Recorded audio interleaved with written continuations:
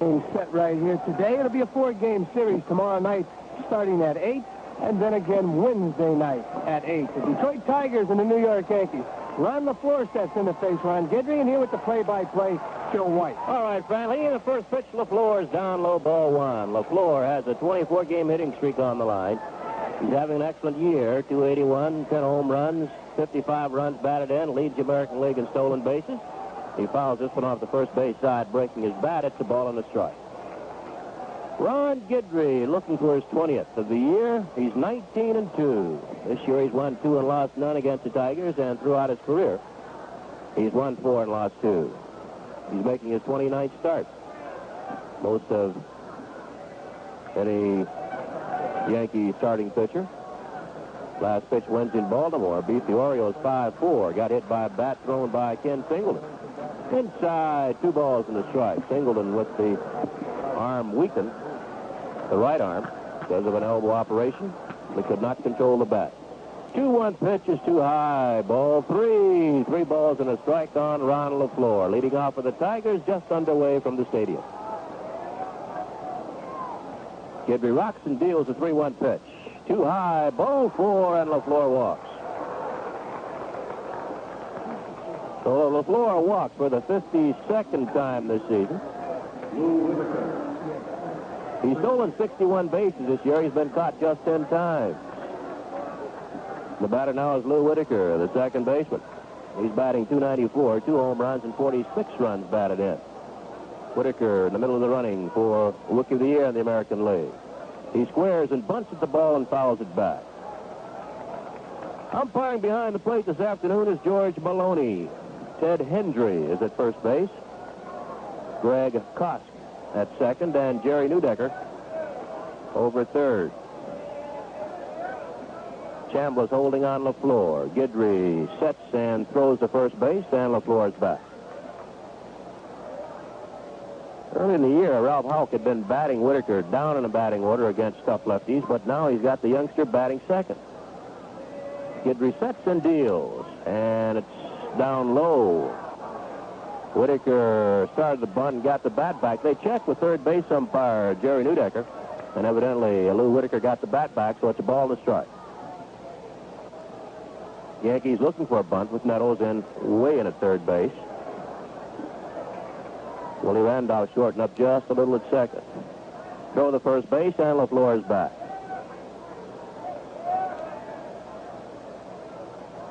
Fine day for a baseball game. Now Guidry sets. Pitch. LaFleur's going. Call strike. Throw to second, and they got him at second base. A little delayed call down at second base by Greg Kosk. He wanted to make sure that Bucky Dent held onto the ball, and LaFleur is thrown out for the 11th time this year. So Munson got that ball from Guidry in a hurry and got it down to second base. Get rid of it quick. Came right over the top. The ball carried very well, and a perfect throw to Bucky Dent to catch Ron LaFleur. And I'm sure Thurman Munson feels pretty good right now. Anytime you catch a guy like LaFleur with that kind of speed, you feel good. Now the 1-2 pitch to Whitaker. Inside, it's 2 balls and 2 strikes. Well, LaFleur's attempted to steal 72 times. He's only been caught 11. Munson just got him. 2-2 pitch. Too high, ball 3. 3 balls and 2 strikes on Lou Whitaker. 1 out now, nobody on. No score in the first inning. Now Guidry's payoff pitch. Swung on and fouled back, and the count remains. 3 balls and 2 strikes on Whitaker. On deck is Rusty Staub.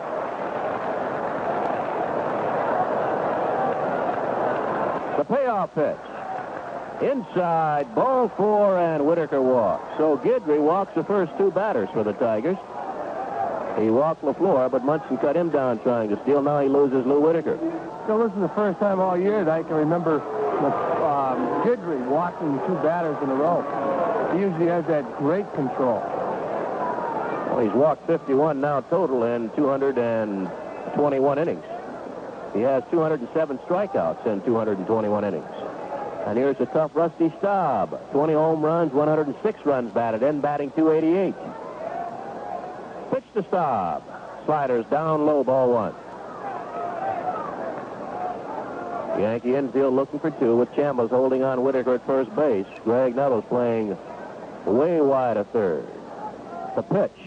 Slider misses outside again. 2 balls, no strikes.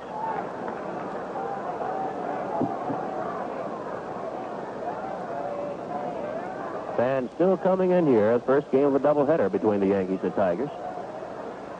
2-0 pitch to stop. Fastball hit on the ground to second. Randolph, the dent. There's one. Back to first base. Double play. 4-6-3, and the side is retired. At the end of 1/2 inning of play, the Tigers nothing. The Yankees are coming up.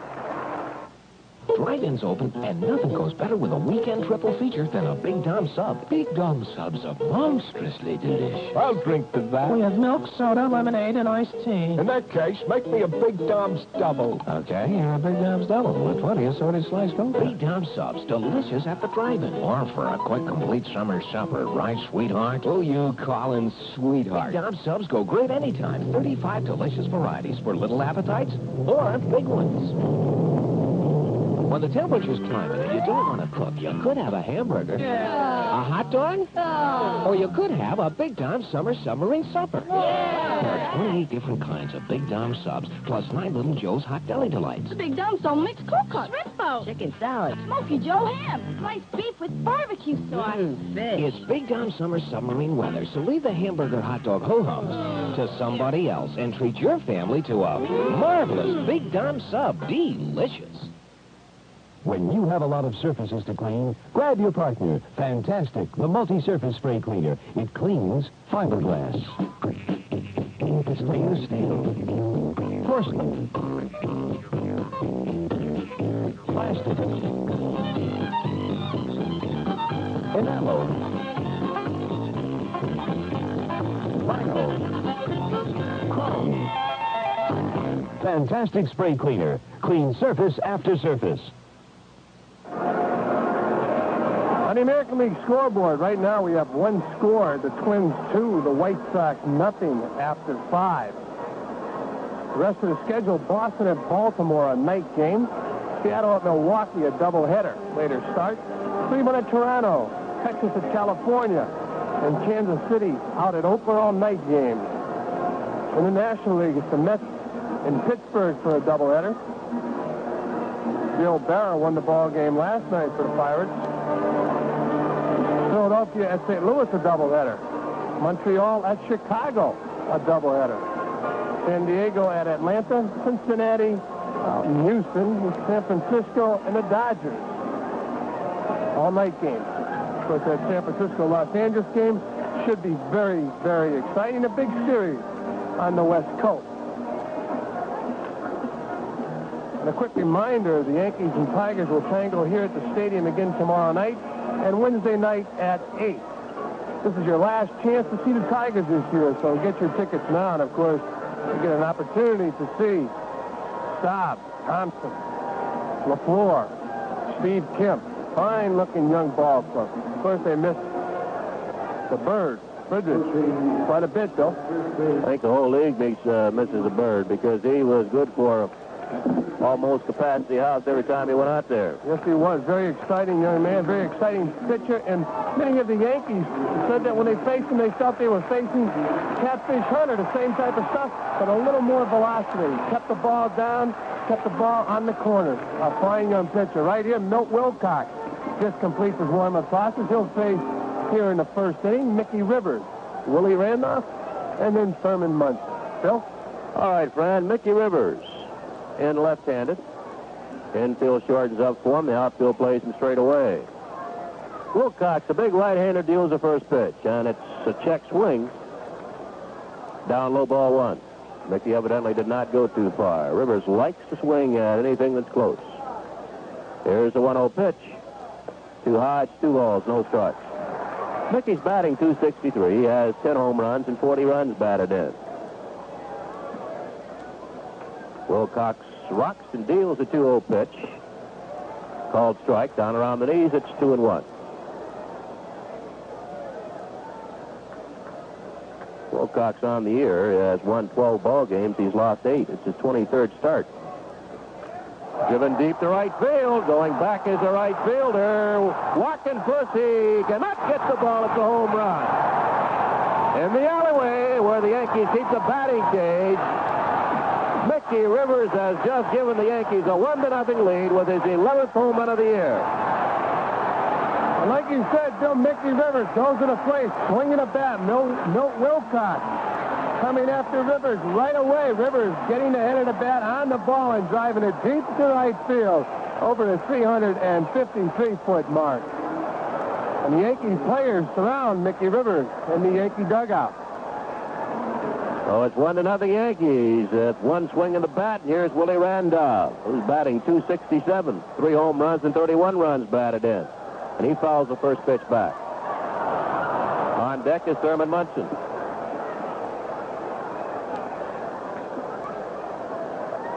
Paul Lindblad will start the second game for the Yankees. As Wilcox with a 0-1 pitch. He's high and inside with it. It's 1-1.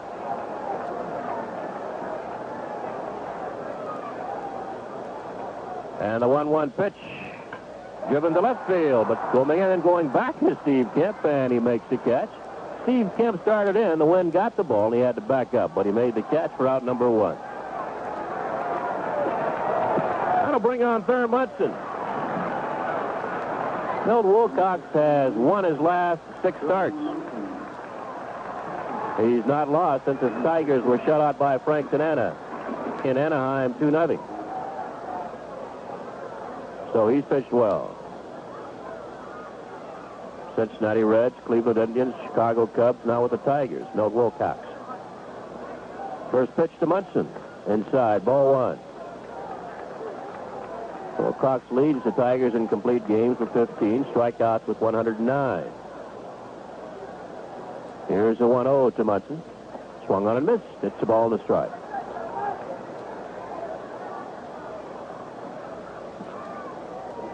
Wilcox last beat Dave Goltz for the Minnesota Twins 4-2 last Tuesday night. Pitched a 7-hitter. Didn't walk anybody. Struck out 4. So he's been tough. 1-1 pitch to Munson. On the outside corner. 1 ball and 2 strikes. Munson turns around, has a brief discussion with home plate umpire George Maloney. Now Wilcox with a 1-2 pitch to Munson. Slider on the outside corner, called strike 3. Munson caught looking, and there are 2 outs.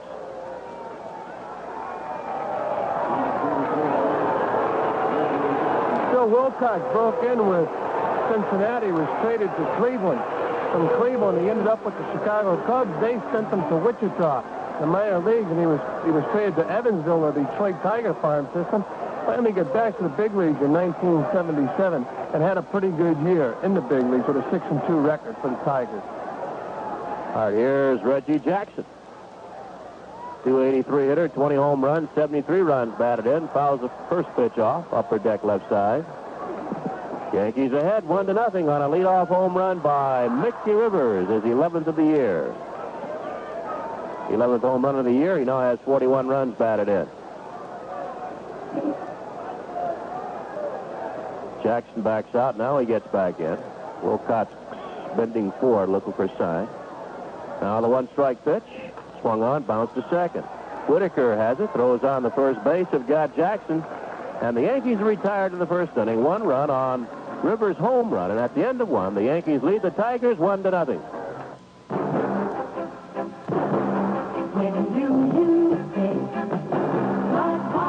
Whenever the moment is right for a great beer. When do you say Budweiser? Whenever the good times are moving to right here. After the work is done, while you're still having fun, anytime's the right time to say it. When do you say Budweiser? Buy the beer for any time at all.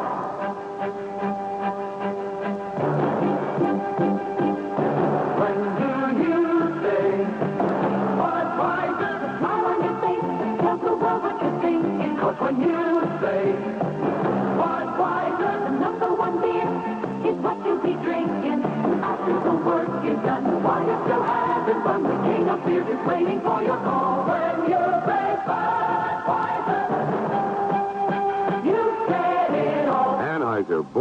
St. Louis. What's so funny, Phil? Oh, Frank here thinks he's more famous than Reggie Jackson. Reggie Jackson. Frank, Reggie scored 10 runs in one World Series. 5 of them were homers. He set 9 new records. He's even got a great new candy bar named after him. And boy, are those Reggie bars delicious. Crunchy peanuts, chewy caramel, a smooth chocolatey coating. Okay, so the new Reggie bar is terrific. But I've got a whole sandwich named after me. You do, Frank? Sure. Haven't you ever heard of a Frankfurter? Right on, Frank. We always knew you were a hot dog. Jason Thompson will step in to face Ron Guidry, top of the second. The score, the Yankees 1, the Tigers nothing. The Yankees with 1 hit. In the bottom of the first inning, Mickey Rivers, home run to right center field. Phil? All right, it'll be Thompson. Then Steve Kemp. And Lance Parrish, the catcher, against Guidry. First pitch to Thompson's a called strike. Jason, 23 home runs this year for the Bengals. 83 runs batted in. He's batting .291. The 0-1 pitch. Sliced foul, upper deck, left side, not a play. Thompson hit the majority of those home runs prior to the All-Star break. He sort of cooled off. Earlier, he was among the leaders in home runs and runs batted in. Left-handed power hitter. Pitch is fouled back again. Still no balls and 2 strikes on Thompson. Still about about 3 weeks ago, Jason Thompson hurt his hand playing first base. I'm sure that has an effect on his offensive output. Here's the 2-strike pitch. Swung on and missed. Got him with the high slider. Guidry's first strikeout. He now has 208.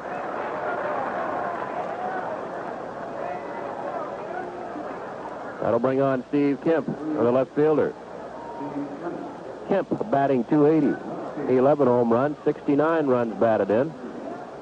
Another promising Tiger youngster. Going on deck is Lance Parrish. Guidry's first pitch to Kemp. Swung on and bounced foul past first base coach Fred Hatfield and bounces back out on the field. No balls and a strike on Kemp. Yankees have Nettles at third. Bucky Dunn is a shortstop. Willie Randolph playing at second. And Chambliss playing Kemp wide at first base. 1 strike pitch is swung on and missed. No balls, 2 strikes. Lou Piniella, Mickey Rivers, and Reggie Jackson playing straight away in the outfield.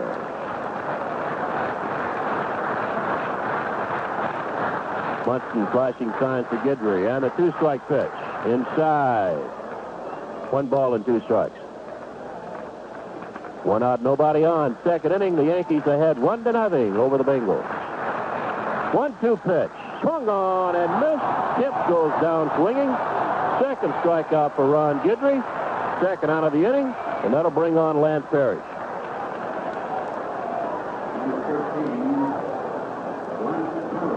Well, Guidry was wild in the first inning. He walked the first 2 batters. LaFleur was cut down trying to steal, and Staub bounced into a double play after Whitaker had walked. So Guidry got away with 2 walks in the first inning. He strikes out the first 2 men here in the second. Perry swings and misses.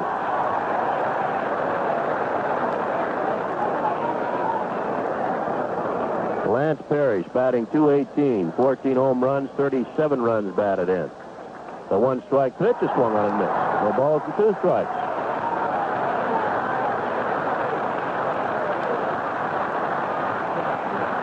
Yeah, the fans, they want a strikeout. So far, Guidry showing no ill effects from that left ankle. Pitch is swung on and missed.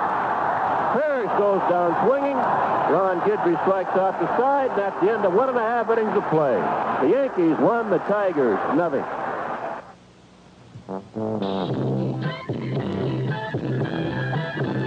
After Wendy's hot and juicy hamburger, don't forget the frosting.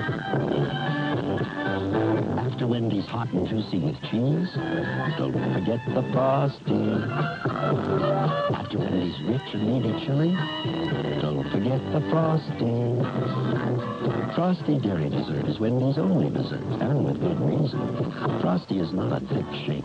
It's a cool and creamy treat that could make you forget you ever loved ice cream. Half chocolate, half vanilla, all dairy.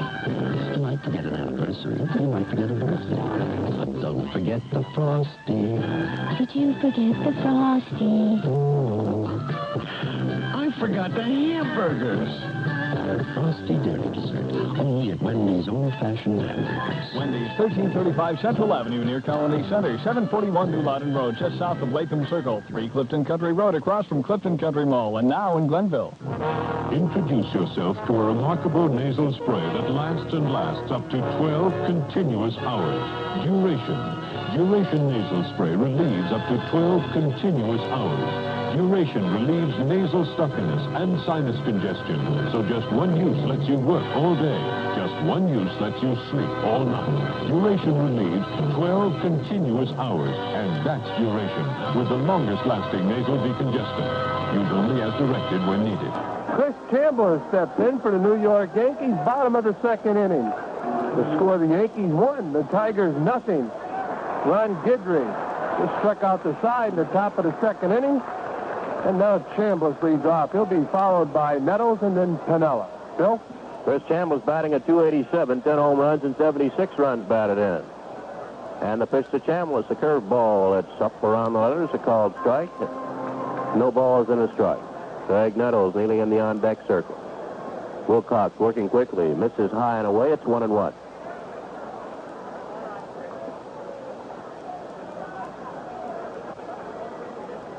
Wilcox bends forward for sign. Now he rocks, and the 1-1 pitch. Changeup misses outside. 2 balls and a strike. First changeup Wilcox has thrown this afternoon. Tried to slip a high fastball by Rivers. 2-1 pitch to Chambliss. Called strike. It's 2-2, and Rivers slipped it into the seats over the 3:53 mark and a right center field for a 1-0 Yankee lead here in the bottom of the second. Here's a 2-2. Chambliss takes outside, just missed outside, and the count is full. Wilcox thought he had a part of that outside corner. 3 balls, 2 strikes on Chris Chambliss. Payoff pitch. Swung on it in the air to center field. Right there, Ron LaFleur moving to his right and in and makes the catch. One away, and we'll take 5 seconds for station identification on the New York Yankee Baseball Network. You're listening to 1460 WOKO, Albany. Here's Greg Nettles, the third baseman. Nettles batting 270. 23 home runs, 74 runs batted in. He takes a strike.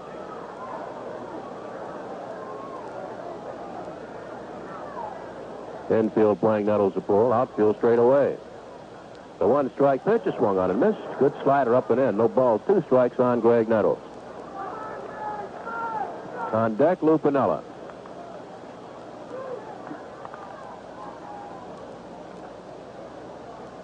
The 0-2 delivery.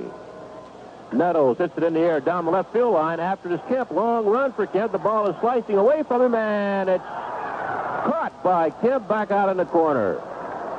It's like it might have been in fair territory. We can't see down there, but the third base umpire, Jerry Neudecker, went out, gave the out sign.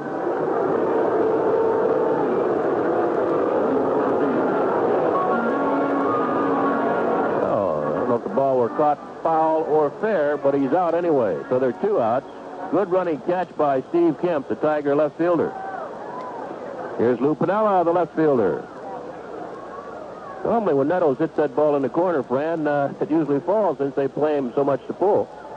Yes, they do, Bill. Most clubs play Nettles as a dead pull hitter. Kemp made a good play in that ball. Piniella takes outside. Tigers playing Piniella or playing Nettles perfectly, playing him more straight away, and playing him to pull on the infield. So Kemp was able to get to that fly ball in the left field corner. 1-0 to Piniella. Swung on, chopped wide at third, through, base hit. Kemp gets the ball, and then Piniella holds it first with a single. By the way, Lou was batting .311. That base hit should give him a couple of points.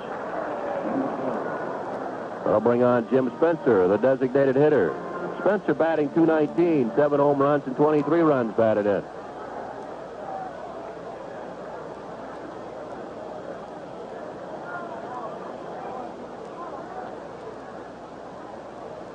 Piniella short lead off first, being held there by Jason Thompson.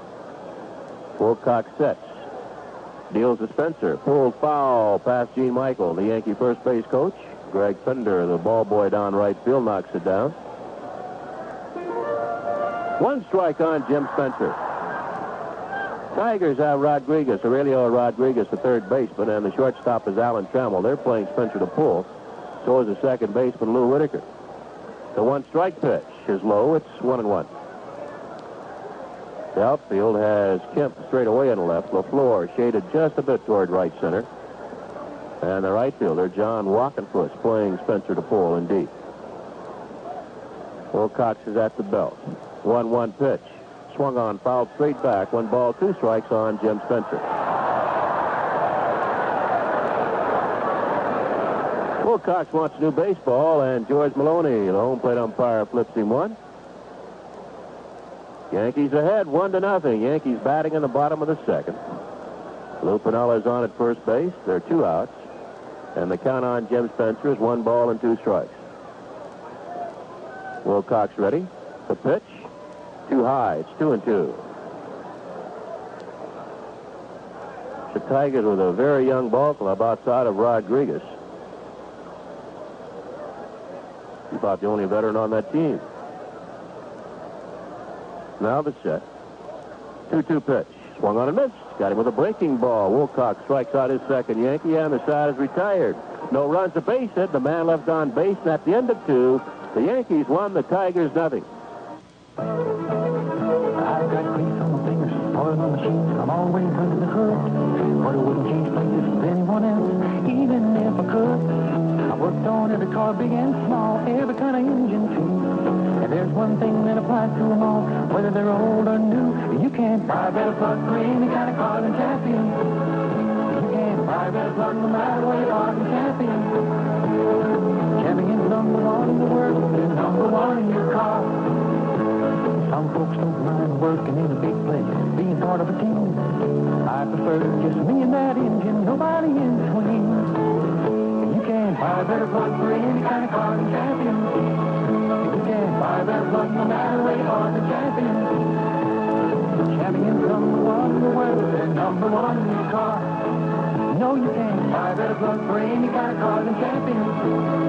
You can't buy a better plug no matter where you are than Champion. No, you can't. Come on, get fresh.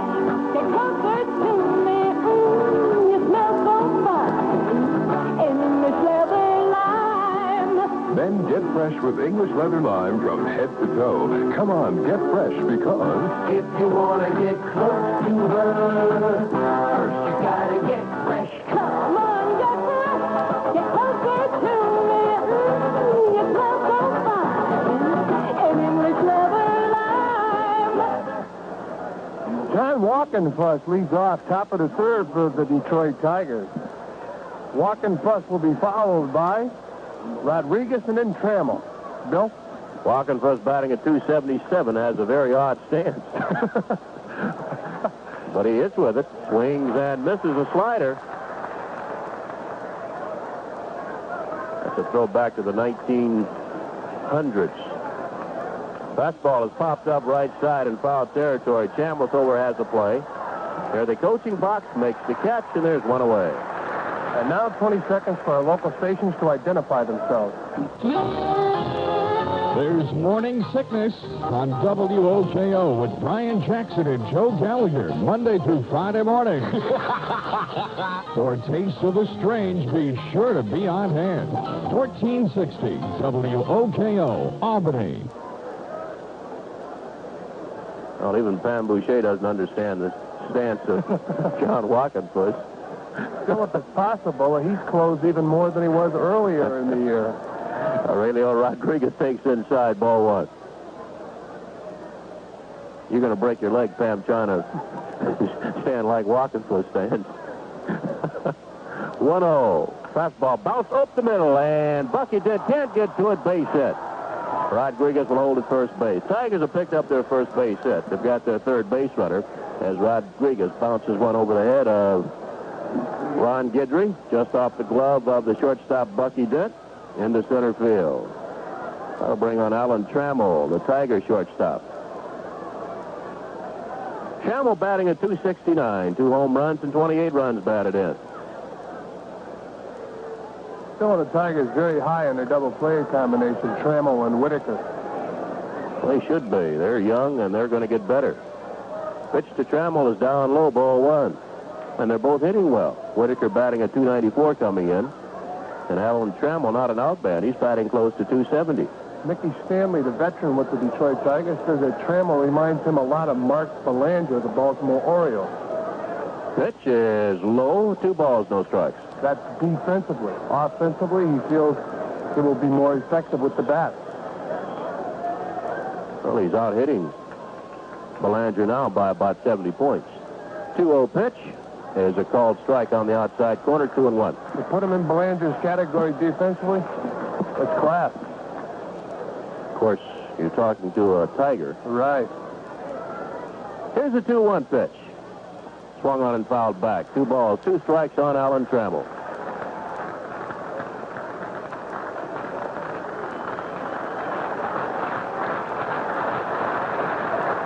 And the fans once again want a strikeout for Ron Guidry. He struck out the side last inning, getting Jason Thompson, Steve Kent, 2 left-handers, and Lance Parrish, a right-handed hitting catcher.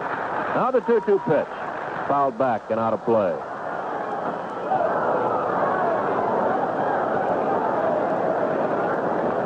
Guidry gets a new ball. Aurelio Rodriguez off first base. There's 1 away. The Yankees infield back looking for 2. Here's the 2-2 pitch. Loop to right center field. Might fall. Jackson coming on. Can't get to it. Base hit. And holding at second base is Aurelio Rodriguez. So Trammell and Rodriguez back-to-back singles. That'll bring on the hot-hitting Ron LaFleur. LaFleur has a 24-game hitting streak going. He walked in the first inning, but then was cut down trying to steal only the 11th time in 72 attempts. So he'd been caught. LaFleur, 10 home runs, 55 runs batted in. A right-handed batter hitting from an open stance. Takes high, ball 1. LaFleur's changed a little bit, Fran. He had been hitting from a little more closed stance. Yes, he did, Joe. Of course, if you get LaFleur out inside, you have to throw that hard stuff. Too low, it's 2 balls, no strikes. He had many problems with the breaking ball when he first joined the Detroit Tigers. He's still having problems with the breaking ball. Of course, Guidry's a hard thrower, and LaFleur likes the ball hard. Here's a 2-0 pitch. Swung on and missed. It's 2-1. Tiger runners at first and second. There's 1 away. In the top of the 3rd, the Yankees lead 1-0 on a leadoff home run by Mickey Rivers. Rodriguez off second base, Trammell off first. And they're checked by Guidry. Here's a 2-1 pitch. Too high, ball 3 to Ron LaFleur. 3-1. On deck is Lou Whitaker, the second baseman. Guidry bends forward for sign. Now he straightens. 3-1 pitch. Swung on and fouled back, and it's 3-2. Yankees 1 run on 2 base hits. The Tigers no runs on 2.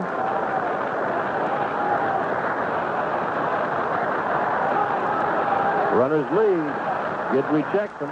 They're not going. The pitch is down low. Ball 4, and the Bengals have the bases loaded. Rodriguez goes to third base. Alan Trammell is down at second. Ron LaFleur, walking for the second time in the ball game, is on at first, and the batter is Lou Whitaker, the second baseman. He also walked in the first, but he was cut down when Rusty Staub bounced into a 4-6-3 double play. Bases loaded, 1 away. First pitch to Whitaker. Called strike. Good slider. Meadows in close at third. Dent and Randolph back looking for 2. Pitch is a called strike 2. Fastball over the outside edge. No balls and 2 strikes on Whitaker. And the 2-strike pitch. Swung on and fouled back. It's still no balls, 2 strikes. Yankee infield would have to hurry. Whitaker runs fairly well. Guidry, of course, would like to get the strikeout here. He rocks, and the pitch. Sliders high, 1 ball, 2 strikes. Whitaker batting at .294, 2 home runs, 46 runs batted in. And the 1-2 delivery. Swung on, sliced foul down the left side, makes the upper deck. Still 1 ball, 2 strikes.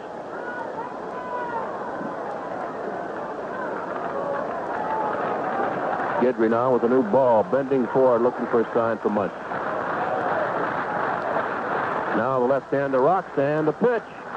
Too high, it's 2 balls, 2 strikes. Ron Guidry leading 1-0. In trouble here in the 3rd inning. The base is loaded, 1 out. Here's the 2-2 pitch to Lou Whitaker. Swung on and missed. Got him with a high fastball. Ron Guidry chalking up his 4th strikeout of the ball game. He now has 211 on the year, and that was a big one for him. Because here's Rusty Staub, the designated hitter. Bases still loaded. 2 outs now for Rusty Staub.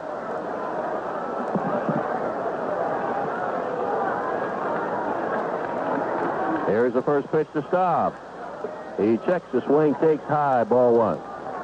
Still Staub, a tough man to strike out. He chokes up on that bat. He's only struck out 29 times this year in 539 at bats. Guidry just brought Lou Piniella in left field. The 1-0 pitch. Good slider on the outside corner. That's why he wanted Piniella in. He wanted to throw that ball on the outside part of the plate. He thought Lou was back a little too far. Guidry called him in about 5-6 steps. 1 ball, 1 strike on Rusty Staub. And the pitch. Slider misses outside. 2-1. Rusty, a big fella, chokes up about 4 or 5 inches on the bat. 2-1 pitch. Swung on, hit to left field. Piniella going back. Still going in the corner. And makes the catch. Lou Piniella back up against the wall in the left field corner. Came up with a sparkler. And they retire Rusty Staub. No run, 2 hit. Bases left loaded at the end of 1.5 innings of play. The Yankees won, the Tigers. At the end of 2.5 innings of play, the Yankees won, the Tigers nothing. Cahoe's Tobacco Company has more to offer than the name implies.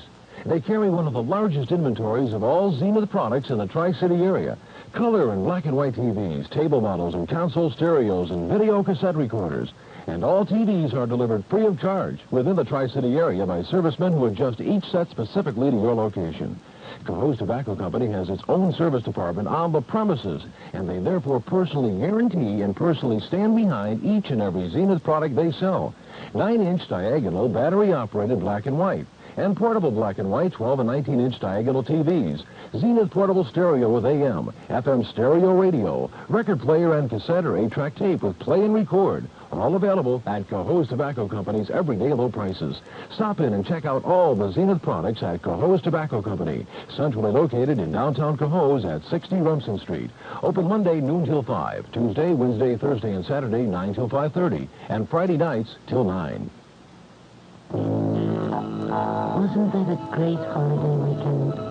Full of lots of family fun. And lots of pictures, too. When you get those pictures developed, take them to someone who knows how special your memories are. Take them to a store with a sign that says, we use Kodak paper for a good look. Because they know that Kodak paper can help make your pictures look their best. Get last weekend's pictures developed soon, wherever you see the Kodak paper sign.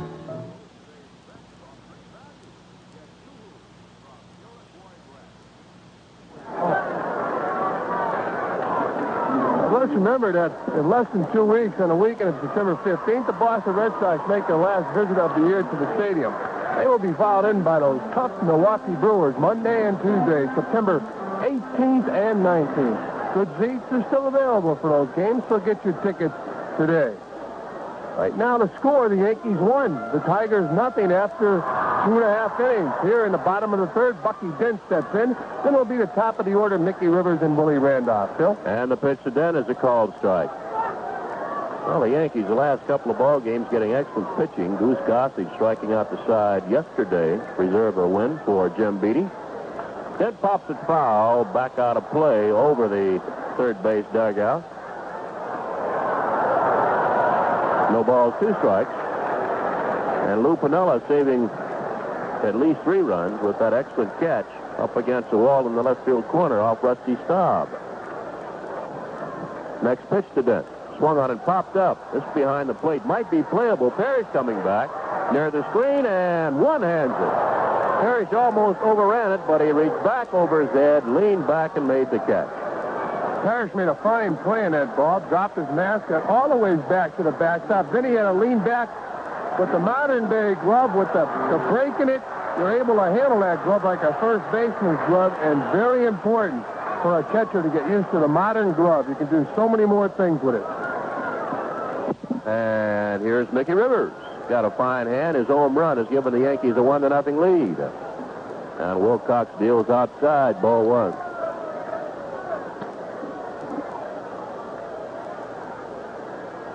The 1-0 pitch. Swung on, hit deep again, the right field. This one's playable, though. Ron LaFleur coming over. Now the right fielder, Walkenfoots, is there, and he makes the catch. Ball did not go as far as it looked like. To medium right. 2 outs. A reminder, some of our guests in a pregame show receive gift certificates at Benihana. Watch in amazement as your chef turns prime steak, chicken, and shrimp into an Oriental feast. Other guests receive the Polynex Dial Massage Shower Head, the only massaging shower head with 4 different sprays in one head. Dial 4, great feeling. Willie Randolph takes high, ball 1. Bottom half the third, the Yankees ahead 1-0 over the Detroit Tigers. Slider on the outside corner. It's 1-1.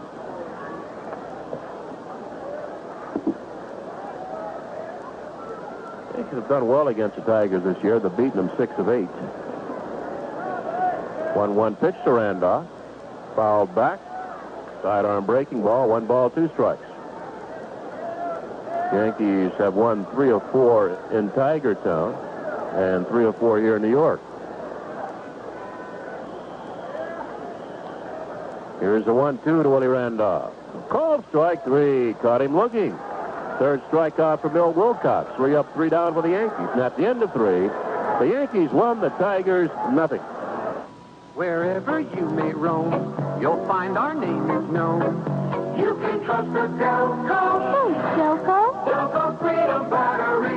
The Delco Freedom Battery is truly maintenance-free. It never needs water, so the power is sealed in. Get freedom. You'll say, thanks, Delco. You're welcome.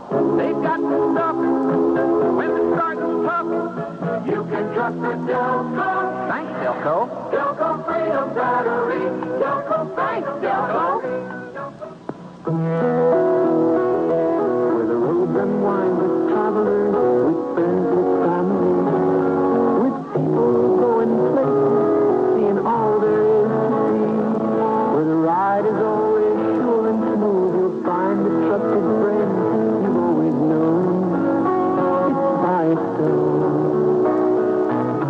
Firestone, Firestone, Firestone.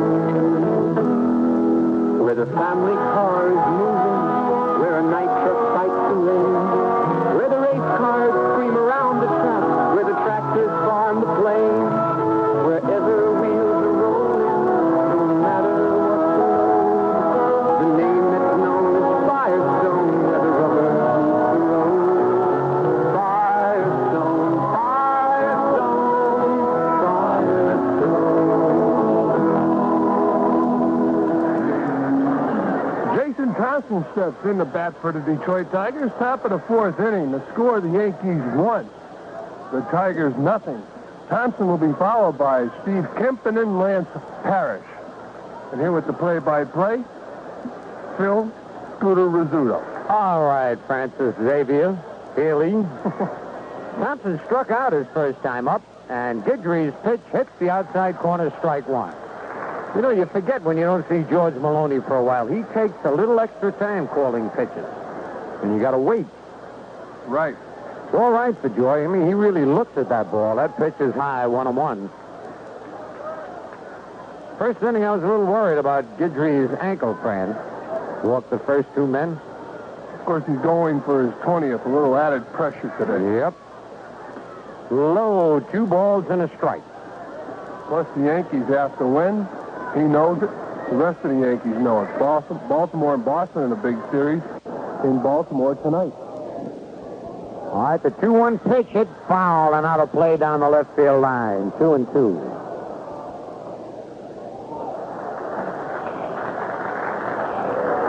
Guidry in the second inning struck out the side, then had a strikeout in the third, and he's got 211 strikeouts. Move past Bob Kelly on the all-time strikeout list.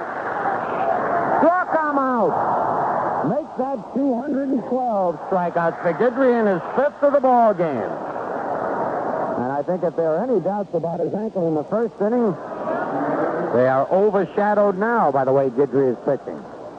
Steve Kemp struck out his first time up.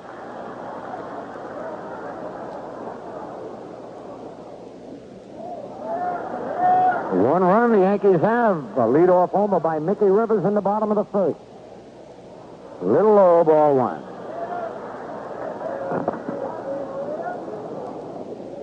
Kemp, a left-hand batter. Swing and a miss at a high slider, 1-1. So this Kemp is one of the hardest free swingers in the major leagues, and yet he's second in the American League in walks. Unbelievable. Got to have a great eye then, because he does cut. He bunts, but Guidry off the mound like a cat up, and Louisiana Lightning throws him out. Boy, I tell you, he pounced off that mound. He reminds me a lot.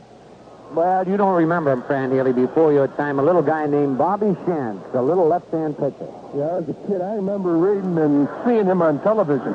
But that play there, that was a pretty good bunt. Yes. And Guidry, I mean, there was no contest at first base, and the ball had no chance of getting by Guidry.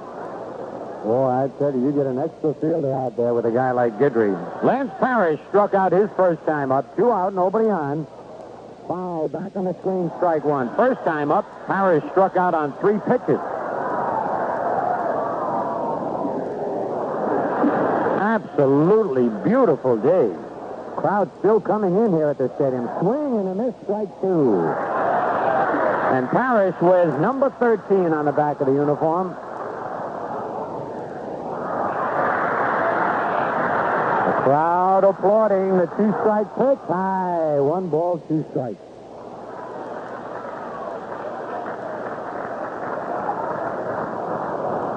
And they start it again. Ron winds. The pitch, foul back in the upper deck, out of play. Still a ball and 2 strikes.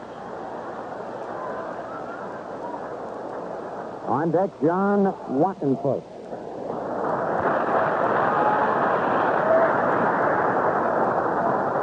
The kick and the curve is a little bit low. Oh, man, that was close.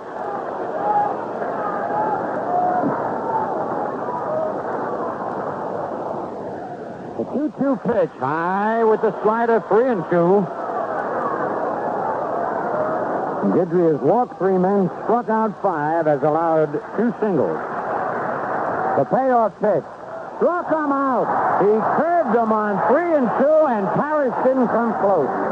6 strikeouts for Guidry. At the end of 3.5, Yankees 1, Tigers nothing. When the temperature's climbing and you don't want to cook, you could have a hamburger, a hot dog, or you could have a Big Tom Summer Submarine Supper. There are 28 different kinds of Big Tom subs, plus 9 Little Joe's Hot Deli Delights. The Big Dom Sum mixed cold cut, red bone, Chicken salad, Smoky Joe ham, sliced beef with barbecue sauce. It's Big Tom Summer Submarine weather, so leave the hamburger hot dog ho-hum to somebody else and treat your family to a marvelous Big Tom sub. Delicious. Okay, we're having a Big Dom's Summer Submarine Supper tonight. Mommy wants a shrimp torpedo, Billy's having a Big Dom's mixed cold cuts, and Daddy's having a surf and turf. Now, what's little Ronald gonna have?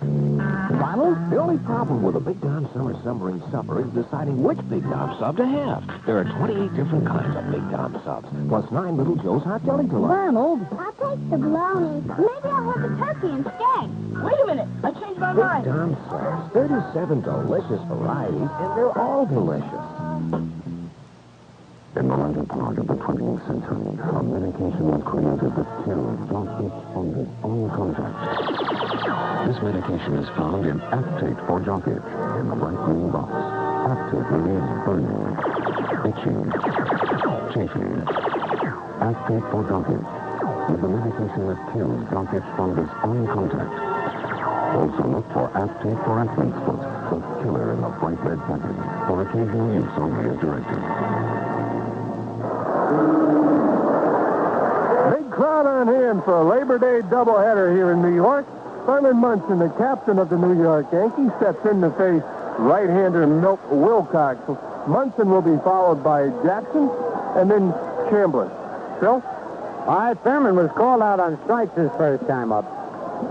Both Thurman and Willie Randolph couldn't believe it when they were called out on strikes, but Wilcox looks like he's got a good slider today, Fran. And he jams Munson, who fouls it back, strike one. Yes, he does, Phil. Wilcox has a pretty good fastball and a good slider. He considers his fastball overpowering. It's a good fastball, good slider. He short arms the ball a little bit, so the ball will be true when he throws it. And just inside, 1-1. Tell you, early in the year, he lost 6 in a row. He has now won 6 in a row. So he's turned his season around. The 1-1 delivery, foul, back and out of play. A ball and 2 strikes.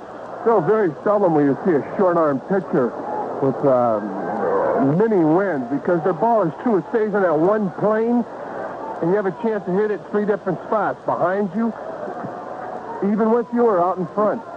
And Munson was out in front of that off-speed breaking pitch.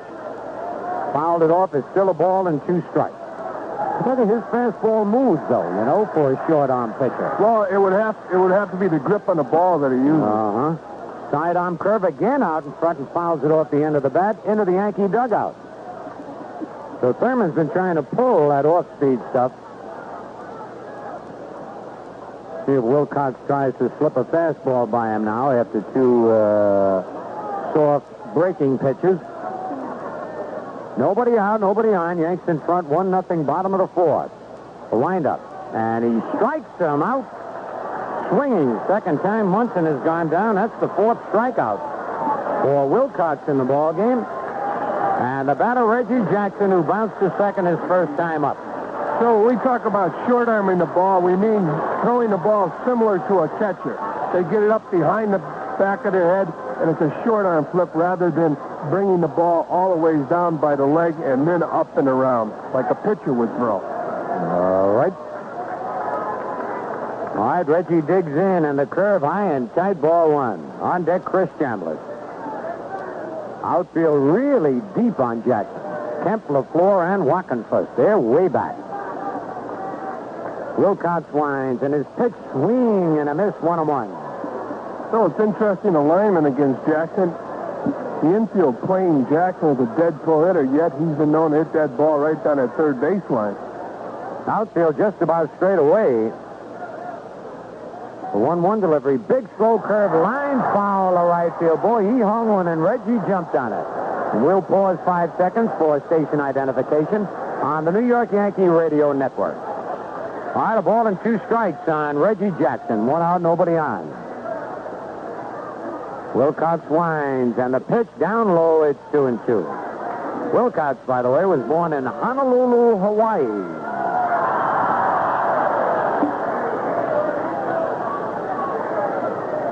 Big, tall right-hander. Hands over the head. 2-2 pitch. Just missed the outside corner. Wow, that was close. That's what Wilcox just said. 3 balls, 2 strikes on Reggie.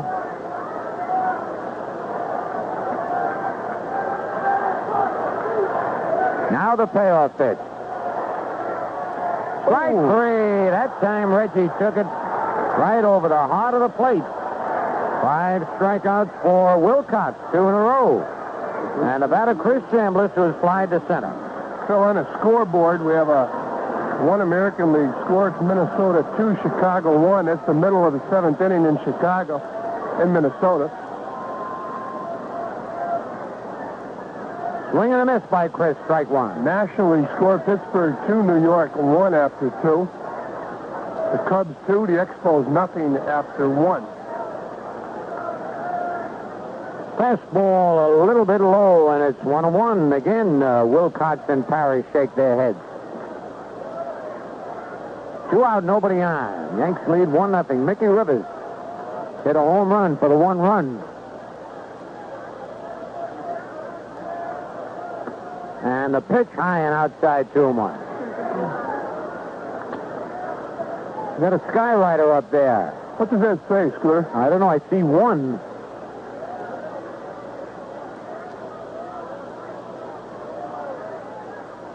Line to center field for a base hit. Drops in front of Ron LaFleur. Got that breaking pitch up high, and Chris jumped on it. That's only the 3rd hit for the Yankees in the ball game. Rivers, Piniella, and Chambliss, and now Greg Nettles, who fly to left.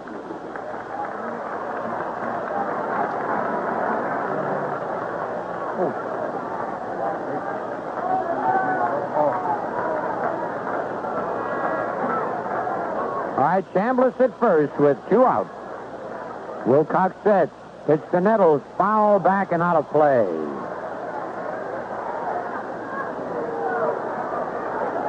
We'll drop right in front of us here. Plus, we have an overhang of about 15 feet out in front of us.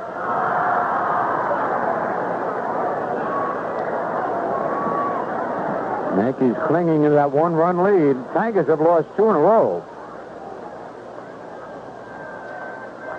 Chambliss with a short lead off first. Pitch to Nettles. Foul. Let's see if this one's in play. Parrish coming back. And that ball is on the screen, out of play, and it's 0-2. So catchers always have to come back. You can never tell with the wind blowing. The ball goes up and comes back to you at an angle.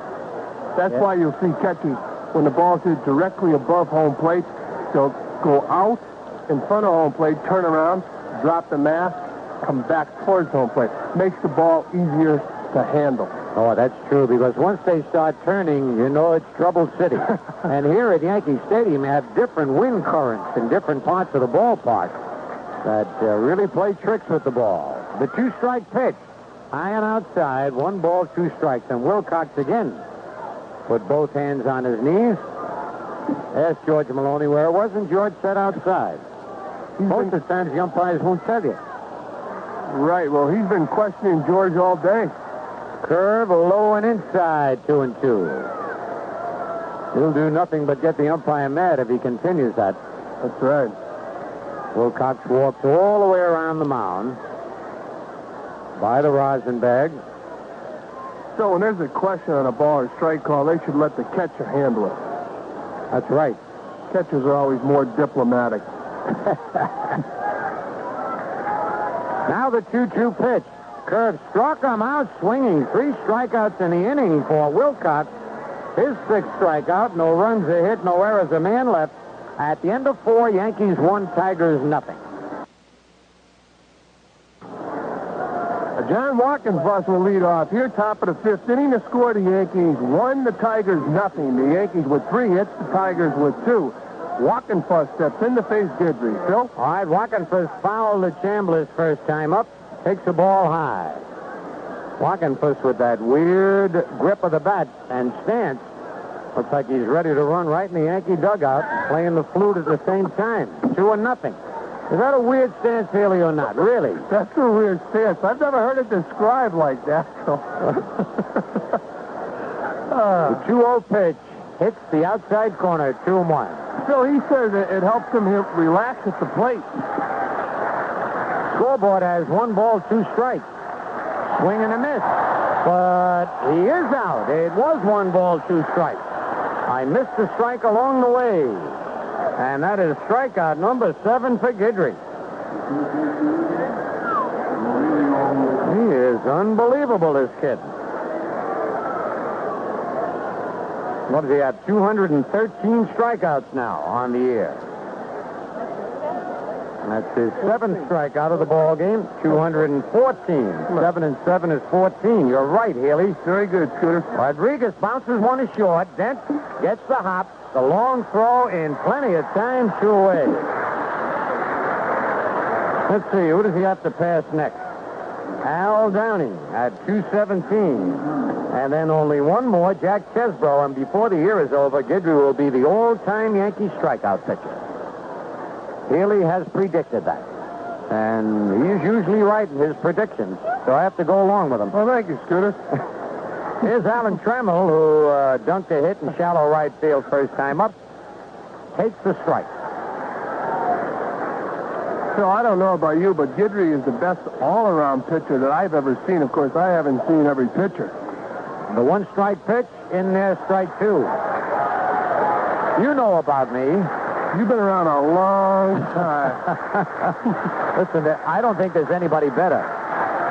I get a lot of flack about this, but there's a foul back and out of play. But when you got, as you say, the speed, the control, he has learned how to be a pitcher now, mixing up his pitches. What more could you ask? And plus the way he fields his position, he has a pretty good move to first base. Tough to steal off.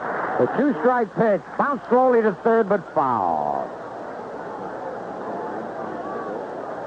Brian Ferguson has come up with a good point. He's a good hitter. He's a good base runner. We know that. And hitting might come into favor here with the World Series. And Guidry started to run off the mound. You don't usually see Ron do that. He thought it had hit the corner and started to go to the dugout. But George Maloney said, no, it's a ball and two strikes. The pitch, outside and high, 2-2. Thurman Munson just motioned out to Ron Guidry. I think he told him to calm down, take it easy. Oh, man, he's floating on cloud nine, Guidry. Slim one-run lead. Foul back to the screen. It's 2-2. Nicky Rivers put the Yankees on the scoreboard with a home run his first time up. And we're in the top of the fifth. 2 out, nobody on. The pitch, foul back and out of play.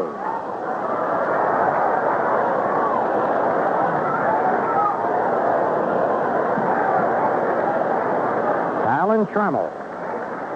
He struck out just 45 times this year. He's not a hard swinger. He has 2 homers only and 28 runs batted in, but he makes contact, and now Trammell wants time. And George Maloney wants 4 baseballs.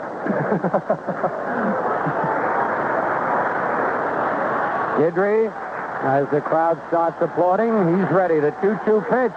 Fly ball right field, but Reggie is right there this time and makes the catch. Guidry sets them down in order. 3rd inning in a row. And at the end of 4 1/2, it's the Yankees 1 and the Tigers nothing. Lou Perot leads off for the New York Yankees in the bottom of the 5th inning. He'll be followed by Jim Spencer, then Bucky Dent, and a beautiful Labor Day afternoon. Still a beautiful autumn afternoon. I'll tell you, you get this feeling. This is around playoff and World Series time, and there's no better feeling in the world, that crisp autumn air. I think it gives you an extra step. I know I used to feel faster. Most ball players do. Get away from that real hot, muggy weather. Right. Big crowd on hand. Lou Piniella singled in the hole to left field first time up. Lines one right at Ron LaFleur. Oddly had a move, makes the catch of a solid line drive. We got some pitching duel here halfway through the ball game. Wilcox has allowed just 3 hits and 1 run, has not walked anybody, struck out 6. Guidry has allowed no runs on 2 hits. He's walked 3 and struck out 7. Jim Spencer was a strikeout victim his first time up. As Wilcox winds the pitch high and outside, ball 1.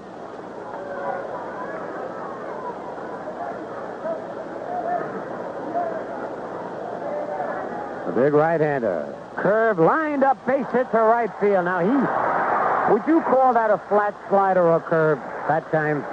I would call it a slider that would hang up there. What happened is he probably got underneath the ball, and the ball just stayed up. And on a hitter like Spencer, that's very dangerous, especially in this ballpark. If you're going to throw a slider to Spencer, you have to try to throw it the corner of the plate inside, have it break off the plate. That's where you get the broken bat. The hitter thinks it's a fastball, starts his bat, and gets the bat broken. All right, friend. Dent foul to the catcher first time up. Takes the pitch high, ball 1.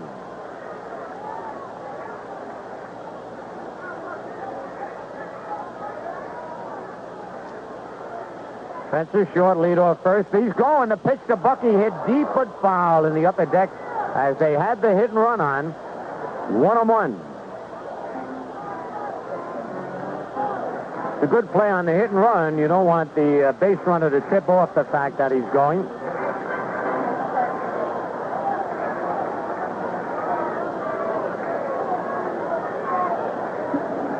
Yanks have played very well against the Tigers this year. Runner not going, and the pitch is right down the middle. 1 ball, 2 strikes. Yanks hold a 6-2 edge on the Tigers so far this year. The Tigers are a good young ball club. All right, Jason Thompson holding the bag against Spencer. Pitch to Bucky. Ground ball. What a play by Rodriguez. Goes to second one. No chance for the double play. He dove to his left, a la Greg Nettles.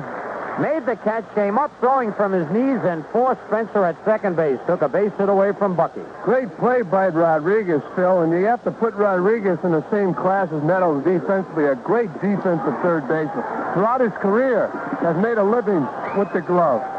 That he has. All right, here's Mickey Rivers, the home run kid.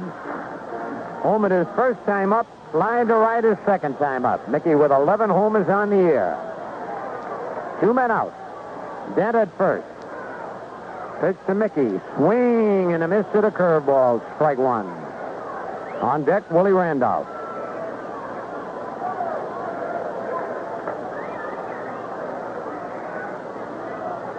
We're in the bottom of the 5th inning. Yanks leading 1-0. Outside, 1-1 to Mickey.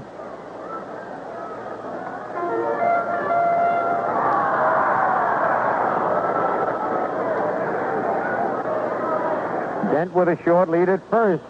Swing and a miss at an off-speed pitch. 1 ball, 2 strikes. Actually just foul tipped it into the glove of Lance Parrish. Mickey moves up on the plate just a little bit more. Wilcox to the belt. And line foul outside of third, back in the crowd.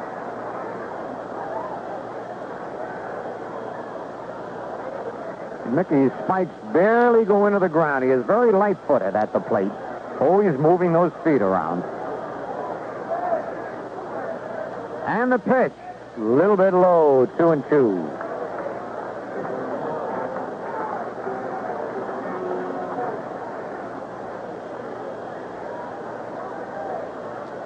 Two balls, 2 strikes, 2 outs. Wilcox goes to the rosin bag. Now the right foot on the rubber, the ball and back. Comes set. And the slow curve is high, 3-2, and Dent will be off and running with the pitch. They are really spread out on Rivers in the outfield. Kemp in left, LaFleur in straightaway center, and Wackenfuss deep in right field. Ready for the payoff pitch. There goes Bucky. The ball is bounced foul outside of first. And a nice play by the ball boy down the right field line. So Bucky comes back. We'll do it again.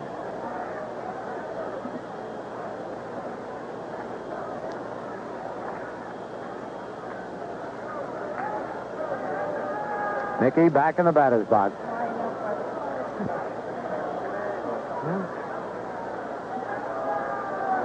Wilcox sets, runner goes, swing and a miss, strike 3. It's dropped, and Parrish picks it up and tags Rivers. The 7th strikeout for Wilcox. No runs, a hit, no errors, a man left. At the end of 5, Yankees 1 and the Tigers nothing.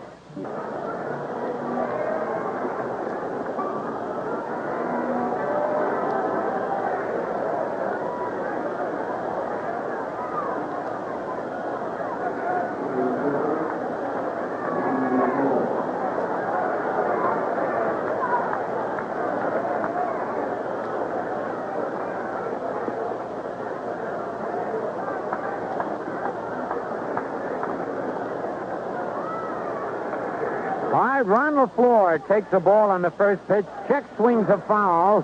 Back in the mezzanine out of play. It's 1-1. LaFleur has walked his first 2 times up. First time he tried to steal and was cut down. And I tell you, LaFleur has 61 stolen bases, and that was only the 11th time he's been caught stealing. That's high and outside, 2-1. Ron has 53 walks on the year. The 2-1 pitch by Guidry, down low, 3-1. So he's having his problems pitching to Ron LaFleur.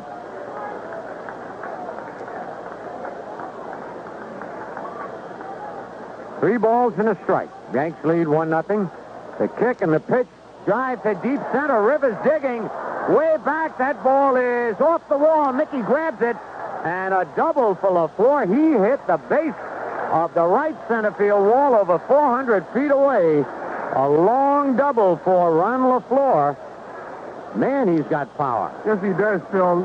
Gidry's the type of pitcher LaFleur will like to face. LaFleur likes the hard stuff, especially the fastball. Gidry throws a good hard fastball, plus he throws a hard slider. The one thing Gidry will probably have to work on next spring training is an off-speed pitch to complement the good hard stuff. By the way, that's the 25th consecutive game that LaFleur has hit it now. He had the previous high in the American League, 30 consecutive games last year when the Yankees stopped him. And Whitaker up there to bunt, takes the strike. Whitaker has walked and struck out. And now Nettles calls time, wants to go in and talk with Gidry. You figure that Whitaker's going to try and advance LaFleur to third. With the way both these pitches are going, runs are going to be at a premium here. Nobody out. Yankees leading 1-0. We're in the top of the sixth. Whitaker in the running for Rookie of the Year honors. Here's the stretch by Gidry.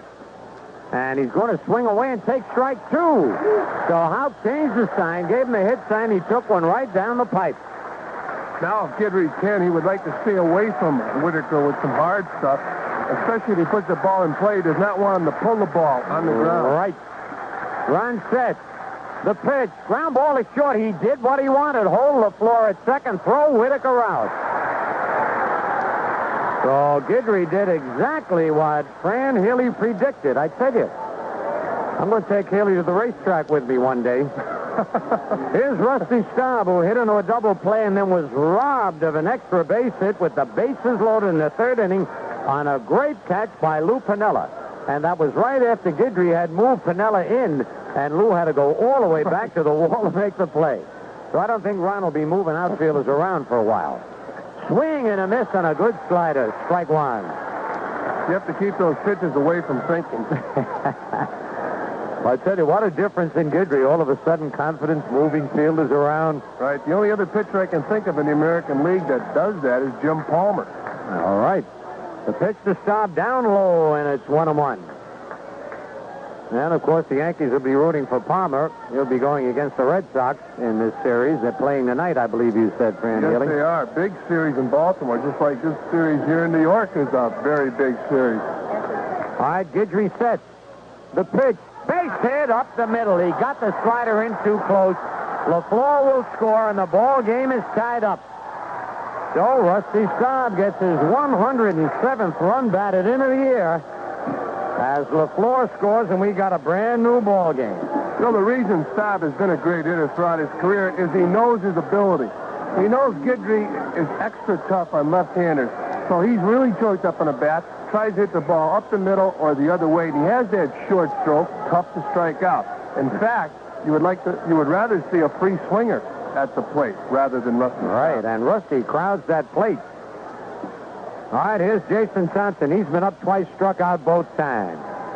Staub at first, 1 out, a 1-1 ball game, and a bounce of perfect double play. Randolph to Dent, back to first, double play.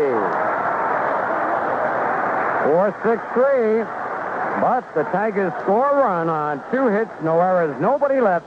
At the end of 5.5, Tigers 1 and the Yankees 1.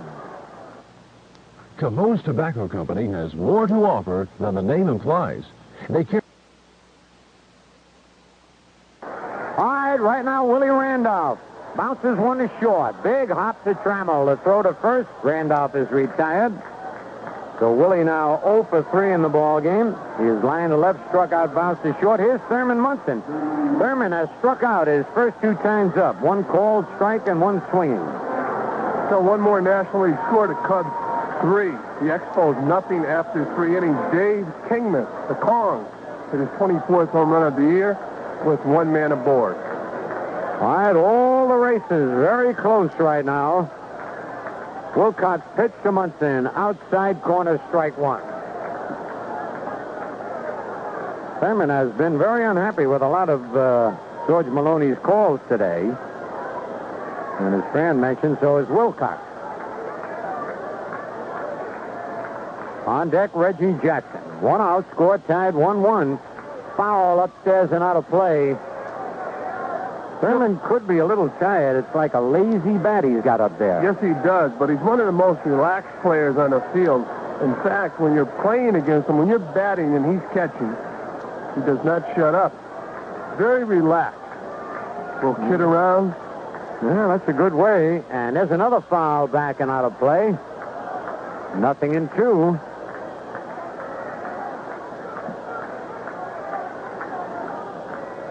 Yankees have their work cut out for them. This 4-game series with the Tigers. Wilcox started a line, stepped back, picked up the Rosenberg. Now he's ready. And the 2-strike pitch to Munson. Foul back and out of play just over our heads.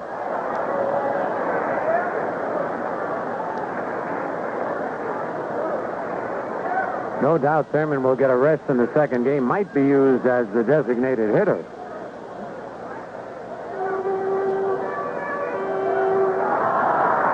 Nothing in 2. 1 out and nobody on in the bottom of the 6th.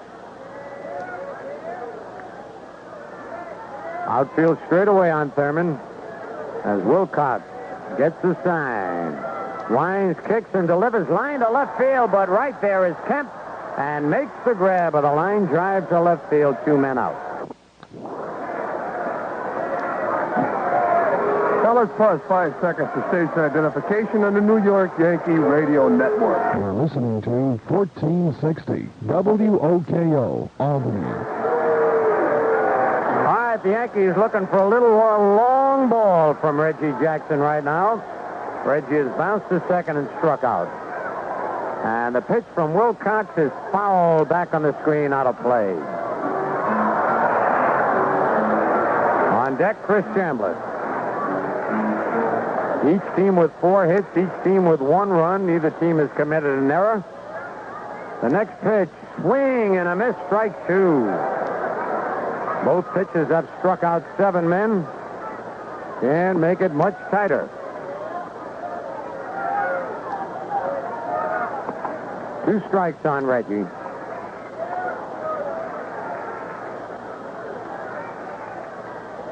A little bit low. Wilcox almost fainted that time. He wanted that strike, started to walk towards the dugout.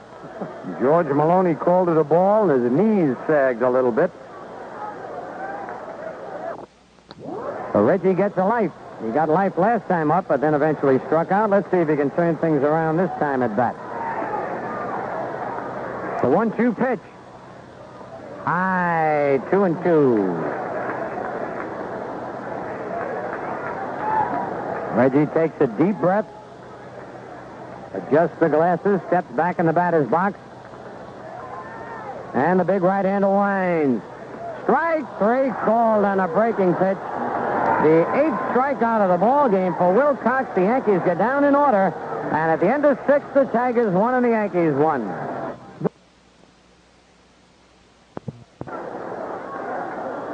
Lance Parrish in there swings on the first pitch and fouls it off into the Tiger dugout on the third base line. Right-hand batter, he struck out twice. Lines this one to center. That's a base hit. Mickey Rivers gets to the ball quickly, throws in to Willie Randolph. And Parrish is on with a 1-out single to center field. Base hit number 5 for Detroit.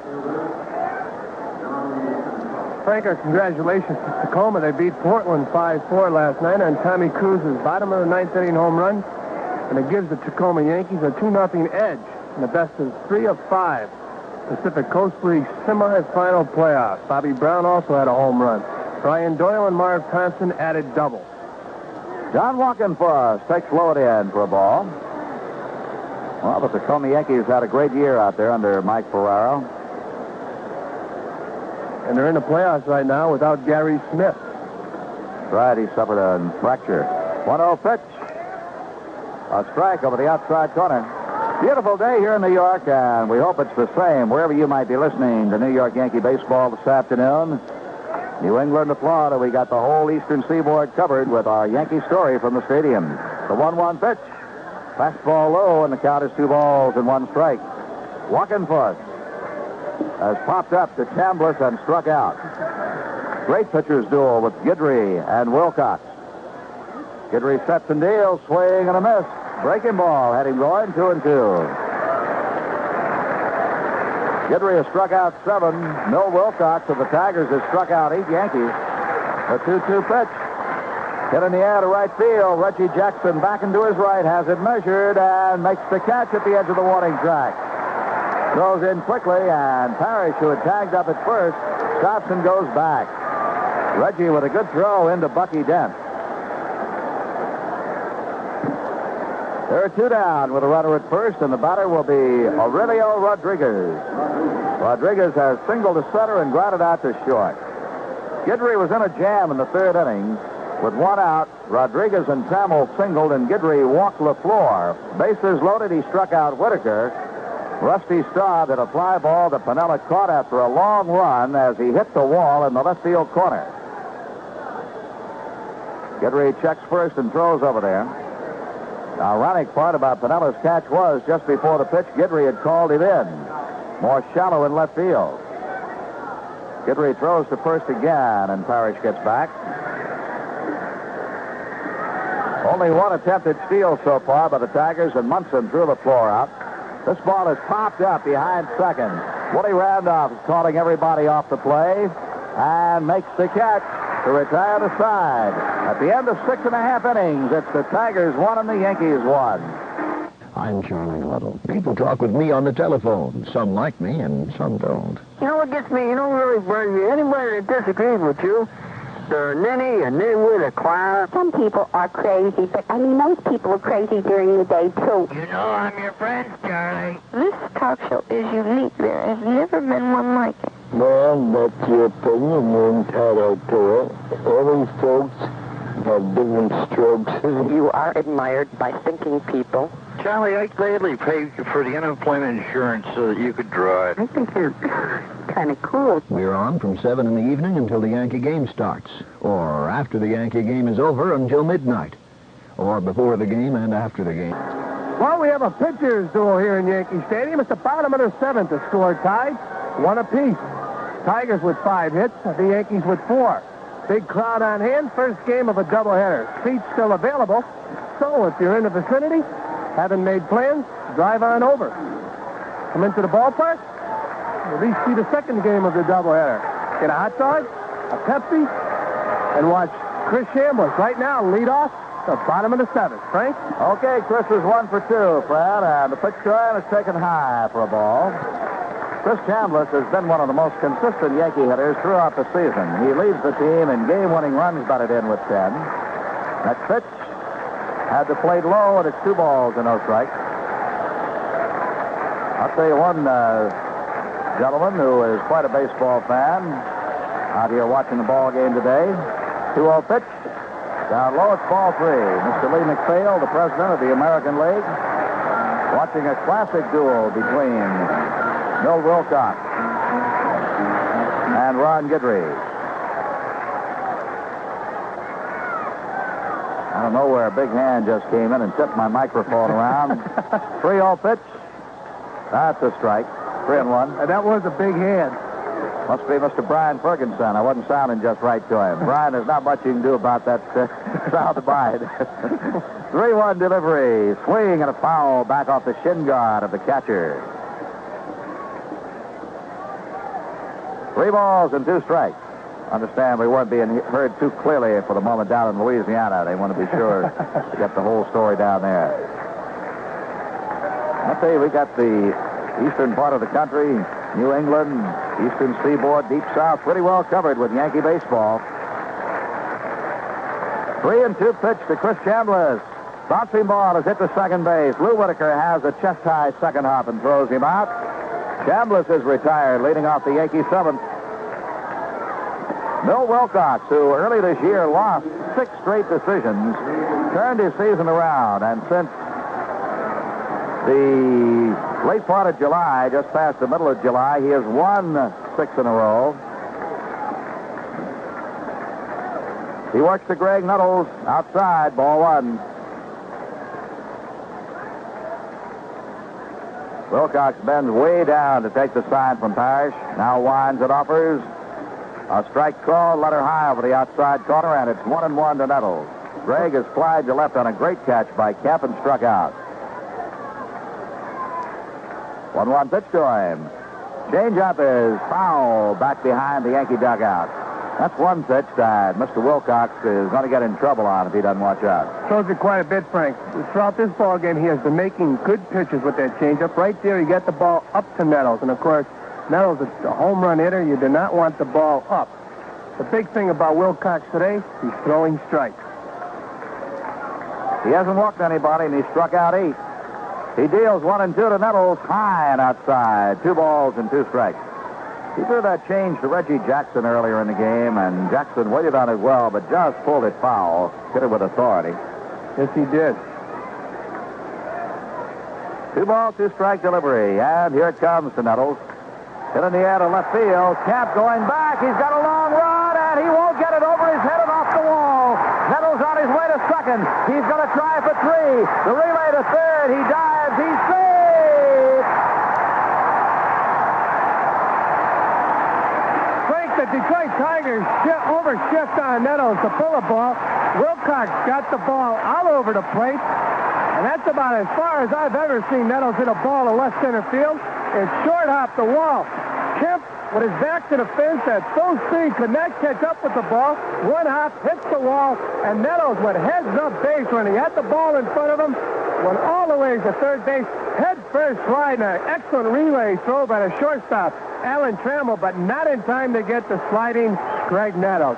So the Yankees with a runner on third base, 1 out, the bottom of the 7th inning, and Lou Piniella, one of the better clutch hitters in the American League, will now face right-hander Milt Wilcox. Jim Spencer on deck.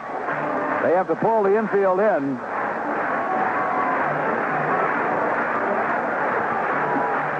Piniella singled and line to center.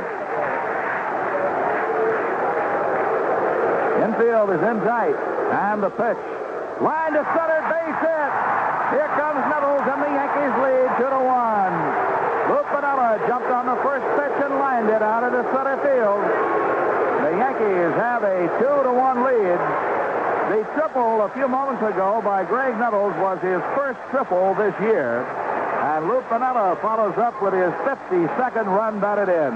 Frank Piniella, like I said, very good clutch hitter. In a situation like that, Piniella will really close up. He'll try to hit that ball up the middle or to right field. Very tough out. Will put the ball in play. It's almost better to pitch around a guy like Piniella in a spot like that and face a free swinger like Jim Spencer. Pinella's on the infield back, and Spencer takes high and outside. Ball 1. Spencer has struck out and singled in this game.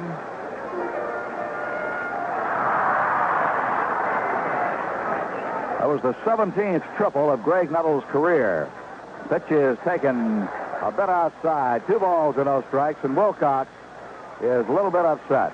He's been upset several times in this game. He thinks that he has picked up the outside corner with pitches that have not been given to him by the plate umpire, George Maloney. 2 ball, no strike count. And the pitch, there's a strike, and it's 2-1. That's not to say that the pitch was in the strike zone or not, but Wilcox, it seems like the same pitch every time, has been upset when it has not been called a strike. 2-1 delivery. Coming. Going. Line to center field. Base hit. Piniella's going to try for third. He's running hard, and the ball is butted by LaFleur. No play anywhere. That will not be an error. Single, and Piniella running hard goes to third. Piniella very aggressive on the bases. LaFleur with the best throwing arm in the outfield for the Detroit Tigers, and a good throwing outfielder. But Piniella did not hesitate, did not break stride at second base. He forced LaFleur to try to pick that ball up quickly. LaFleur kicked the ball, and Piniella was into third base. Very aggressive base running on Lou Piniella's part. We saw Lou do the same thing down in Baltimore. Something like that can ignite a ball club. And now Bucky Dent wants to talk with third base coach Dick Hauser about the situation here. When in doubt, talk it out, and that's what they're doing. No error charge to LaFleur, as we told you. But Piniella made him try to rush, as Fran mentioned. The Yankees have runners at first and third. 1 out. And we'll watch Piniella down at third base. He does not come, and the pitch is taken low. Ball 1.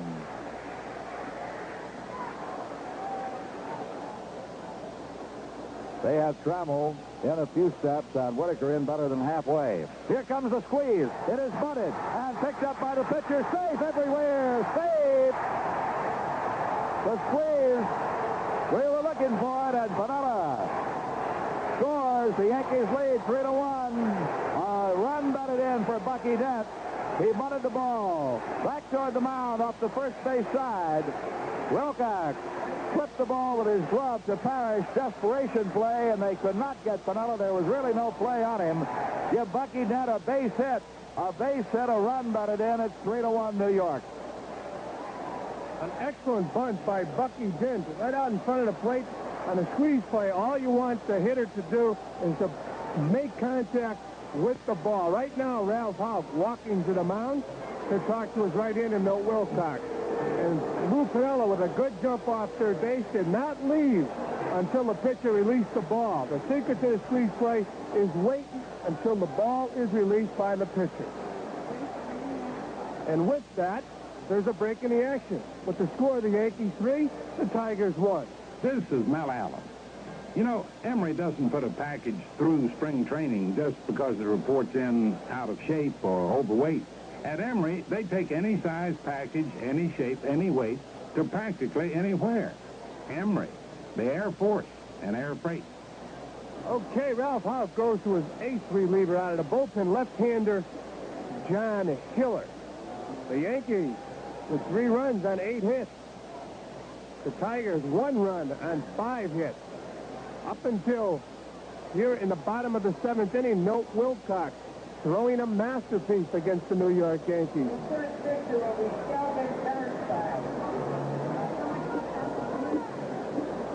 Now Ralph Houk goes to Sheldon Burnside. Sheldon Burnside has just been called up from Evansville, Fran. That's the first time we've seen him. Great big, tall left-hander. And the reason we haven't seen him before, this is his major league debut. Okay, Milt Wilcox walks off the mound. He's followed by manager Ralph Houk. Lance Parrish out talking to Burnside. Dennis Sherrill, recently recalled from West Haven, is going out to run for Jim Spencer at second base. The Yankees with runners on first and second. Bucky Dent on first base, who just squeezed Lou Piniella in from third base with an excellent squeeze bunt. Well executed. And on second base was Jim Spencer. Now, pinch running, Dennis Sherrill. Spencer, a base hit up the middle, a big base hit to advance Lou Piniella from first to third base. Heads up base running by Lou Piniella. Nettles started the inning off with a triple to deep left center field after Chambliss had grounded out. Lou Piniella fouled with an RBI single to center field. Spencer single to center. Piniella going from first to third. Bucky Dent squeezing in the run. Lou Piniella heads up playing his part. And now the Yankees with 1 out. The bottom of the 7th inning. The score, the Yankees 3, the Tigers 1. Burnside will face Mickey Rivers with 1 out. And on the scoreboard, Boston at Baltimore, a night game. Milwaukee 3, Seattle nothing after 1. That's the first of the doubleheader. Minnesota 2, Chicago 1, a final score. Cleveland at Toronto, doubleheader, twilight doubleheader. Kansas City at Oakland. Kansas City at Oakland. That's a night game. Texas at California, a night game. In the National League, it's the Mets 3, Pittsburgh 2 after 5. That's the first game of a doubleheader. Philadelphia and St. Louis, no score after 2. That's the doubleheader. The Cubs 3, Montreal 1, in a double dip in Chicago.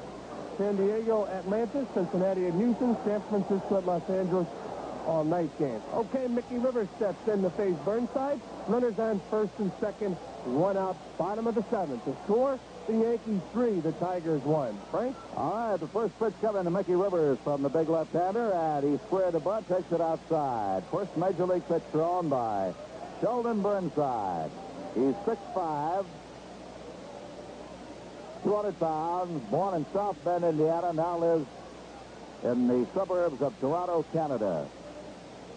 His 1-0 pitch to Rivers. Curveball is popped up on the left side. Playable by Rodriguez at third base. Now in foul territory, makes the catch.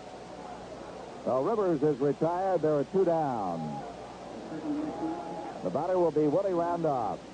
Sheldon Burnside pitched down at Evansville this year. He won 14 and lost only 5 with an earned run average of 3.52.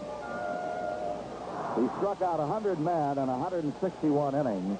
Walked 50. How about that for your 2-to-1 ratio, which they say is ideal?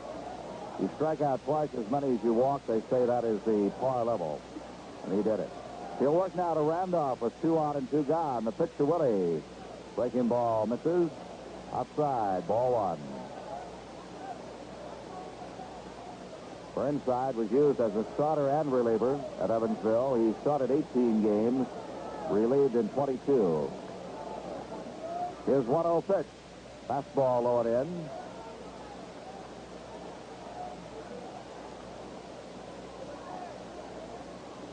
Burnside came off the Toronto Sandlot. And then Govan with John Hiller. He was a Sandlot ball player in Canada when the Tigers signed him. Burnside deals 2-0. Randolph takes down low. Another curveball. 3 balls and no strikes.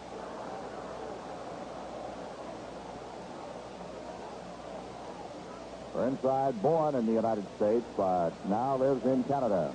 He delivers 3-0 to Willie Randolph with 2 on, 2 gone. Ball 4, low and in. Another curve.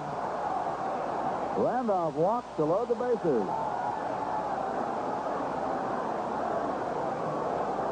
That is the first Yankee to draw a walk. Wilcox struck out 8, did not walk anybody in his 6th and 3rd innings. Gave up 8 hits and charged so far with 3 runs. And 2 base runners his responsibility. The bases are loaded. Thurman Munson steps in. The Yankees are leading 3-1.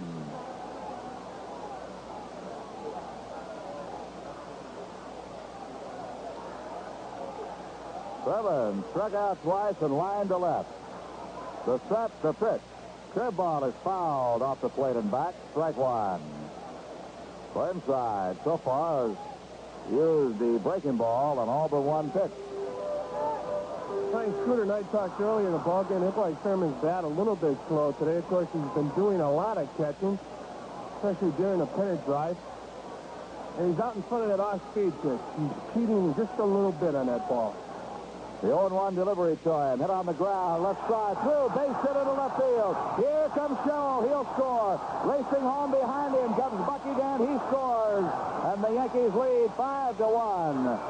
Thurman Munson with a bases loaded 2-run single, driving in his 62nd and 63rd runs of the year. Frank Burnside threw the first ball, breaking ball down and in. Munson out in front of the ball. Second pitch, came back with it. Munson waited a little bit longer on the ball and drilled it between short and third.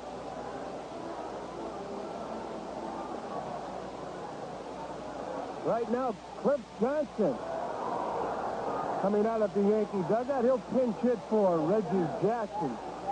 Jackson left the ball game yesterday with a sore leg.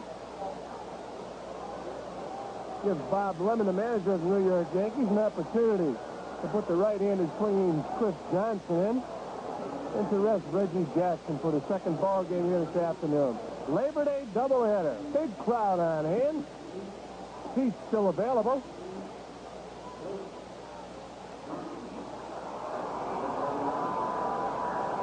Yankees with runners at first and second, 2 outs.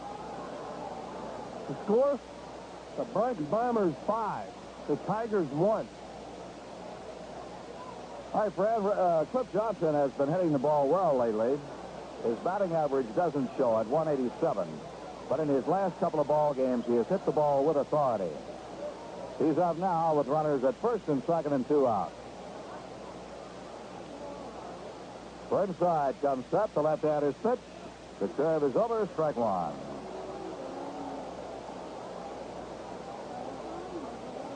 The Yankees lead at 5-1 for Guidry.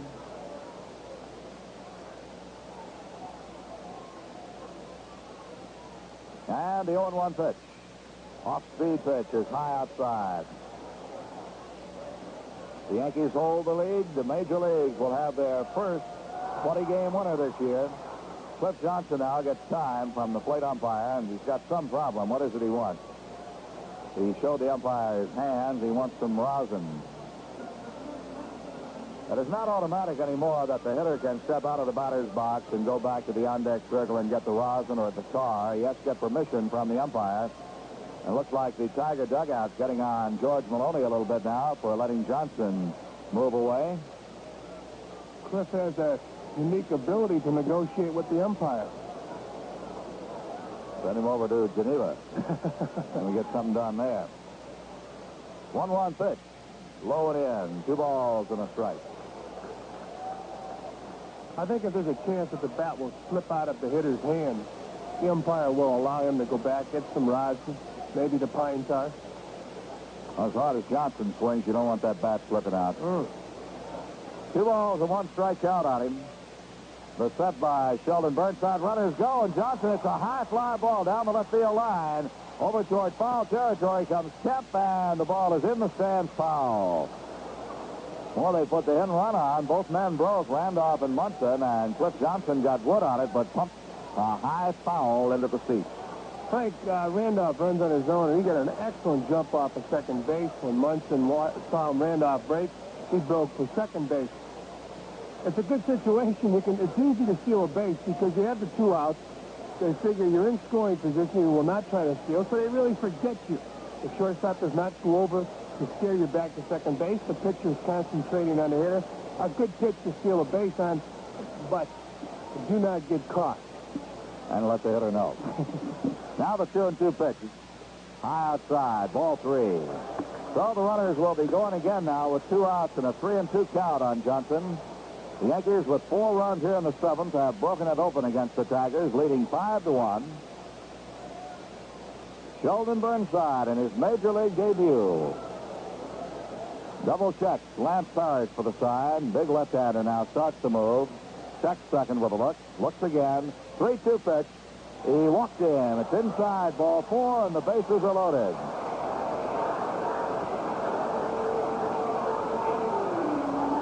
So the Yankees start around again. Chris Chambliss, who led off the inning, bats for the second time. Chambliss grounded out to second. But then Greg Nettles tripled to left center. Lou Piniella singled him home to break the tie. Piniella went to third on Spencer's base hit. To center. Bucky Dent got Piniella home with a bunt single. Rivers popped up, 2 down. Randolph walked. Munson singled for 2 more runs. Chambliss breaks his bat and drills one fair ball down the right field line. Here comes Randolph. Here comes Munson. Here comes Johnson. He's going to try it. He'll score. Chambliss on to third, and the Yankees now lead 8-1. Frank Burnside made a very good pitch on Chambliss. Broke his back. Chambliss, a very strong individual, strong enough to drill that ball down the right field line. And the Yankees on top of the steps, and I believe the bat ended up in the stands. Yankee players very concerned. Right now, Ralph Houk goes out to talk to his left-handed rookie pitcher. And let's take 5 seconds for station identification on the New York Yankee Radio Network. You're listening to 1460 WOKO, Albany.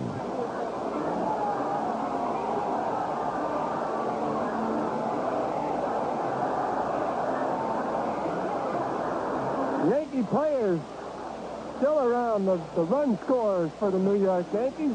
Big crowd in the dugout. Greg Nettles steps in, and Chambliss with a big 3-run triple here in the bottom of the 7th inning. The score, the Yankees 8, the Tigers 1. Nettles fouls the first pitch off behind the Tiger dugout. Greg has tripled so far in this inning. 2 triples in the inning for the Yankees. Greg 1 for 3. And the next pitch to him, breaking ball low and away. 1 ball, 1 strike.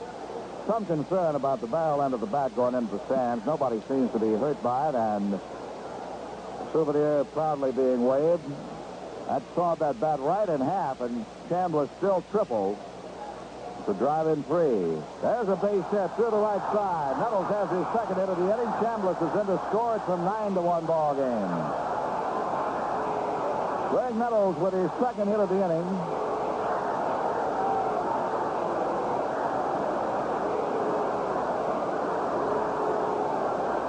The Yankees lead 9-1, and Houck will go out and take Sheldon Burnside out.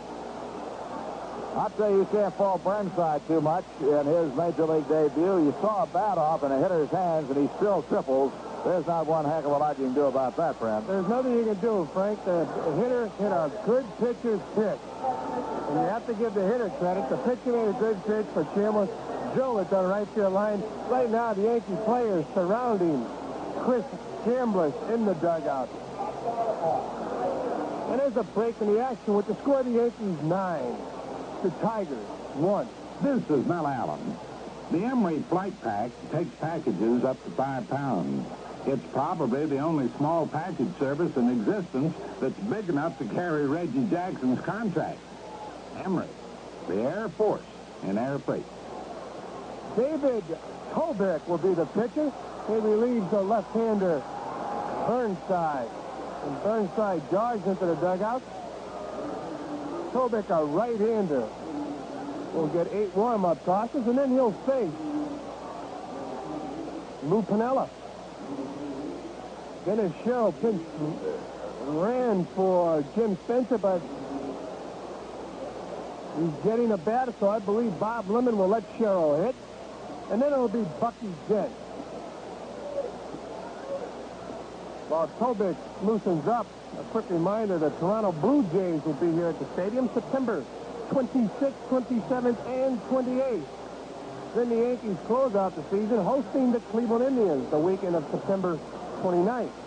Those games are Friday, September 29th, Saturday the 30th, which will be Fan Appreciation Day, and the final game of the season Sunday, October 1st.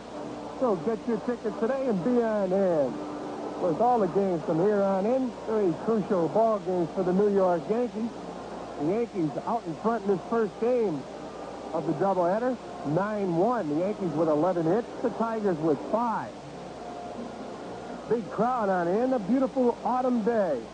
Big series in Baltimore starting tonight. The Boston Red Sox, who have a 5-game lead in the all-important loss column in the American League East, will be taking on the Baltimore Orioles. Pitchers in that ball game will be Dennis Eckersley for the Red Sox and Scotty McGregor for the Baltimore Orioles. Okay, Tobick is ready. The Yankees have a runner on first base. Greg Nettles on deck.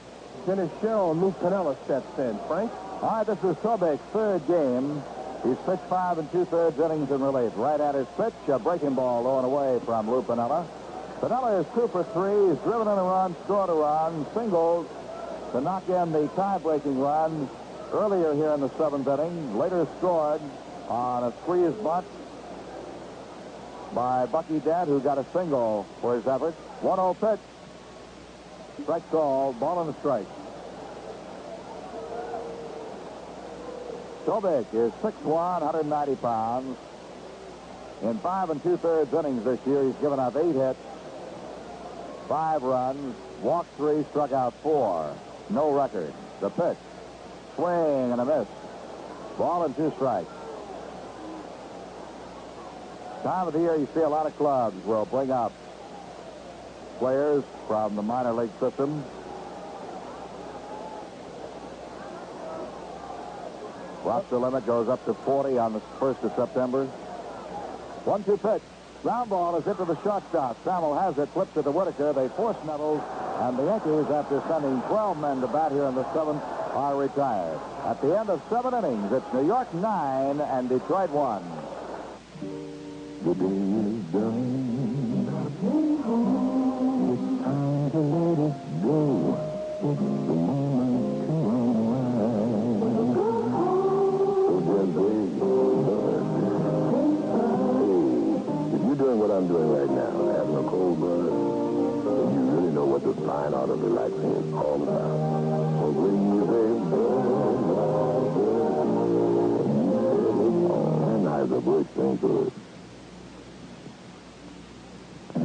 They came from across the sea, from Japan, Germany, England, Italy, bright and eager to show what they could do. They were foreigners in a foreign land. But one thing that was true in the old country was also true in the new. You can't buy a better plug for any kind of car than Champion. You can't buy a better plug no matter where you are than Champion. Champion, number one in the world. Number one in your car. Imports from every country find America is the land of opportunity. The opportunity to use Champion, the world's best-selling spark plug. The plug that wins more big races. For import, you can't buy a better plug than Champion. You can't buy a better plug than Champion. You can't buy a better plug than Champion. You can't buy a Okay, we are waiting right now for some changes in right field for the Yankees. Gary Thomason. Going to left field right now. Jay Johnstone, Lou Piniella. Lou Piniella has been ejected from the ball game by home plate umpire George Maloney.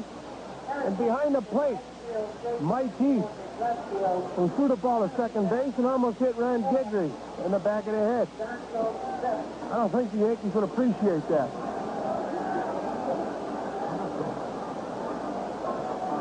Take a look at the leading hitters in the American League. Rod Carew batting .340. Jim Rice, runner-up, .330.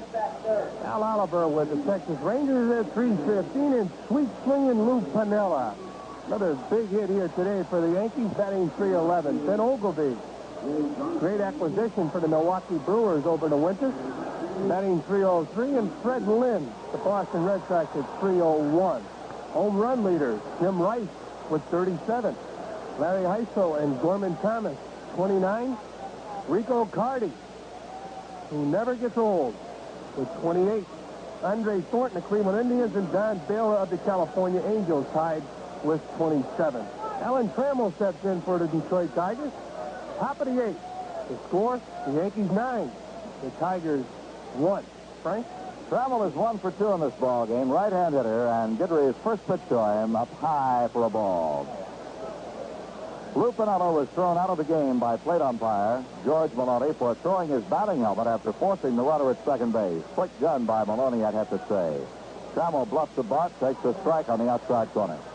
Frank, if the umpires threw everybody that threw a helmet in disgust, there'd be nobody on the field. Umpires have to learn how to play ball. 1-1 pitch. Breaking ball misses. 2 balls and 1 strike.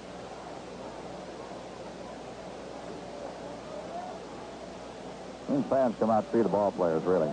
2-1 pitch is coming up high, ball 3. Natural reaction for a lot of hitters when they hit a ball hard, hit it at somebody, they're retired, hit into a forced play. Maybe when they strike out, they're disgusted with themselves. They throw the helmet. 3-1 pitch. Bouncing ball hit to the left side. Nettles has it to his left. Spins, throws to first. He's out. 1 down. Of course, if you're called out on strikes or called out on a play by an umpire and throw a piece of equipment, that's another thing. Ron LaFleur will be the batter with 1 away. Usually you say to beat the Tigers, you got to keep LaFleur off base. Well, he's been on base 3 times this afternoon, and the Yankees still lead 9-1. LaFleur's walked twice, doubled, and scored the Tigers' only run. Right-hand hitter takes high from Guidry. I think one of the biggest plays in the ball game, perhaps the biggest play of the game, came in the first inning when Munson threw LaFleur out trying to steal. 1-0 pitch. Hit on the ground at third. Nettles has got it. Throws to first base. LaFleur is out. That broke the back of the Tigers, I think, right there. LaFleur, who has stolen 61 bases, had been thrown out only 10 times. Munson threw him out, trying to steal after he walked leading off the ball game. And in my mind, that is the biggest play of this ball game. A big play, Frank, especially from a psychological standpoint. Most of the times the Rivers or LaFleur gets on, they steal second. It's a run. Whitaker up, swings and misses, strike 1. Lou Whitaker, an exciting young ball player, has walked, struck out, and grounded out. Whitaker has not played his best baseball against the Yankees this year. 0-1 delivery, low outside, a ball, 1-1. But Whitaker has strong credentials for Rookie of the Year honors. 1-1 delivery to him, breaking ball, and he checked his swing at the strike. 1-2. Whitaker said he would be happy to share Rookie of the Year with Alan Trammell. Great affection for his shortstop partner. Pitch is low and away. 2 balls, 2 strikes.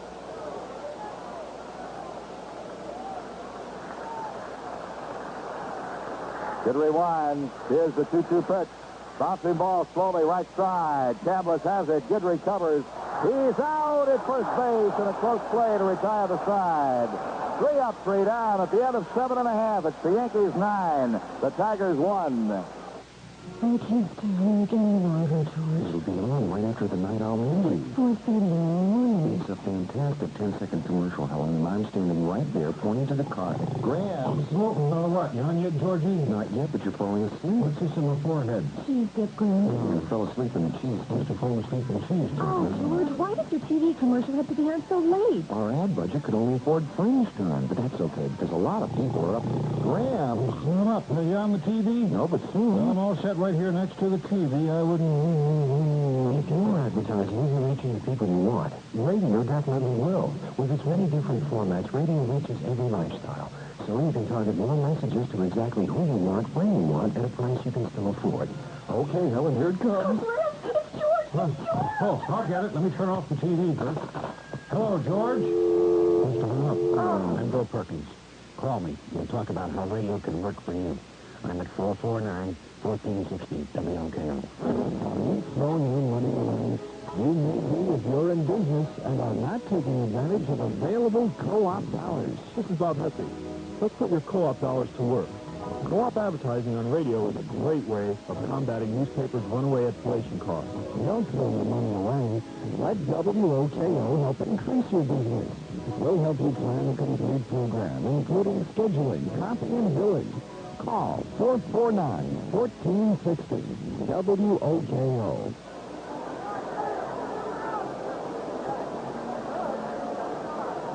Dennis Sherrill will lead it off here in the bottom of the 8th for the New York Yankees. He'll be followed by Bucky Dent and Mickey Rivers. Sherrill, his first major league at-bat. Frank? All right, he's a right-hand hitter. And up there against right-hander Dave Tobik. Major league debut at-bat for Sherrill, who has already scored a run in the majors. He takes the strike on the inside corner. Frank, how about this for a story? He was out of the game last year, retired. Now back in the game and in the major league. 0-1 pitch to him. Swings and misses on a good off-speed pitch. Had him out in front. No balls, 2 strikes. Sherrill had a good season over at West Haven. Hit in the high 200. Kid was the Yankees' #1 draft choice a few years ago. Checked his swing. Foul tip is held by the catcher. He strikes out. Dave Tobik, first strikeout of the game. Mill Wilcox is the pitcher of record. He went 6 1/3.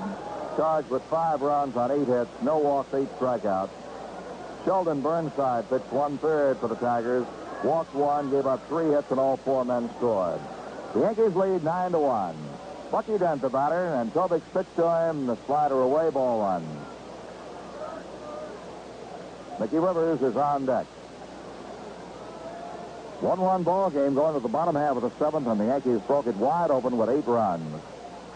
This ball is hit in the air to left field. Kemp started back, now coming in, fighting the sun. He is there. He's got it. Oh, he almost dropped it.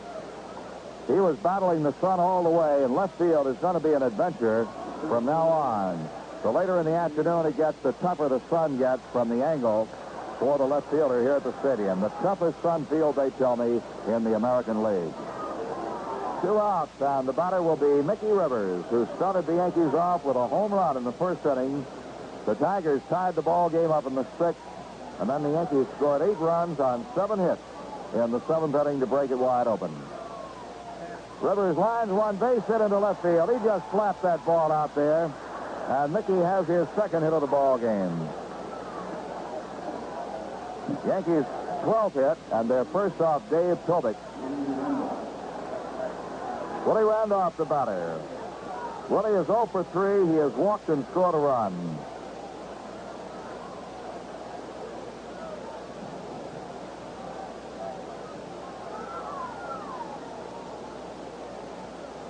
Rivers down at first. Thompson holding him on. Sobek pitches. Randolph takes high for a ball. Lou Piniella was ejected from the ball game by the plate umpire, George Maloney, for throwing his batting helmet in the direction of the stands. Mr. Maloney evidently feeling he had to protect the fans. 1-0 pitch, foul back by Randolph. As the helmet was thrown in the direction of the stands, as I thought it did not go into the stands, but was tossed in that direction, thrown in that direction when Piniella grounded into a forced play, and thereby he was ejected from the ball game. 1 ball and 1 strike on Randolph, and this pitch is a bit low for ball 2, 2-1.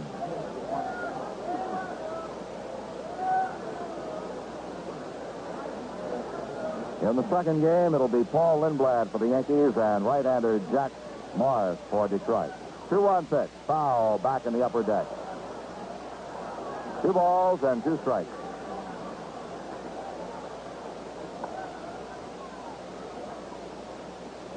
Mike Heath is on deck, hoping Randolph will save him an at-bat in this game. 2 outs, Rivers down at first. Crowd still building here at the stadium. Good turnout on Labor Day. 2-2 pitch. Bouncing ball left side. Rodriguez has it. He'll turn it into a forced play at second base, and the side is retired. We've completed 8 to score. The Yankees 9, the Tigers 1. Where the roads unwind with travelers, with friends, with family, with people going places, seeing all there is to see.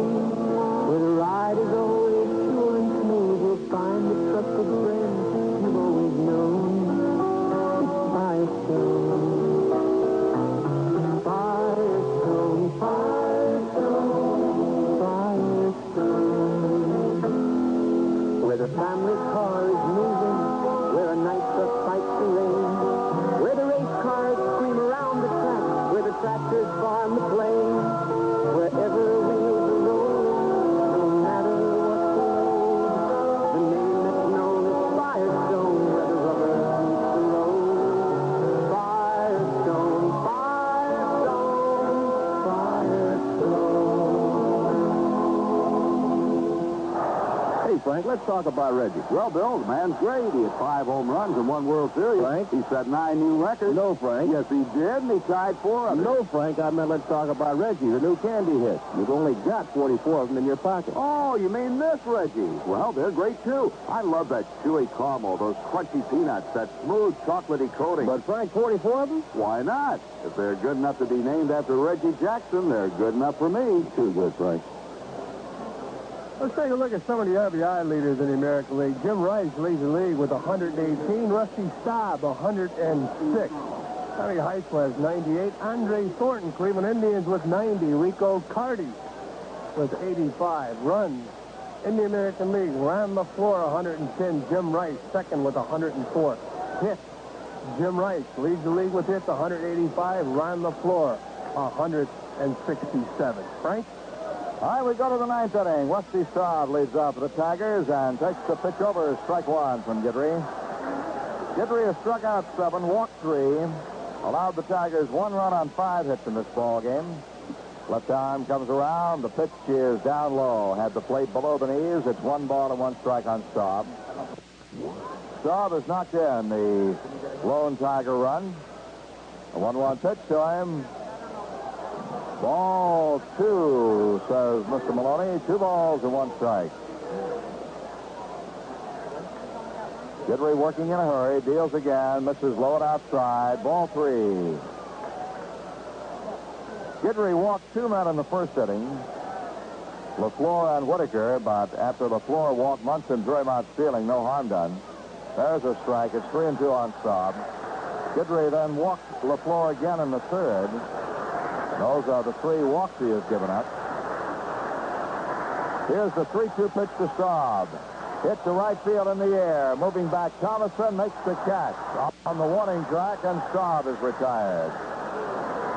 Line drive that Thomason ran down. 1 away, and Jason Thompson will step in. Thompson has struck out twice and grounded into a double play. The Tigers have 2 men in the heart of their batting order who just can't run. Staub and Thompson and thereby they will hit into a lot of double plays. The Tigers as a team have grounded into 155 double plays this year. You have to feel that Thompson and Staub have been involved a lot. First pitch is over, strike one. Both Staub and Thompson grounded into double plays this afternoon. They're good hitters, but they don't run. Here's the 0-1 pitch. Line to left field. It is deep. Johnstone going back and makes the catch. Johnstone, a one-hand catch going back. Fine play by Jay Johnstone. And there are 2 outs. The 2 outstanding defensive plays of this ball game have been Munson throwing out LaFleur stealing in the first inning. Plays of this ball game have been Munson throwing out LaFleur stealing in the first inning, and Lou Pinella's catch on Rusty Staub with the bases loaded in the third. That was an excellent catch by Johnstone, not as dramatic, but a great catch. And now Steve Kemp with 2 outs. Here's the pitch, and it hit him. Jason Thompson is hit on the right hand. As the pitch came in head high, he got the hand up in front of his face, protecting his head, and he's hit on his right hand and waved on down to first base. Steve Kemp hit by the pitch. That was a Guidry fastball, came in head high, and Steve Kemp threw the right hand up in the air to protect his head and was hit on the hand by the pitch. So he is down at first base. Kemp on, 2 gone, and Lance Parrish, the batter. And Frank, that's the first batter that Guidry has hit all year. Guidry checked with Kemp to find out if he was all right. First pitch to Parrish is swung on and missed, strike one. Guidry, for a hard-throwing left-hander, has outstanding control. Excellent control. His next pitch, foul back, and it's strike 2.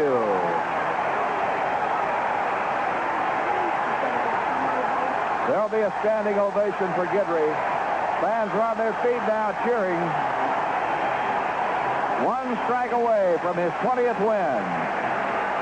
He's going to get the 20th win. Will he get his 9th strikeout of the ball game? That's the question. Make it his 8th strikeout if he gets it. 8 strikeouts he's going for. Fans on their feet. Ball is bounced foul outside of third.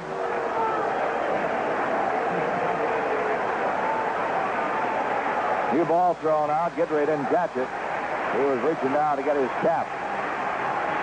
It's a retrieve for him by the second base umpire, Greg Cox. Guidry will become the first 20-game winner in the Major League. The pitch, high outside, a ball and 2 strikes to Lance Parrish. Parrish has struck out twice and singled in this game. Fans tell the story. You'll know if he strikes him out. Do I have to tell you? Struck him out. A standing ovation for Guidry. The entire bench is out to shake his hand on his 20th win. The first pitcher in the Major Leagues this year to win 20, Ron Guidry. Striking out Lance Parrish, getting his 8th strikeout of the ball game. Ron Guidry now with 20 wins and 2 losses gets the standing ovation here at Yankee Stadium. And here are some of the figures. Let's update Guidry for you all the way through. Allowing 1 run today. He has lowered his earned run average to 1.84. Fans want him out for a bow, and he'll come out, I feel sure. The last 20-game winner for the Yankees was Catfish Hunter in 1975. The last left-hander to win 20 games was Fritz Peterson, who won his 20th game on the last day of the season against the Red Sox in Boston. That was in 1970. He did not finish the ball game on the mound, but he got his 20th win, and how well I remember that game. And you'll remember this one for Ron Guidry. Now 20-2 on the year, his 36th career win against only 10 losses in his career. Ronnie has won his last 5, 7 of his last 8. In his last 6 starts, he's given up only 7 earned runs, 27 hits, a 1.32 earned run average. In his last 10 starts, he has pitched 81 innings, allowed just 10 earned runs on 30 hits, 16 walks, and make that 19 walks, and 78 strikeouts. He has won 9 of his last 10 regular season decisions last year, 28 wins now in his last 31 regular season decisions. You can just go on and on. The fans want him out for an encore. And as we wait for Guidry to come out to greet the fans, we'll tell you the final score. Here, wait a minute. Here he comes. He's coming out. Guidry is out. Listen to the fans.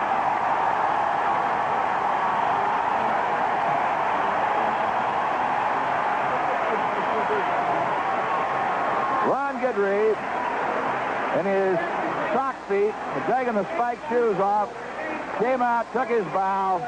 He'll go back in now and get that left arm worked on by trainers Gene Monahan.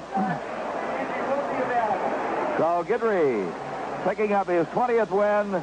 That's it on the first game. We'll have the totals and a last second recap in a moment. The final score, the Yankees 9 and the Tigers 1.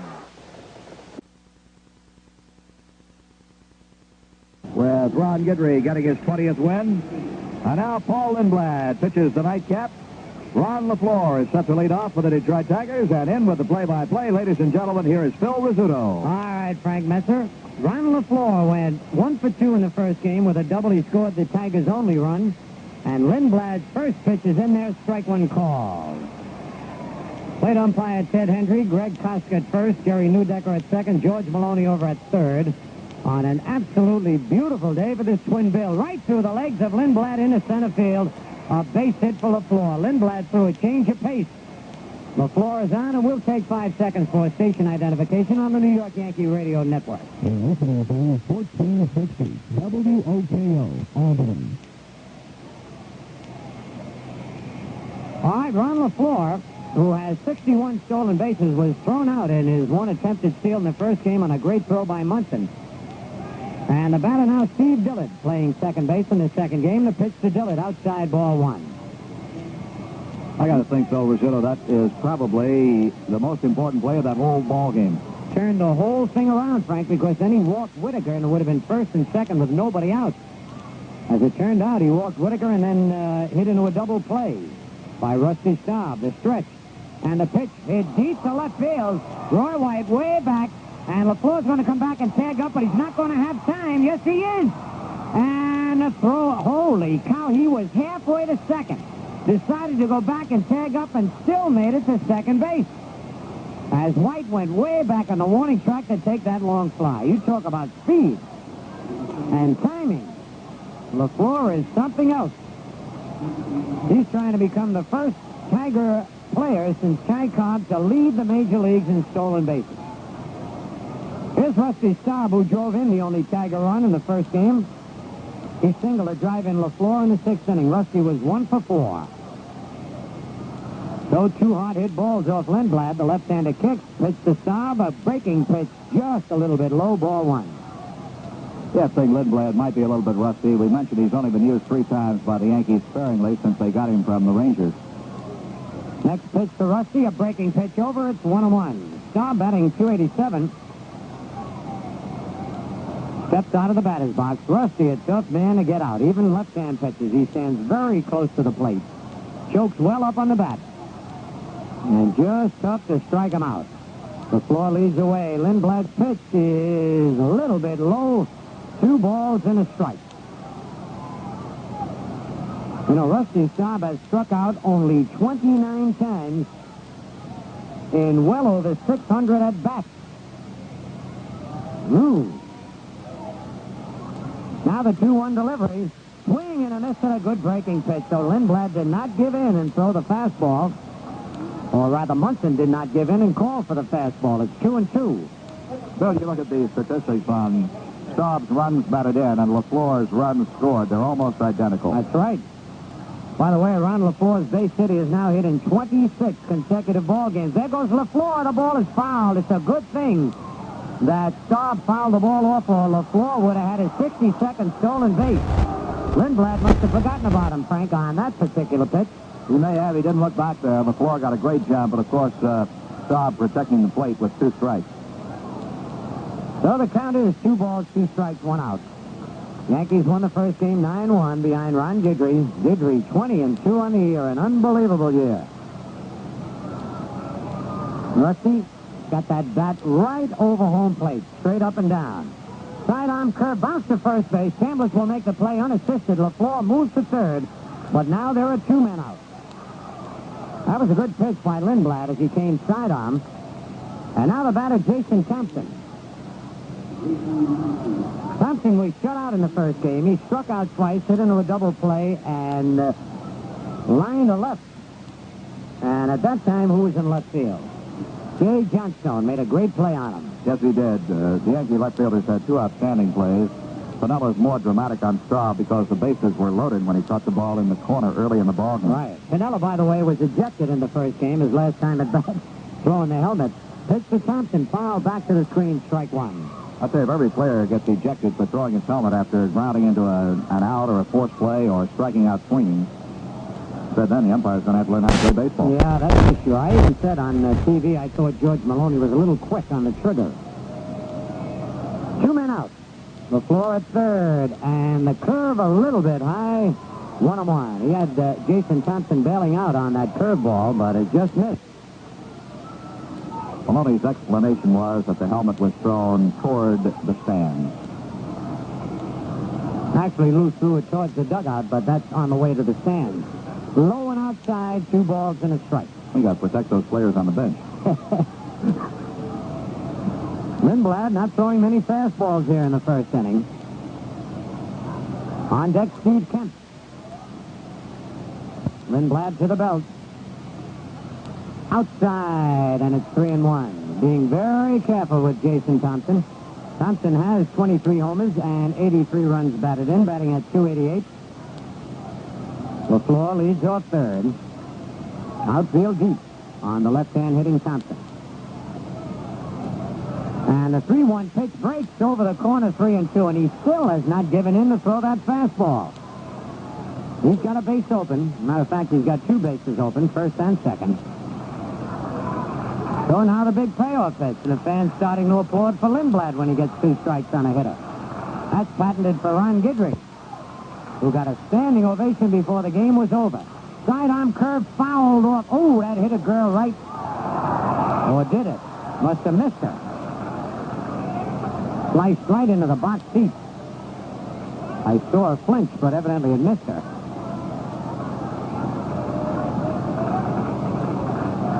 So again, Lindblad came by the way of first base, but Thompson got a piece of it. And once again, we'll have a 3-2 delivery. Here it is, a curve bounce in the hole, base hit right field. And the Tigers take the lead 1-0. He got that overhand curveball up just a little bit. Still did not throw him the fastball, though. LaFleur scores again. He leads the American League in runs scored. And that brings up... Kemp went 0 for 3 in the first game. Struck out, hit to the box, popped to third, and was hit with a pitch. He's batting .279. So Jason Thompson drives in his 84th run of the year. And the first pitch is a strike to Kemp. Reggie Jackson not playing this second game. Reggie played the first game with a touch of the flu. Fastball, high fly, shallow center. Mickey Rivers moving in under it, shading his eyes now, and makes the catch. But the Tigers pick up a run on 2 hits, no errors, and a man left. In the middle of the first, Tigers won, and the Yankees coming to bat.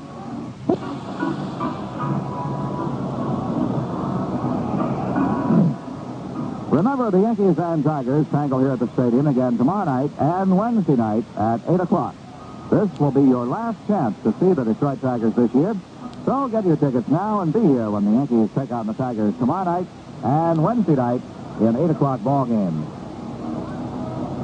And they should be exciting, as Yankee baseball has been very exciting of late. Dick Tidrow is the Yankee travel ball tomorrow night against young Kip Young. That's a great name, isn't it? No matter how long he lives, he'll always be young. And on Wednesday night, Ed Figueroa will face Jack Billingham. And what a rejuvenation Billingham has had. A 15-game winner this year. So 2 more big ball games tomorrow night and Wednesday night. Then the Yankees will go to Boston, and we'll have all the action from Fenway Park for you here on the Yankee Radio Network. 7:30 Thursday night, 7:30 Friday night. 2:20 ball games Saturday afternoon and Sunday afternoon up in Boston. All right, Frank, Mickey Rivers, who was 2 for 5 in the first game with a homer and a single, leads off against Jack Morris. And the first pitch from the tall right hand, a fastball high, ball 1. Morris is 1-3, lost 4. Earned an average of 4.19. Mickey hits a high fly to right field. Dave Stegman drifting back, and makes the catch. He had been playing shallow, and a high fly ball, the wind took it, but there's one away. Even though this is the 24th appearance this year for Jack Morris, Scooter, he's making only his 6th start. He is working on a 2-game winning streak, although he has not had a decision since August 17th. All right, Willie Randolph, 0 for 4 in the first game, hits a bouncing ball to short. Wagner up with it, throw to first, and there are 2 outs. So the Tigers have given Trammell and Whitaker a rest in this second game, put in Wagner and Dillard at short and second, and now Thurman Munson. Thurman had 1 hit in the first game, but that was a big 2 RBI single in the 7th inning. Big 7th inning when the Yankees scored 8 runs on 7 base hits to break the game wide open. Yankees trail 1-0 here in the bottom of the first. And Thurman takes the fastball over, strike 1 called. On deck, Chris Chambliss. Thurman batting .294. Swing and a miss at a breaking pitch, 0-2. Thurman swung at that one one-handed. Looking for the fastball, got the swerve, and pulled on the pitch. Now the 2-strike pitch. Bouncing ball to second base to his right. Dillard up with a throw to first in time. And the Yankees get down in order. And at the end of 1 full inning, it's the Tigers 1 and the Yankees nothing. Well, just to refresh your memory a little bit on Paul Lindblad, he first came up with the Kansas City A's in 1965. Moved with them out to Oakland. In 1971, he went down to Washington, moved with the Senators to Texas. Oakland got him back in 72, or rather 73. And then he went to Texas again. So he has been back and forth between the A's and the Rangers. Now a Yankee and hoping to wind up his career here. All right, Aurelio Rodriguez, who was 1 for 3 in the first game, batting .251 is up there, has 1 strike on him. Lindblad winds, and the pitch is hit deep to left field. Right down the line, this ball's going to be gone. A home run for Rodriguez as he golfs a low fastball just inside the foul line. Over the fence in left field, and the Tigers lead quickly 2-0. So, number 7 for Aurelio Rodriguez.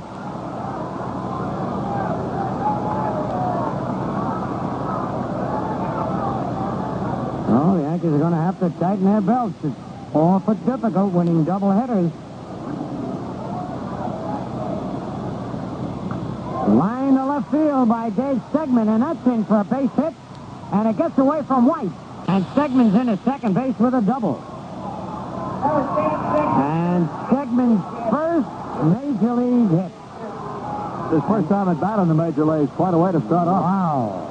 First pitch ripped the double down the left field line, and quickly we're going to have action in the Yankee bullpen. That's the 4th hit off Lindblad. Ken Clay will start throwing out in the Yankee fans. Of course, I think it had to be a toss-up in Bob Levin's mind whether to start Lindblad or Clay in this ball game, but the Tigers are a little more vulnerable to left-hand pitching than they are right-handed. I think that may have swayed the thinking a bit. You're right, Frank. Milton A, batting .269, will be the batter. He has 9 doubles, 10 homers, and 35 runs batted in. Tigers lead at 2-0 here in the top of the second. And they throw to first base on an appeal play, but the first base umpire, Greg Cost, says he's safe. He touched first. kid could have been very excited on his first major league at bat and getting a double to miss first. Left hand hitting Milt May. And the curve is down low, ball one. Stegman looks like he might be able to run pretty good. I noticed him going down to first and around to second base. He takes short steps, but his legs work quickly. All right, he's got a pretty good lead at second base. And the pitch to May in back of his head. May has to sit down. It's ball 2-0. That's the only way to get out of the way of that pitch, too, is drop straight down. You duck back, you're going to be hit with it. Right into it. You're right. Oh, the Yankees fans getting a little restless with Lindblad now. Nobody out in the top of the second. And the pitch is hit deep to right field. Gary Thomason on the warning track by the fence. One hands it right against the fence, tagging up and going to third is Stegman. Man, that was close. That just missed being a home run by a couple of feet. And you can hear the Yankee fans moaning. Runner at third, one out. And the batter will be Mark Wagner, the shortstop. Wagner hitting .248 with a double, 2 triples, no homers, and 6 runs batted in. The Yankees bring the infield in.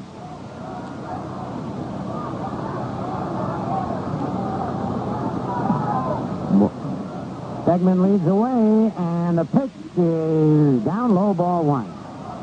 Yankees pulled a beautiful squeeze play in the first game. We'll keep an eye on Stegman at third base. The kick and the pitch, low and outside, 2-0. Nettles, Ned, Randolph, and Chambliss all on the rim of the infield grass. Stegman gets a little bigger lead. Here's the stretch. And the pitch down low, ball 3-0.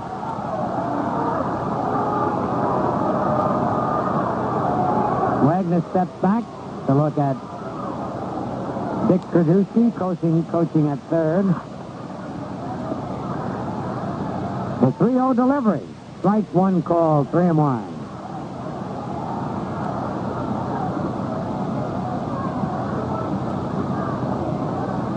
And that's it. It's tough to follow that act of Guidry. 3 balls, 1 strike. Curve foul, back in the crowd, out of play. Full count on Wagner. No matter who was pitching his second game for the Yankees, unless they pitched a no-hitter, probably be a few boos by the fans. All right, now the big payoff pitch to Wagner. Strike 3. It was a change of pace and it nicked the outside corner. Big strikeout for Paul Lindblad. His first of the ball game. There are 2 men out. And now Ron LaFleur, who single opened the game and scored. For LaFleur, it's his 112th run scored on the year. Pitch to LaFleur. He was going to bunt and miss strike 1. He's going to push it down at Chambliss, but missed it. There was no squeeze play on. The runner at third, Stegman, did not break, of course. No. With 2 outs, LaFleur's on his own trying to get the base hit. Right. All right, LaFleur with that open stance. And Lindblad's pitch. Drive to deep right center. Thomason digging and makes the catch on the run. I tell you, that Thomason is some kind of an outfielder with those long legs. 1 run, 2 hits, no errors, a man left. At the end of an inning and a half, Tigers 2 and the Yankees nothing. Chris Chambliss will lead it off. Chris had the big triple with the bases loaded in the first game. And he had a triple in the last game against Seattle. He drove in 6 runs with 2 base hits. He leads the Yankees in RBIs. Yankees trail in this game 2-0, and Morris's first pitch is down low, ball 1. When's the last time you saw a guy get a triple like Chambliss did with half the bat winding up in the stand? Wasn't that something? Really was. Started right off in his hand. Fastball is over, 1-1. Just barely got by the first baseman, Jason Thompson. And balls hitting that right field corner have been hanging up there in the padding. We noticed that over the last quite a few ball games. The ball just does not come out of there. A rubber ball was thrown out on the field just as Morris started to pitch, so time was called.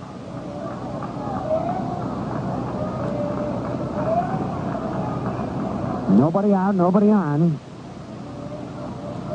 Pitch to Chris, high and outside, 2-1.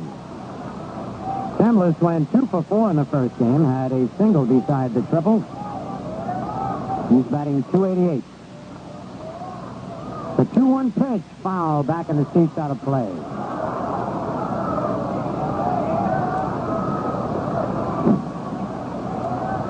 It'll be Chambliss, Nettles, and Piniella.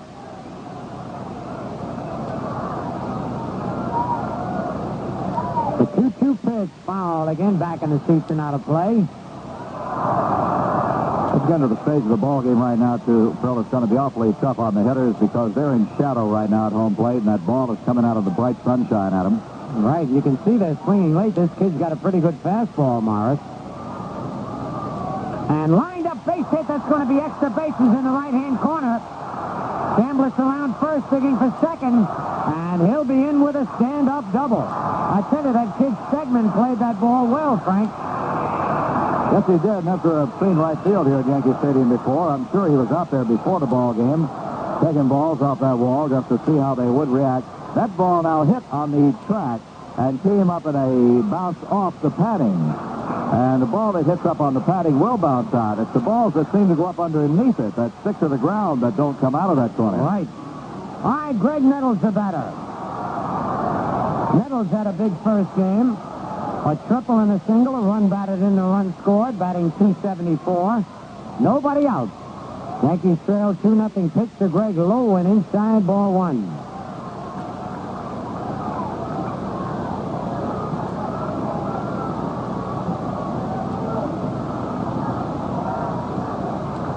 Greg has 75 runs batted in on the year. And a broken back grounder, that's going to be a base hit. And Chambliss will score. Oh, I want to tell you, that was a seeing eye base hit. If you ever saw one, just trickled through the infield slow enough to allow Chambliss to score. Nettles broke the bat. It's now the Tigers 2 and the Yankees 1. I'll tell you, things are going right for Greg Nettles. In the first game of the doubleheader, he tripled. The first time he has tripled this year, and the 17th time in his entire career. And now he breaks his bat, bounces one, rolls it up the middle to drive in Chambliss. All right, Lou Piniella will be the batter. Lou had 2 base hits in the first game. Drove in a run.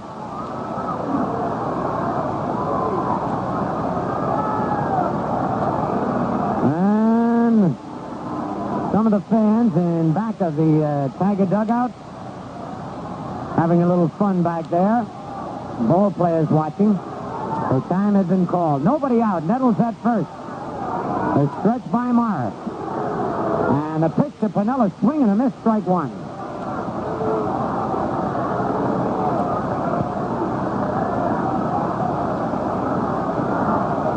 On deck, Roy White.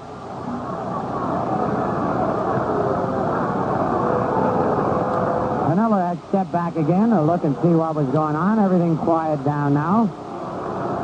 Next pitch to Lou, change up inside, 1-1. So the double by Chambliss and a single by Nettles, and the Yankees only trail by 1 here in the bottom of the second. Nettles at first, nobody out. Morris to the belt. And the pitch, foul, back on the screen, out of play.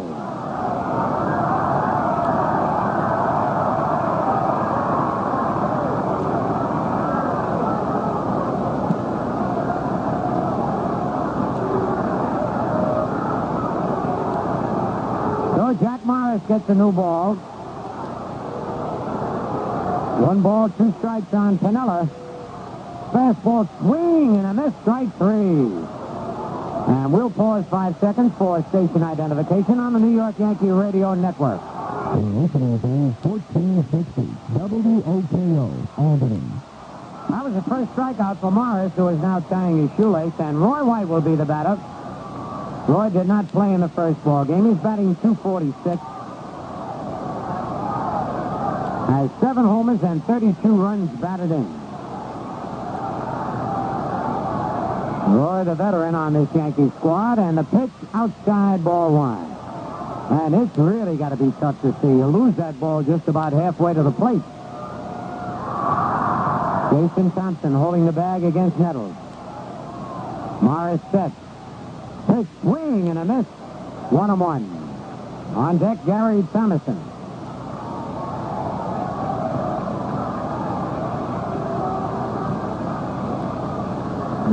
Big ball game. We're being redundant saying that. Every game the Yankees play is going to be big from here on in. Change up high, 2-1. The Yankees won the first game 9-1 behind Ron Guidry's 20th win of the year. And old Louisiana Lightning has lost only 2 ball games. The kick and the pitch, swing and a miss. 2 balls, 2 strikes. Roy did not swing hard, just trying to meet that ball. But he is completely in the shadows. And they're starting to stretch out towards the pitcher's mound. And until the whole infield is covered in shadows, it's going to be tough to pick up that ball. The 2-2 pitch. High fly to center field. LaFleur is back. Under it. And makes the catch. Nettles back to first, 2 men out. Quick update on the scoreboard, Phil. Seattle edged Milwaukee 4-3 in the first game of the doubleheader. Seattle scored the game-winning run in the 9th inning to give Glenn Abbott the win, 7-10. Mike Caldwell the loser, 17-9. Minnesota over Chicago, 2-1. Rusty Torres homered for Chicago. Jeff Zahn the winner. Francisco Barrios the loser. And the Pirates beat the Mets 7-4 in their first game. St. Louis 3, Philadelphia 2, a final score in the first game at St. Louis. All right, Gary Thomason, the batter. And the pitch to Gary. Change up, strike one call. Out in front, couldn't hold the bat back. Thomason batting .230 with 8 homers and 34 runs batted in. He went into right field to relieve Reggie Jackson. We told you Reggie playing with a touch of the flu. In a weakened condition. Change up out in front again, strike 2. And that's a pitch that is very effective with the way the shadows are right now. Pitcher takes that big stretch and kick and then just changes on the ball, and the hitter's got to be out in front. Tough to pick it up. Nettles leading off first. 2 men out. Tigers lead 2-1. Fastball foul back and out of play. That's the thing. Jack Morris has a much better motion with his changeup than did Wilcox in the first game. Wilcox seemed to give his away a little bit. He still got by with it, but Morris has a great motion. Right, Wilcox did everything well except on that change. Seemed like the hitters picked it up. All right, Nettles leads away again. And the fastball down low. 1 ball, 2 strikes. 2 men are out here in the bottom of the second. On deck, Bucky Dent.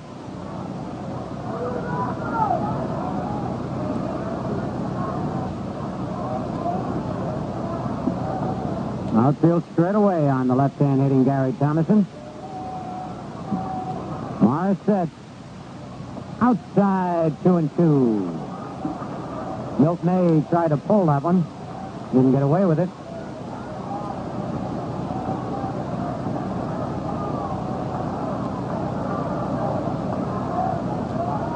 Now the right-hander ready. His 2-2 pitch, outside, ball 3. Nettles will be off and running, a full count and 2 out.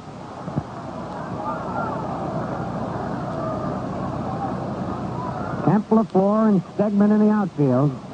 And they're deep on Thomason. Jason Thompson playing in back of Nettles. There goes Gregg. The pitch, change up high, ball 4. That's a strange pitch on 3-2. Didn't come near the strike zone. Nettles to second. Thomason to first. And the batter, Bucky Dent. First walk given up by Morris. Bucky in that first ball game went 1 for 4. Beautiful squeeze bunt singles in the 7th inning. On deck, Mickey Rivers. 2 men are out. And the first pitch to Bucky. High, ball 1.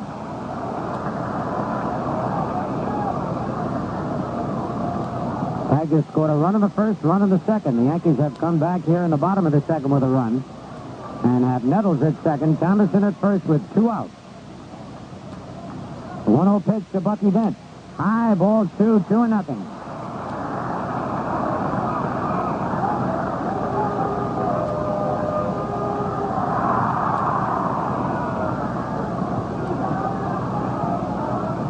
What a day. Not a cloud in the sky. This is blue as old blue eyes.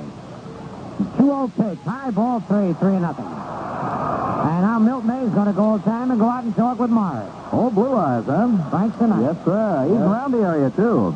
That's right. He was out Garden State. What do they call that? The Garden State What, the dinner theater out Arts there? Center. Arts Center, yeah, that's right. All right, the 3-0 pitch to Bucky. Ball 4 and the bases are loaded. You know, Phil, we're going to get just a quick break. House comes out. And I guess there is a break in the action right now with the score of the Tigers 2 and the Yankees 1. This is Mel Allen. You know, talking about Frank Sinatra, they tell me that his yacht was living out at Montauk for a while. Somebody pulled that out there. Nobody was sure whether it was the Onassis yacht or the Queen Mary. But Jennifer Carney, the daughter of our television producer Don Carney, works out there at the yacht club, or did, and she said everybody was excited even though Frank never left the yacht. They were excited to know he was there. All right, Mickey Rivers up with the bases loaded, fouls it way back in the upper deck, out of play. Strike one. Towering foul ball by Mickey that time. Mickey flied to right his first time up. 2 men are out. Yankees trailed 2-1, but they have the bases loaded here in the bottom of the second. Morris pitching from a stretch position to Mickey. 3 runners lead away. Changeup high outside. He has not had very good control of that changeup. Threw a couple of Gary Thomason, but eventually walked him. 1 ball, 1 strike. Dent, Thomason, and Nettles all leading away. Morris to the belt. The pitch. Changeup low. 2-1.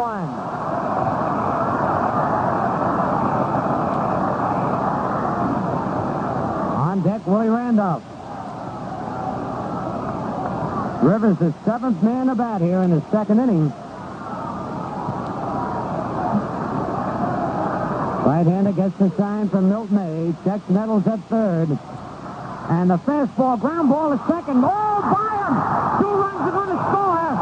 Dent's going to go to third base, and the Yankees lead 3-2. Ball went right under Dillard's glove. Let's see what they call it. Holy cow, a hard-hit ground ball. They're going to give Dillard an error. He did get through the ball, but never got the glove on the ground. Went right under the glove. 2-run score, and the Yankees lead 3-2. Red Foley, it sounded like, made the announcement as the official score, and I agree with him. That ball should have been played out there. Oh, he got to it, no doubt about it, Frank. He just didn't get the apron down. A big break for the Yankees. They lead 3-2. Here's Willie Randolph with Rivers at first. And Dent over at third. Willie bounced it short his first time up. There goes Rivers. The ball is fouled. Mickey would have had that base stolen standing up. But Willie Randolph went after it. The Yankees have played exciting, aggressive, great defensive baseball, Frank Messer. They know they've got to. They know they got to win just about every game right down the stretch, and they're out to do it. Tigers have a right-hander, Steve Baker, warming up on their bullpen. All right, 1 strike on Willie Randolph. Rivers short lead off first. Morris checks him. And the pitch to Willie, foul outside of the play down the right field line. 0-2. And again, a fresh supply of baseballs brought up to Ted Hendry. Of course, the Yankees won in the first game of the Twin Bill, cut their deficit to 5 games behind the Red Sox. We'll tell everybody again, the Red Sox play tonight in Baltimore. Dennis Eckersley is the scheduled probable pitcher for Boston, and Scotty McGregor the probable for the Orioles. And they've still got to look forward to Jim Palmer pitching one of those games against the Red Sox. Yep. All right, Willie Randolph gets a new bat.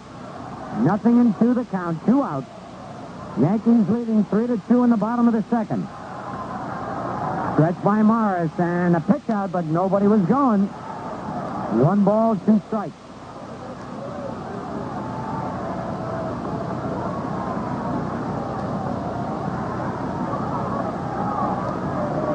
Again, the right hand is set. And the changeup looped in the right center, but coming on is Stegman and makes the catch. But the Yankees pick up 3 runs on 2 hits, 1 big error, 2 men left. At the end of 2, the Yankees 3 and the Tigers 2. There are 2 things I remember about 58. I spent more on oil for my hair than on oil for my car. And I bought my first Chevy. It's also the year I started using champions. Now in 66, I remember 2 more things. A silver Corvette and a redhead named Georgette. This year I got myself a Chevy wagon. 4 more things to remember. Billy Jean, Billy Joe, Billy Jim, and Billy Bob. I've had a lot of different kinds of Chevys over the years, but one kind of spark plug champion. You can buy a better car for any kind of car than champion. You can buy a better plug no matter where you are than champion. Champion's number 1 in the world. Number 1 in your car. Did I forget someone? Did I forget Billy Jack? Come on, get fresh. The comfort truly, you smell so fine. English leather lime. Then get fresh with English leather lime from head to toe. Come on, get fresh because If you want to get fresh, you gotta get fresh. Come on, get fresh. The comfort truly, you smell so fine. English leather lime. All right, we'll go to the 3rd inning here at Yankee Stadium, and leading off for the Tigers, second baseman Steve Dillard, who let that ground ball get underneath his glove with 2 runs scoring. Right-hand hitter Dillard flies deep to left his first trip, and he picks up high from Lindblad. Ball 1. Dillard is batting .243. Yankees play him straight away, and the pitch is high again, 2 balls and no strikes. Keep waiting for Lindblad to sort of settle down in this ball game. He's been a bit erratic in the first 2 innings. Now the left-hander straightens and deals, and the ball is hit on the ground at third, knocked down by Nettles. He picks it up, throws to first base. He's got him. Another good play by Nettles, Frank. Right now, 20 seconds for our local stations to identify themselves. There's Morning Sickness on WOKO with Brian Jackson and Joe Gallagher, Monday through Friday morning. For a taste of the strange, be sure to be on hand. 1460 WOKO, Albany. Rusty Staub steps in and spins away from an inside pitch, ball 1. Staub grounded out to Chambliss, unassisted his first time up. Left-hand hitter. Number 2 RBI man in the league. Chokes up on the bat and takes low. Lindblad had the plate downstairs, and again the Yankee left-hander gets behind the hitter. Jason Thompson is on deck. Really an excited crowd here at the ball games this afternoon. The 2-0 pitch. Hopped up, and it'll be out of play on the right side. Foul ball back in the stand. 2 balls and 1 strike. When the first game started, there were a good many people here, but I think the crowd has nearly doubled since the start of the first ball game with people coming in. Always in the doubleheader, they keep filing in. 2 ball, 1 strike pitches coming, and it is popped up on the infield. Willie Randolph, glove up, shading his eyes. Second baseman is under it, makes the catch right at the edge of the outfield grass. And there are 2 down. Jason Thompson will move in. Thompson drilled a single to right field to drive in a run in the first inning. He's hitting .290. Thompson is a free swinger. He is strong. He can be pitched to, but don't make a mistake. Lindblad rocks him back inside. Ball 1. Wherever you're listening to Yankee baseball this afternoon or this evening, we hope that your Labor Day weekend has been just as great as you had planned. You're coming home. Drive carefully, please. 1-0 pitch on the outside corner for a strike. It's 1-1. We know the traffic's going to be heavy, especially here in the metropolitan New York area, Jersey, Connecticut, Pennsylvania, but just take it easy. Drive safely, please. 1-1 pitch is down low. 2 balls and 1 strike. Yankees are leading 3-2. The Yankees won the first game 9-1 as Ron Guidry got his 20th win. The 2-1 pitch. Line out to left field. That's going to be a base hit. Roy White will have to play the ball on the bounce. And Jason Thompson is 2 for 2. Base hit number 5 for the Tigers off Lindblad. And it brings up Steve Kemp, the left fielder, a left-hand batter. The Tiger lineup is predominantly left-handed, with Staub, Thompson, and Kemp right in the middle of it. Lou Whitaker, who usually plays second base, is also a left-hand hitter. And the catcher, Milt May, who does the bulk of the catching, is left-handed. The pitch, hit on the ground, past Chambliss, hit a right field base hit. Jason Thompson had a notion, but holds on as Gary Thomason really fires the ball back in from right field. Thompson had a notion of going to third, but it's a good thing he stopped. Runners at first and second.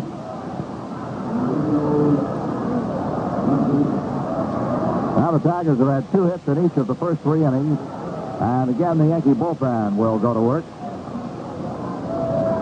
And just as it was earlier, right-hander Ken Clay starts warming up.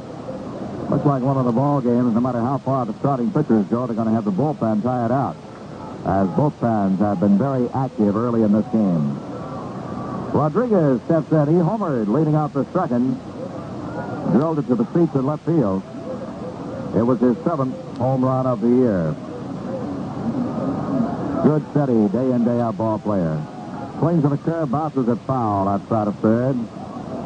Past the third base coach, Dick Trzaskowski. Fred Hatfield is the first base coach for the Tigers. Fred Gladding is their pitching coach.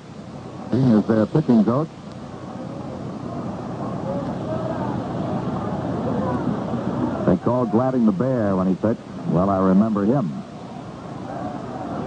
As does Mr. Rizzuto. 0-1 delivery is down low, dug out of the dirt by Munson. It's 1-1. Rookie Dave Stegman is on deck.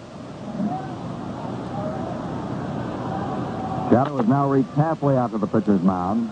Another couple of innings, it'll cover the infield. The pitch, bounce foul. Hitters just did not see that ball well coming up there, and you see some rather strange swings.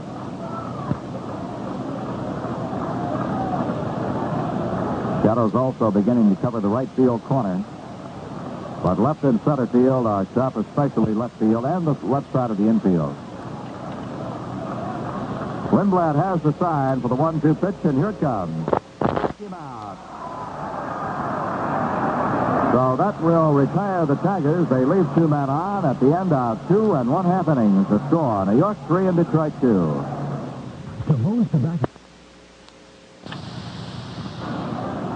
Furman Munson will lead off the Yankee third. Furman grounded out to the second baseman his first trip. He was the only Yankee who did not bat in the second inning when the Yankees scored 3 runs on 2 hits, 2 walks, and a key error by the second baseman Dillard. Furman is now batting .293. The pitch down low. Furman was hitting .300 just 2 or 3 days ago. It just appears that his bat has slowed down. And the 1-0 delivery. Bounce to the third baseline. It's foul. Some of our pregame guests receive a gift pack of toiletries from Yovan. The earthy fragrance of Yovan Musk Oil, aftershave, moisturizing balm, stick deodorant, and shower soap. 1 ball and 1 strike to Thurman Munson. Chris Chambliss is on deck, and then Greg Nettles here in the third. The Yankees won the first game 9-1. Ron Guidry got his 20th win. He went all the way, struck out 8, walked 3, hit a batter, and allowed 5 hits. Now the pitch from Morris is swung on and missed. Strike 2. That pitch was up shoulder high and inside. Shows what kind of control Guidry's had all year. That was the first man he hit all year. Good Steve Kemp. 1-2 pitch coming.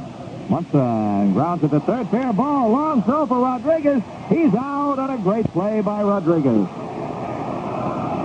Well, I'll tell you, that Rodriguez can still play third base. You're seeing 2 of the best in the league in this ball game, and these ball games, Nettles and Rodriguez. Chris Chambliss, the batter.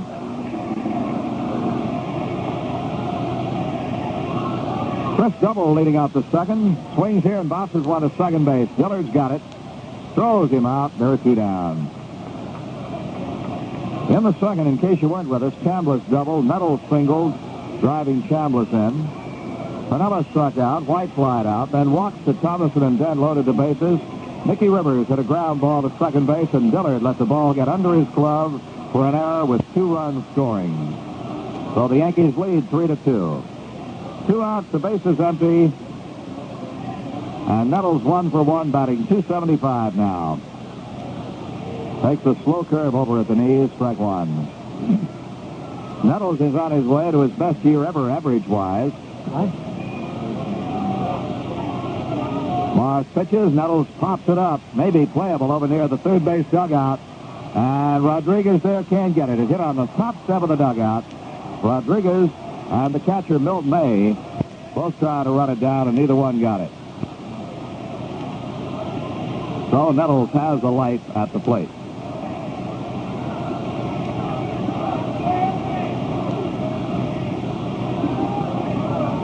The highest Nettles has ever hit in the major leagues was .267 in 1975. He is right now hitting .275. The 0-2 pitch to him. Down low and through the legs of the plate umpire, Ted Hendry. Frank, you know, Kenny Clay has got his warm-up jacket on his right arm.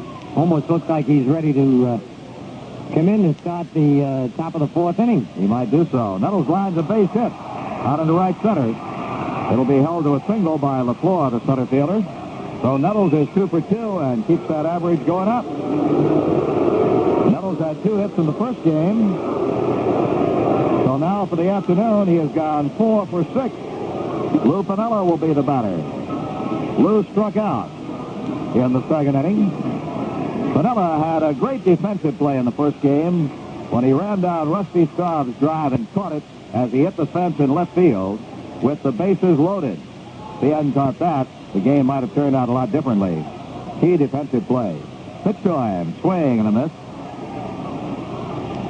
Piniella also had 2 hits, drove in a run. He drove in the tie-breaking run and scored a run in the first game. So whatever he does in this one, he's had a good afternoon. 0-1 pitch to Sweet Lou Piniella. Swing and a miss. Strike 2. Piniella did not have a good cut at that one. Off balance, he had committed his entire body before the swing. No balls and 2 strikes. The Yankees won the opener 9-1. Boston plays in Baltimore tonight. The 0-2 pitch. Struck him out, and the bat goes all the way down to third base. The side is retired at the end of 3 innings. It's the Yankees 3 and the Tigers 2. Wherever you may roam, you'll find our name is known. You can trust the Delco. Thanks, Delco. Delco Freedom Battery. The Delco Freedom Battery is truly maintenance-free. It never needs water, so the power is sealed in. Get freedom. You'll say, thanks, Delco. You're welcome. They've got the stuff with the starting club. You can trust the Delco. Thanks, Delco. All right, Kenny Clay has come on to do the pitching for the Yankees. Paul Lindblad goes the first 3 innings. Paul allowed 6 base hits. Did not walk anybody. Struck out 2 and allowed 2 runs. So Paul can neither be the winning or losing pitcher in this ball game. And when you're strapped for pitching, as Bob Lemon is in this second ball game, get the most out of what you can with your bullpen. And coming in with Kenny Clay, get 3 good innings out of Clay, and then he's got Lyle and Gossage to mop up. While Clay is loosening up, a reminder, in less than 2 weeks on the weekend of September 15th, the Boston Red Sox make their last visit of the year to the stadium. They'll be followed by those tough Milwaukee Brewers Monday and Tuesday, September 18th and 19th. Good seats are still available for those games, so get your tickets and be at the stadium when the Yankees take on Heisel, Bando, and the rest of the Brewers Monday and Tuesday, September 18th and 19th. Frank? All right, Dave Stegman steps in against Kenny Clay. Stegman, a right-hand batter, doubled in his Major League debut, his first time up. Check swing, line drive caught by Chris Chambliss. Stegman only went halfway around, just looped a soft line drive right at Chambliss, who caught it off his shoe top. So Clay throws 1 pitch and gets 1 out. Milt May, the batter. May drove a ball to deep right field in the second inning, and it was caught by Gary Thomason with his back to the fence. Paul Lindblad worked 3 innings, allowed 2 runs, both earned, 6 hits. There's a strike. Lindblad did not walk anybody. He struck out 2 men. 0-1 pitch now to the left-hand hitting May. Outside from Clay, 1-1. Lindblad will not figure in the decision. He did not pitch the required 5 innings for a starter to get a win, and he left for the game in the hands of the Yankees 3-2, so he'll have a no decision. Ball 2 comes in low, 2-1. Mark Wagner is on deck. The pitch taken outside for ball 3. Clay wants the plate umpire Hendry to tell him where the pitch was. It was a little bit outside, Kenny. 3-1 delivery coming inside with a fastball, and he walks him. May is on. The first walk by Yankee pitching in this game. In the first game, Guidry walked 3, struck out 8, allowed 5 hits, 1 run, and won his 20th ball game. Dick Hauser up on the Yankee dugout steps, waving the right fielder Thomason in as Mark Wagner becomes the hitter. Wagner was called out on strikes his first trip. He's a right-hand batter. Infield at double play depth. The pitch, foul just past the Yankee dugout. Strike 1.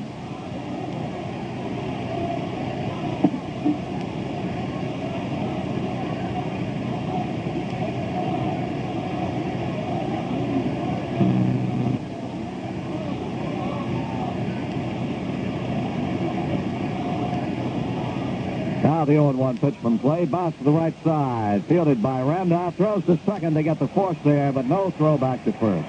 Good play by Willie there. I think May figured he was going to go to first base. Didn't look like he was hustling down to second, but Willie got that lead man.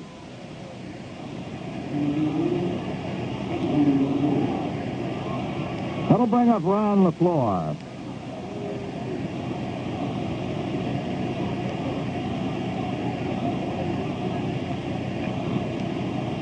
LaFleur singled and scored in the first inning, flat out in the second. He's 1 for 2. Takes a strike. LaFleur is now hit in 26 straight games, the longest hitting streak in the American League since LaFleur hit in 30 straight in 1976. The 0-1 pitch to him. Bounce to the left side. Nettles has it at third. From the grass, throws him out. And that retires the side. At the end of 3.5 innings, it's the Yankees 3 and the Tigers 2. Friday's open, and nothing goes better with a weekend triple feature than a Big Tom Sub. Big Tom Subs are monstrously delicious. I'll drink to that. We have milk, soda, lemonade, and iced tea. In that case, make me a Big Tom Double. Okay, Big Tom Double with plenty of soda soy sauce. Big Tom Subs, delicious appetizing. Or for a quick, complete summer supper, right, sweetheart? Who you calling sweetheart? Big Tom Subs go great anytime. 35 delicious varieties for little appetites or big ones. Temperature's climbing and you don't want to cook. You could have a hamburger, a hot dog, or you could have a Big Tom summer supper. There are 28 different kinds of Big Tom subs, plus my little Joe's Hot Deli Delight. Big Tom's so mixed. All right, the Yankees lead here 3-2 as we go into the bottom of the 4th inning. And Roy White will be ready to leave it off. And here to tell you about it, Frank Messer. Okay, Scooter. White, Thomason, and Dent, the lower third of the Yankee batting order. Roy flied to center field his first time up. Switch hitter batting left against right-hander Jack Morris. The youngster deals. White swings and fouls one into the Yankee dugout. Strike 1. For the Red Sox series coming up here at Yankee Stadium, there are a few reserved seats left for the Friday night game. For Saturday and Sunday, no reserves or boxes. White hits a fly ball to left field. Steve Kemp has it measured, makes the catch, and there's one away. There are unreserved seats left for Saturday and Sunday with Boston, and few reserves for Thursday. Let's pause right now 5 seconds for station identification on the New York Yankee Radio Network. Listening to 1460 WOKO, Albany. Gary Thomason, the batter, walked and scored in the second. Left-hand hitter swings and fouls one to the mezzanine on the left side. Strike 1. Reggie Jackson played the first game, left late in the game for a pinch runner. We understand he is suffering from a touch of the flu. The 0-1 pitch to Thomason, high and inside. So Thomason is playing right field here in the nightcap, giving Reggie a rest. If Reggie is here and physically able, not a bad bat to have on the bench. You need a long ball late in the game. 1-1 pitch, high and outside, change up. 2 balls and 1 strike. I tell you, that little virus bug is going around. I know of a lot of people that have had it. 2-1 pitch coming. Foul to the upper deck on the third base side. 2 balls and 2 strikes.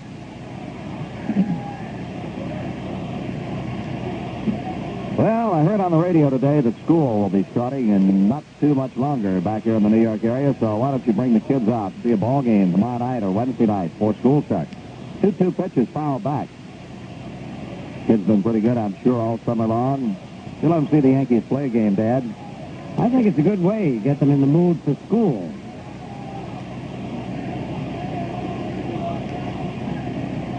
Yes, sir.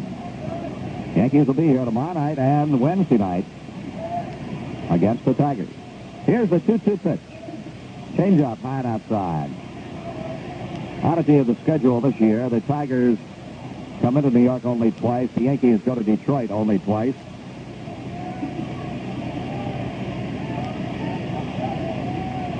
Three and 2 pitch. Foul back.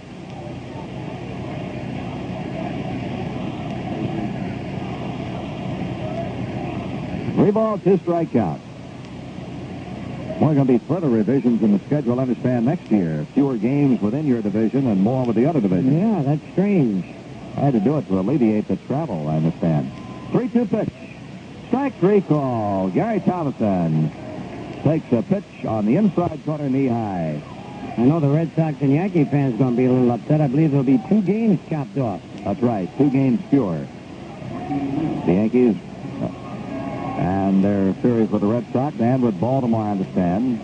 Well, of course, with all the clubs in the division, it'll cut down.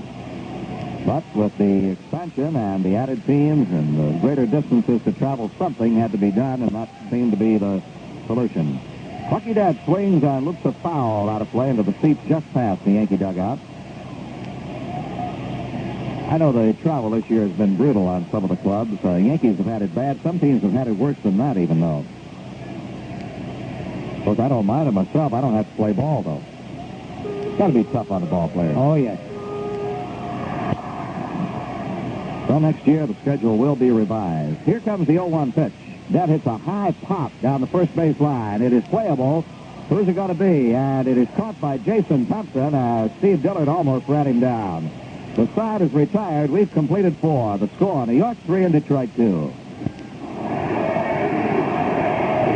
Listen to that crowd, Phil. Shouting for their hero, Reggie Jackson, the first man ever to hit 5 home runs in one series. He set 9 records last year, and why are you shaking your head? Well, they're not shouting for Reggie Jackson. They're shouting for Reggie, the new candy hit. Now, don't be absurd. Well, that crowd is hungry, Frank, for chewy caramel, crunchy peanuts, chocolatey coating. Quick, give me a bite of your Reggie. No. But all that shouting made me hungry, too. No. I'll scream, Reggie! Reggie! I'll outshout the crowd. This is so embarrassing.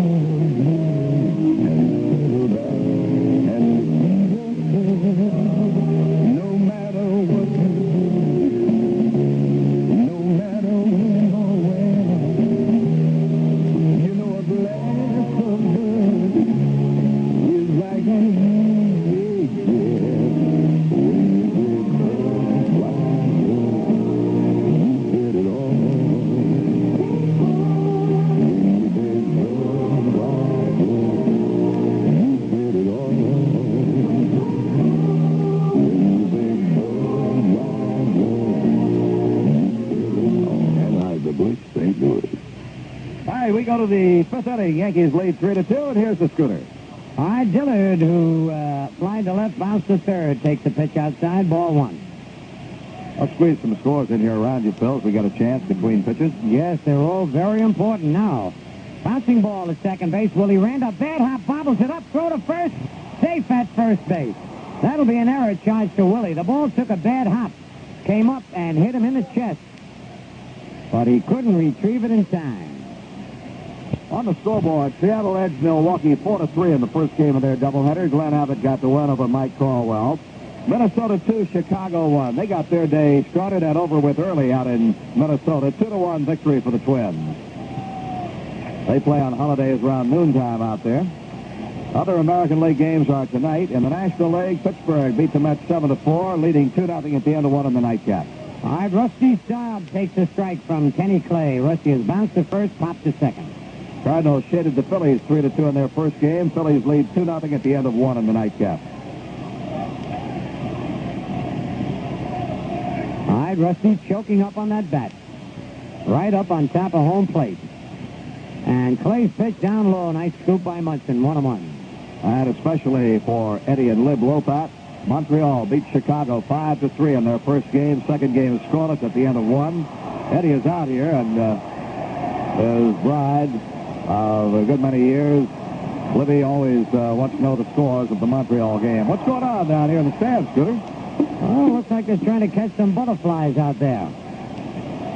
Beautiful day. One ball, one strike, nobody out. Yankees leading 3-2 in the top of the fifth. Clay kicks outside, 2-1. Oh, yeah, see the guy with the net now.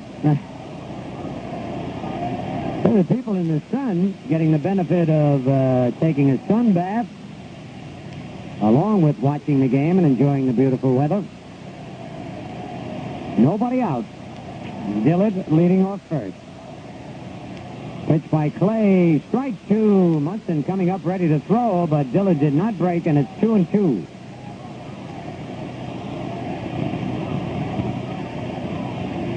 Paul Lindblad started the game, worked the first 3 innings, giving up 6 hits and 2 runs. Didn't walk anybody and struck out 2. Clay down to the belt. And the pitch outside is 3-2. You know, this bright sunshine, beautiful day, one of the most popular spots here at the stadium is the bleachers. The sun is still shining. You know, it's always been a beautiful spot. When I was a kid, that's where I'd sit. Number one, it's the only place I could afford, and I'd love to watch a game from out there. Runner's going. The ball is bounced. Dent. He has to go to first base. Would have been a perfect double play ball, but with Dillard running, Bucky had to go over to first. They get Staub, one away. Rusty 0 for 3 in this second game, and the batter Jason Thompson, who's 2 for 2. Remember how unique it was to sit in the bleachers, Phil? And you'd fly ball well hit. You'd see the ball coming out, and just about the time the outfielder caught it, you'd hear the crack of the bat. Right, the delayed echo. Oh, that was a great feeling. All right, Thompson is single right, single left. He's driven in a run.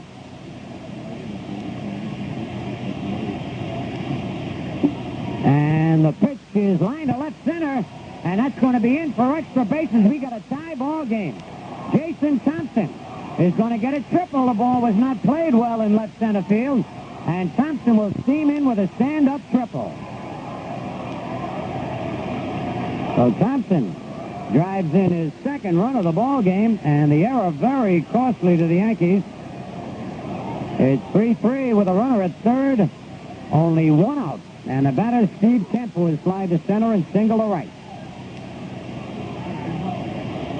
Well, errors by second baseman have been key factors in this ball game. The Yankees got 2 runs on an error by Dillard, and now the error by Randolph has opened the gates for the Tigers. All right, the Yankees play the infield in with the score tied 3-3 here in the top of the fifth. Left-hand hitting Steve Kemp, batting .280. And Clay's pitch down low, ball 1. So Jason Thompson, who was shut out in the first game 0 for 4, is 3 for 3 in this second game. Clay kicks, and the pitch, strike on the outside corner, 1-1.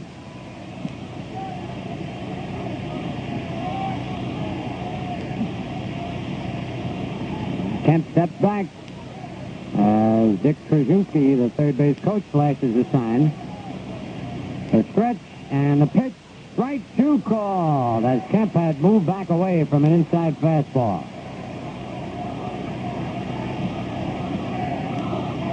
No big man for Kenny Clay right here. Runner at third and 1 out. He kicks, delivers just a little bit low. 2-2.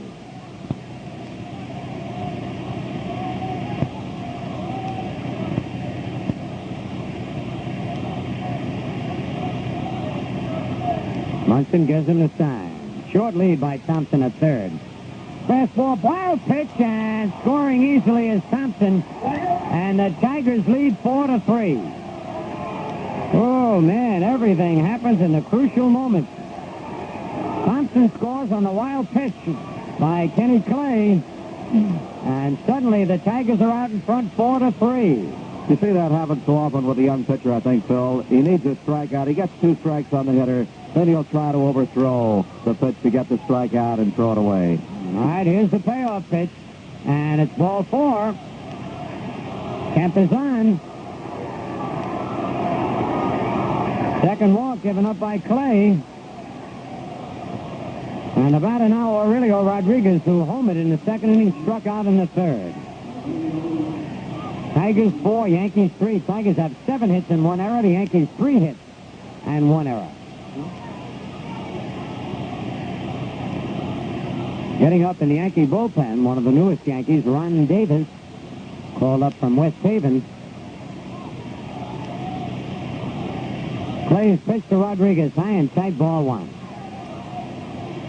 A lot of folks wonder, well, we mentioned the 3 players called up for West Haven, from West Haven, why the Yankees didn't bring some of their AAA players up. The reason is the Tacoma team is in the playoffs in the Pacific Coast League, and they don't want to disrupt that ball club.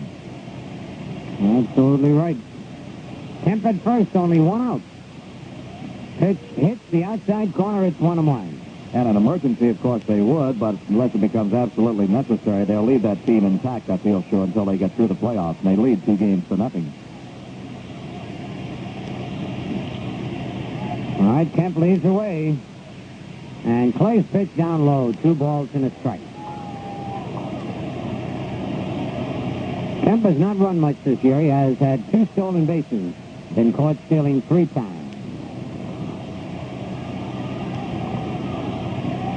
And Clay's delivery looped into shallow right field, and it's going to drop for a base hit. And Thomason fires the ball, cut off by Dent, and the Tigers have runners at first and third, only 1 out. And again, the Yankee fans getting a little bit upset here. The error opened the gates. 8 base hits for the Tigers now, first and third, 1 out. And looks like Tim Corcoran coming up, or is that Stegman? No, that's Stegman. That's Corcoran. It's Corcoran. Corcoran will bat for Stegman and probably stay in the ball game to play right field. Corcoran's a left-hand hitter.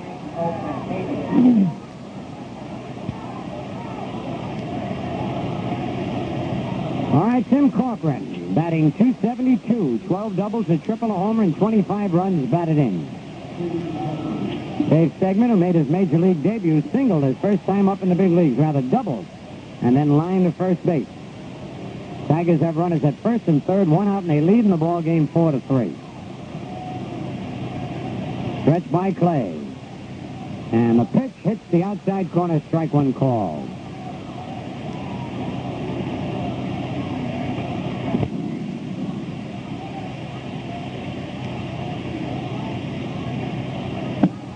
Kenny Clay to the belt. On the outside corner, strike 2 called, 0-2. Rodriguez at first, Kemp over at third. 2 runs in here in the top of the 5th for the Tigers. Only 1 man out. The kick and a pitch foul in the upper deck on the left side, not a play. On deck, Milt Mays.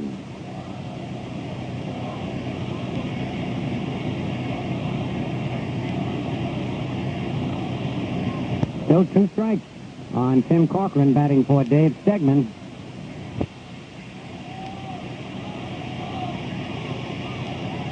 Clay ready, checks the runners, and the pitch, strike 3 called. Corcoran called out on strike. Big strikeout for Kenny Clay, his first since entering the ball game. And it will bring up Milton A., who has fly to right and walked. So the Tigers still with runners at first and third, but now there are 2 men out.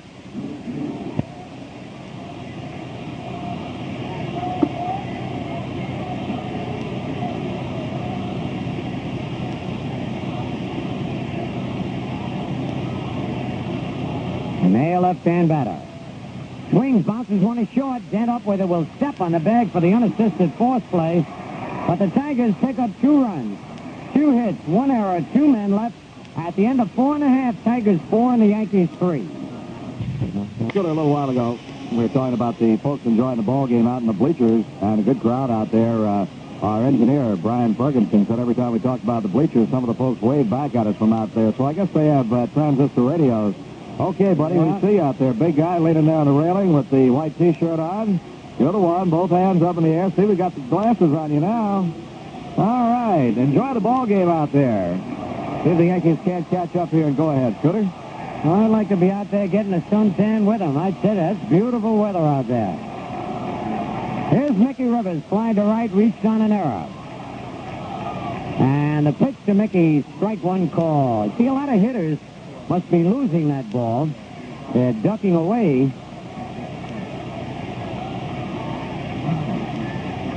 Pitch by Morris. High, 1-1.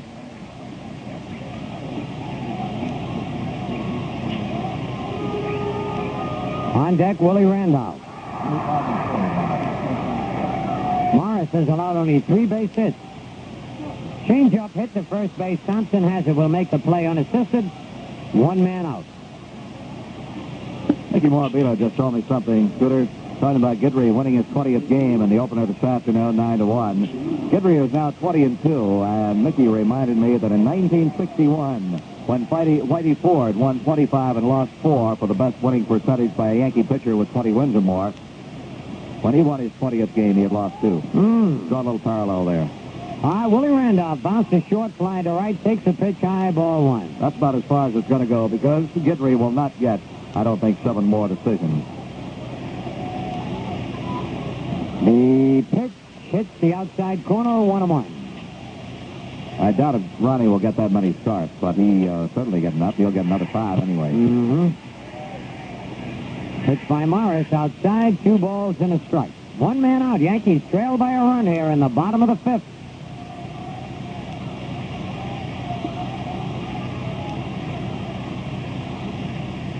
Right-handed kick, and it's low and outside, ball 3. Willie Randolph looking for his first base hit. It's been a long afternoon for Willie. He does have 1 walk and scored a run in the first game. He has a 3-1 count on him now with Thurman Munson on deck. The 3-1 pitch, down low, ball 4. Difficult. He's looking in the left field bleachers right into that scoreboard.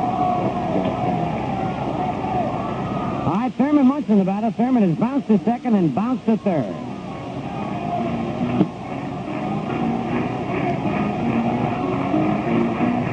Well, the fans getting right in this ball game behind the Yankees as Thurman Munson will try to keep things going. See all sorts of strange things at the ballpark, as you do everywhere, Scooter. That's for sure. All right. Thurman Munson steps into the batter's box.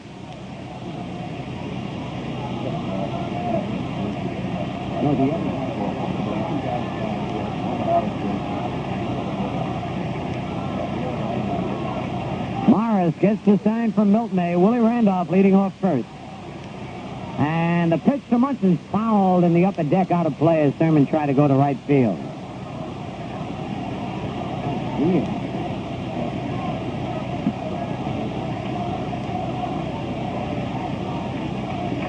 Thompson holding Randolph at first base. The right-hander ready. And the changeup down low, 1-1. Yankee fans trying to get something started here with their rhythmic applause.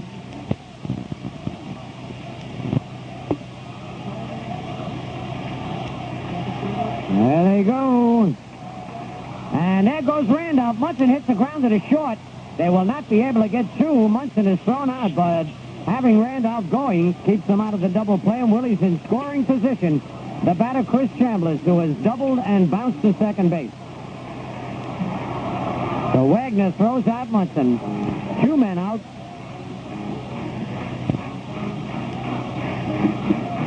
Chris scored the first Yankee run back in the second inning on a single by Nettles. And Greg is on deck. Willie Randolph at second base with 2 outs. There goes Willie, and the ball is inside throw to third. He gets away from him. The ball game's going to be tied up. Randolph scores. An exciting steal at third by Willie. A low throw by Milt May got away from Rodriguez, and we got a tie ball game. A stolen base and an error on the catcher. And the ball game's tied up. And when we tell you the Yankees are playing exciting baseball, we mean it. You never know what they're going to do, Frank Messer. Well, you really don't. We saw Mickey Rivers score on a play like that down in Baltimore when the throw got away at third base. The throw didn't get away quite that far. Now Willie Randolph stealing third, coming on when the throw got away from Rodriguez. All right, the 1-0 pitch to Chambliss. High ball 2-0.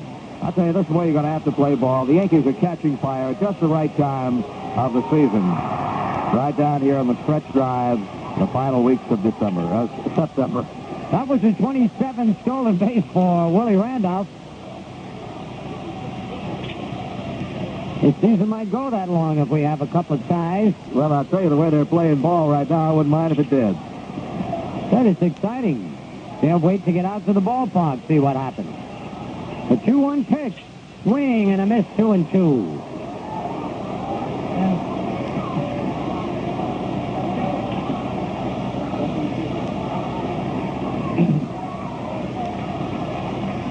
Jack Morris had some bad support in back of him. Foul back and out of play. Yankees scored 2 unearned runs in the second inning. And we don't know whether this one will be unearned or not until we see what Chambliss does. The 2-2 pitch. Foul upstairs out of play. I don't want to leave the folks in the left field bleachers out either. I was looking out at right field a while ago, and then we're getting signs from people out in the left field bleachers. They got the radios listening to us out there, and we see them letting us know. Okay, thanks a lot. We The see them waving 2-2 out. pitch foul back off the screen. The count holds at 2-2. Again, new baseballs brought out to the plate umpire Ted Hendry.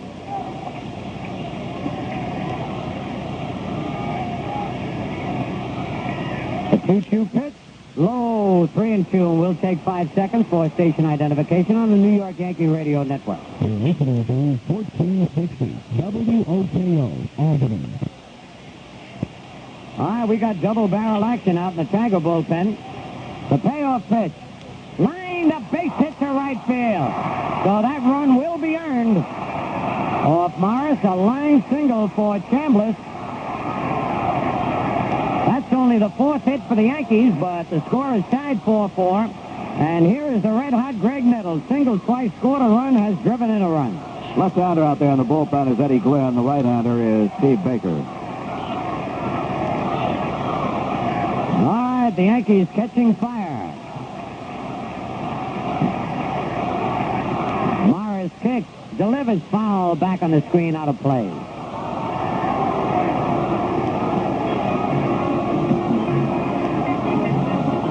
Hey, your song. Every time they play that Italian song, the Yankees score runs. I've been telling Eddie Layton. Oh, boy, Ed. And the pitch looped in his center. It's saved. Another base hit. Chambliss round second and holds up. Play it again, Eddie. But going to be a little halt to the action as Ralph Houk is coming out, Frank. He's going to make a pitching change. That's Nettles' 3rd straight hit in this ball game. And with Lou Piniella coming up, I think Ralph's going to bring the right-hander in. Right now, there is a break in the action with a score. The Yankees 4 and the Tigers 4. This is not Allen. You know, they say nobody can... Ralph Houk is making a pitching change. He has signaled to his bullpen. Now, what do you think, Phil Rizzuto? An MVO award for Eddie Layton, most valuable organist? Not bad, Frank. Not bad. Jack Morris leaves here in the 5th inning. He works 4 2/3 innings. And unless one of the men on base scores, he will not be a pitcher of record either way. The score is tied 4-4. Let's go back to the first game of the doubleheader for a moment as the new pitcher comes in for the Tigers. Ron Guidry, winning his 20th game of the year, got in a little trouble in the very first inning of the first game when he walked Ron LaFleur. LaFleur, who had stolen 61 bases, tried for number 62, and Thurman Munson threw him out. Only the 11th time this year LaFleur has been thrown out stealing. Guidry then walked Lou Whitaker, and he got Rusty Staub to ground into a double play. Guidry struck out the side in the second. He fanned Thompson, Kemp, and Parrish. He got in trouble in the third, and Lou Finella bailed him out. With one out, he gave up singles to Aurelio Rodriguez and Alan Trammell, and he walked Ron LaFleur to load the bases. Guidry then struck out Lou Whitaker. With 2 down and Staub up, Guidry waved Finella in from left field, bring him into shallow left. And on the next pitch, Staub hit a drive into the left field corner that Finella rammed out and made as fine a catch as you'll want to see in a ball game. Wasn't as dramatic as if he'd reached over the fence, but the bases were loaded. Finella caught it a half a step from the wall, crashed into the fence and held onto it to retire the side. Key defensive play. Then Guidry struck out 2, retiring the fried out on 3 ground balls in the 8th. And in the 9th inning, it was Jay Johnstone who made a spectacular catch on Jason Thompson. Guidry then hit Steve Kemp with a pitch, the first time he's hit a batter all year, and wound up the ball game with a play because he struck out Lance Parrish, his 8th strikeout, and he won his 20th game on a 5-hitter, 8 strikeouts, 3 walks, and 1 hit batter. All right, Frank, good resume. Steve Baker was 1-1, lost 2. Earned an average of 4.27, a right-hander pitching to Pinella. Pinella's been up twice, struck out both times. Pitches low, ball 1. By the way, Greg Nettles, 3 for 3 in this game, had 2 base hits his last 2 times up in the first game, so he's had 5 consecutive base hits. Campbell's down at second. There are 2 out. The score's tied 4-4. Pinella had a good first game. Let's see if he can come through with a base hit here. And the pitch on the outside corner, 1-1. On deck, Roy White.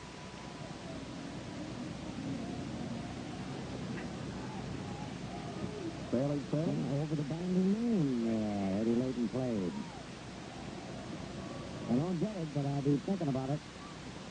The 1-1 delivery. Slice foul in the mezzanine down the right side. A ball and 2 strikes. over. That's the key word right there, over. Over the left field fence. Okay. 1 ball, 2 strikes, 2 outs. Chandler's off second, Nettles off first. Baker sets.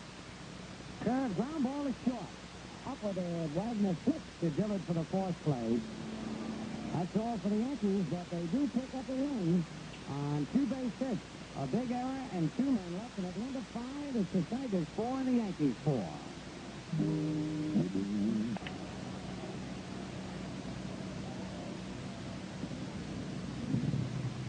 Wagner up there has the count of 1-1 on him. Wagner is struck out and bounced to second. Kenny Clay in his 3rd inning of pitching. We're all tied at 4. And that takes iron tight, 2 balls and a strike. Yankees won the first game 9-1.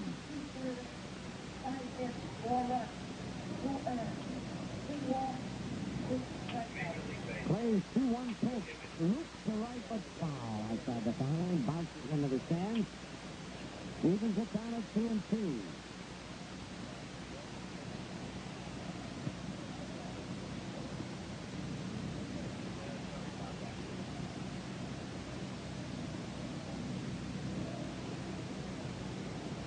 Bouncing ball throws to short. Dent to his left, up near the bag. Throws in time, and there's 1 out.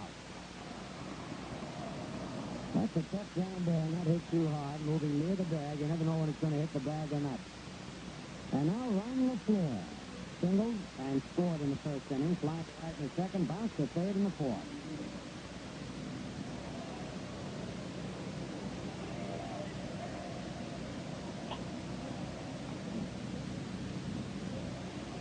He plays pitch right down the middle, strike one call.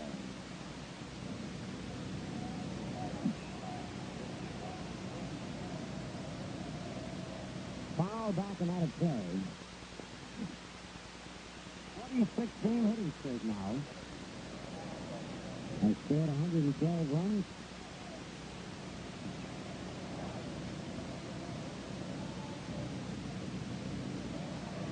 So he struck out 91 times. He has not struck out in this doubleheader so far. Now he has. Clay strikes him out on a breaking pitch for his second strikeout. And Steve Dillard flied to left, bounced to third, reached on an error and scored.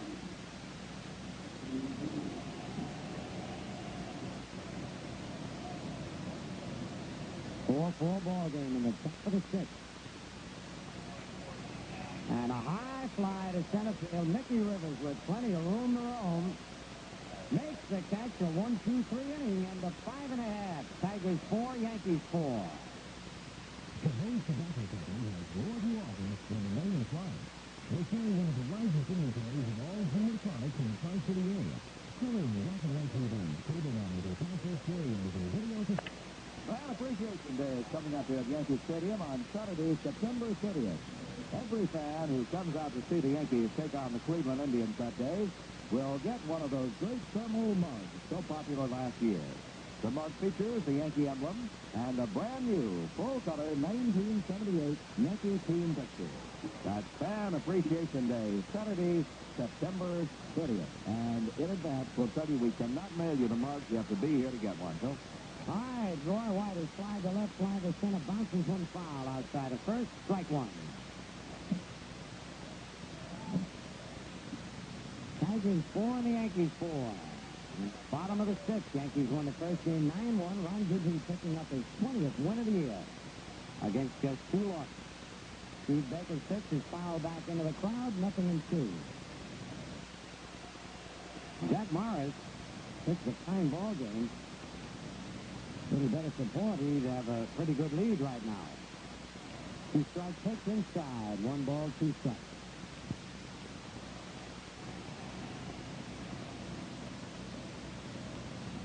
Now the center fielder and left fielder, the only 2 players in the sunshine. High ground ball backhanded by Thompson. He'll make the unassisted putout. 1 away. Roy hit it hard, but Thompson playing deep, guarding the line. And here's Gary Thomason, walked and scored in the second, struck out in the fourth. On deck, Bucky Dent.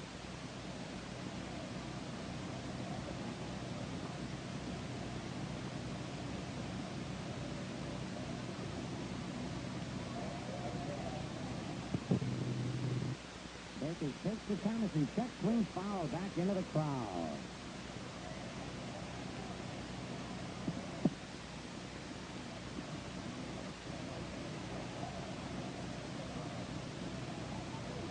Baker winds and a curve. He held up. They asked the third base umpire. George Maloney said no, he did not swing. It's 1-1.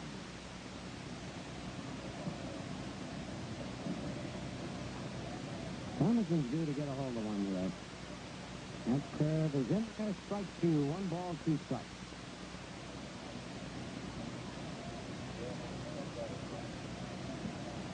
Thomason steps back out of the batter's box, adjusts the helmet. 1 out, nobody on. And the 1-2 pitch, swing and a miss, strike 3. Baker with that easy motion and delivery picks up his first strikeout. Now Bucky Dent. Bucky has walked and popped to first base. On deck, Mickey Rivers.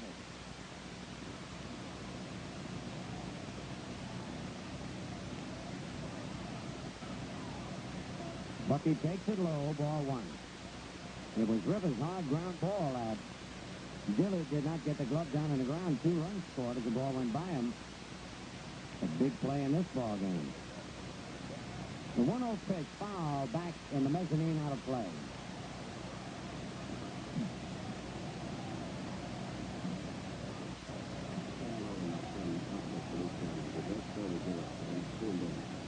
Jose Feliciano, great friend.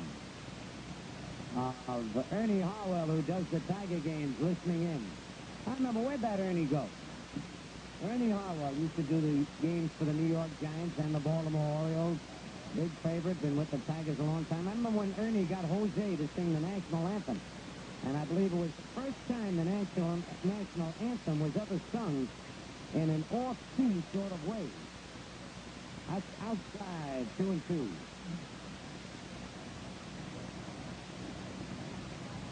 Jose Feliciano, young man who is blind, doesn't let it affect him. Serve is high. Bucky has to sit down. It's 3-2.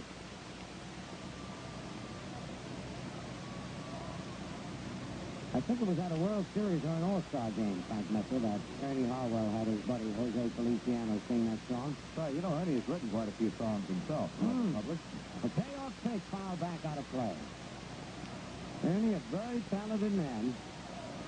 He's written a book called Tiger Trivia that he has given to Frank and I and Bill. And it's a very interesting book. Foul off Milt May and into the Yankee dugout over the top, and a fan has his souvenir. So Bucky staying alive. It's still 3-2 with 2 out, nobody on, and the score tied 4-4 in the bottom of the 6th. Steve Baker gets the sign. And the pitch is hit in the air to center field, but LaFleur flips the grass down, couldn't see it, and he has to play it on one hop. Boy, did he give the distress signal, but nobody was near enough to help him out. And we told you about that brutal turn in left and center field. He never saw the ball. So Bucky gets a base hit with 2 out, and the battle will be Mickey Rivers. That's the first hit off Baker in the 6th for the Yankees. And the Yankees, Frank, have capitalized on all their other breaks. Let's see if they can do it on this one.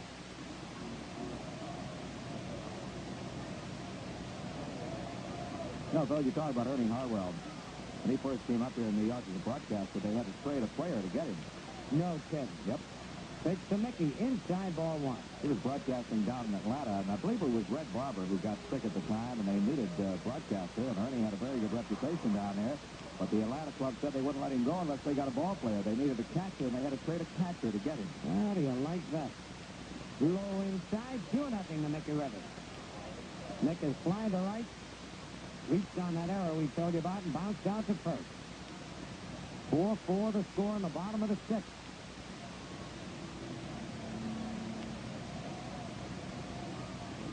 Dent leads away. The 2-0 pitch. Way inside, ball 3, 3-0.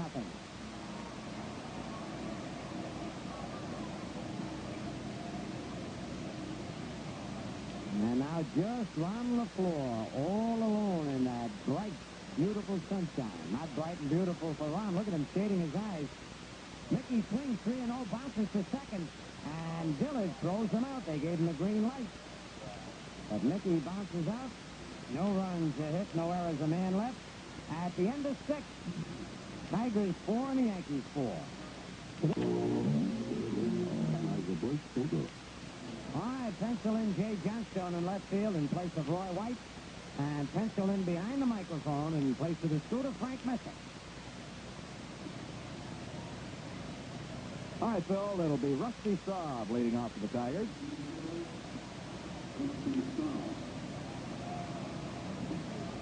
Left-hand hitter, Staub will be followed by Jason Thompson and Steve Kemp, all 3 left-hand batters.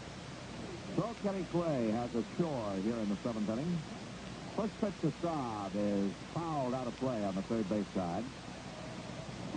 And now Mickey Rivers has the same problem that Ron LaFleur had. Looking into that bright sunshine out in center field. Rivers shades his eyes on each pitch. Now it comes low and outside. 1 ball and 1 strike.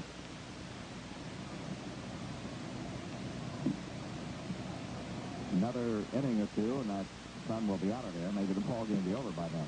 Staub hits a fly ball to center. Rivers cannot see it. Coming hard. Makes the catch. Rivers didn't see that one. He broke back into his left. And then all of a sudden he picked it up, and with every bit of speed he had, he came racing in and made the catch to top high. And now 20 seconds for our local stations to identify themselves. There's morning sickness. WOKO with Brian Jackson and Joe Gallagher, Monday through Friday morning. Jason Thompson, the batter. One out on a good play by Rivers. Ground ball is hit to second. Willie Randolph scoops it up and throws Thompson out. There are two down. Fran Healy has joined us here in the booth, and I'll tell you, that's got to be brutal out there in center field right now, Fran. It really is tough. Of course, the floor allowed Bucky Dent's fly ball out there in center field. Mickey Rivers had a problem with fouls, but was able to get in there in time and make a fine running catch in the ball.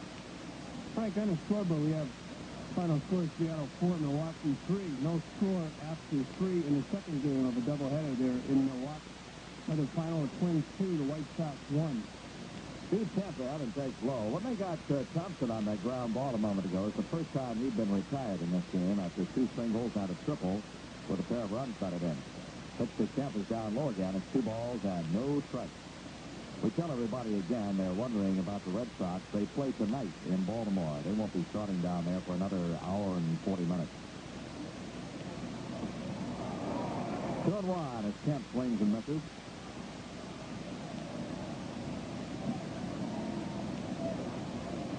Not too often will you see a team sweep a doubleheader. Not too often will you see a team lose a doubleheader. Usually they're split. This pitch is in the air to left field, and going back, Johnstone makes the catch. Boy, Johnstone, I don't think picked that ball up right away, but he caught it, and that's what counts. At the end of 6.5 to score, the Yankees 4 and the Tigers 4. Willie Randolph steps in. Bottom of the 7th inning, the score, all tied 4 apiece. Frank? Okay, Fran Healy, Randolph. Ready to take on Steve Baker. Willie has walked and scored in this game. Pitch to right is down low. Willie scored on an exciting play. In the 5th inning, he was on second base. He stole third and came in to score on a throwing error by the catcher. Fouls this one out of play on the right side. We have the paid attendance for you for this afternoon's doubleheader on Labor Day here in New York. 46,896. 46,896. 1-1 to Randolph. Upstairs with an off-speed pitch. Steve Baker relieved in the 5th inning. Jack Morris worked 4 2/3, allowed 4 runs, only 2 earned. Pitch is high. Yankees got 5 hits off Morris. He walked 3 and struck out 3. Baker relieved him in the 5th and got sent out on a forcing grounder. Baker has given up 1 base hit, and he walks Randolph. Willie takes ball 4 up high. That is the first walk given up by Baker. The National League scores final, Pittsburgh 7, New York 4. In the second game, it's Pittsburgh 5, New York nothing after 3.5. Final score, the Cards 3, the Phillies 2. First game of doubleheader. In that second game, Phillies scored 2-2-2. They now lead 6-0 over the Cards after 3. Another final, the Expos 5, the Cubs 3, the first game of 2.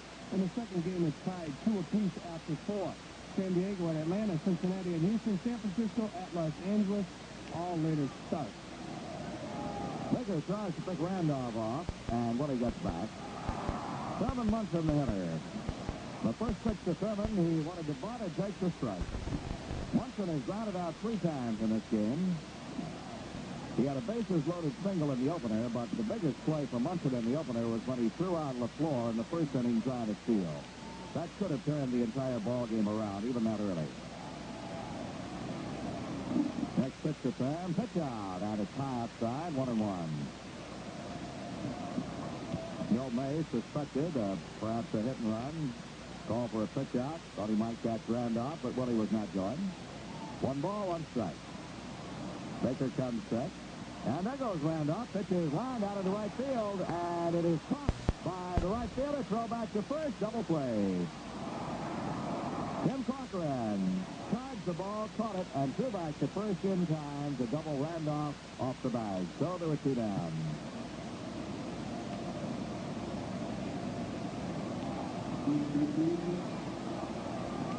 Let's pause 5 seconds for station identification on the New York Yankee Radio Network. You're listening to 1450 WOKO, Albany. Chris Chandler will step in, 2 for 3. Swings and misses, strike one. Score side, 4-4 here in the 7th inning. Chambliss has doubled, grounded out, and singled. Now he has scored a run. Next pitch going from Baker is high. 1 ball, 1 strike. Chambliss doubled, leading off the second. The Yankees batted 8 men, scored 3 runs on only 2 hits, 2 walks, and a key error by the second baseman, Billy. 1-1 pitch. Hit in the air to left center field. That one's going to drop for the base hit. Again, LaFleur never saw the ball, but he had no chance of catching it anyway. It's thrown back in by the left fielder, Kemp. So Chris Chambliss collects his 3rd hit of this game, and it will bring up Greg Nettles. Greg is 3 for 3. And in the first ball game, Nettles had base hits his last 2 times up, so he has had 5 consecutive hits. Ralph Houck is out toward the mound, friend. And there's a break in the action with the score. The Yankees 4, the Tigers 4. This is Mel Allen. Thanks to Emery's computer tracking system, no matter where in the world your package is, you can always pick up a phone, call Emery, and touch base with it. Emery, the Air Force in air freight. Okay, a left-hander being called in the ballgame. Looks like John Hiller. Ralph Houck out on the mound talking to his catcher, Milt May, and his pitcher, Steve Baker. Guess they will await the arrival of John Hiller. And as John Hiller comes into the ballgame, let's take a look at some of the statistics in the American League. In the hits department, Jim Rice, 185. Ron LaFleur, 168. Rod Carew with 165. Rusty Staub with 156. And Thurman Munson with 152. Averages, Rod Carew was 340. Jim Rice, 330. Al Oliver of Texas with 315. Lou Piniella, New York Yankees, 311. Ben Ogilvie, Milwaukee Brewers, 303. Freddie Lynn, 301. Robin Yount, Milwaukee Brewers, 298. Rico Cardi having an excellent year with the Oakland A's. 3rd year off with the Toronto Blue Jays. He's batting 298. Leon Roberts of Seattle, 297. And his teammate Craig Reno, 297. In the National League averages, Dave Parker at 317. Jeff Pearls at 314. Bill Buckner, 313. Reggie Smith, 310. Bill Matlack, 309. Jack Clark, 307. Terry Whitfield, the Giants, 303. And Pete Rose, 302. Larry Bowe of the Philadelphia Phillies, right over 300 at 302. In the home run department in the National League, George Foster with 31. Greg Luzinski, 29. Reggie Smith has 28.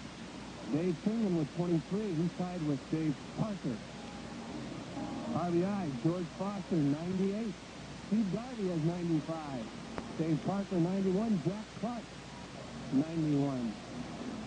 Runs, Pete Rose, 88. And hits, Pete Rose, 169.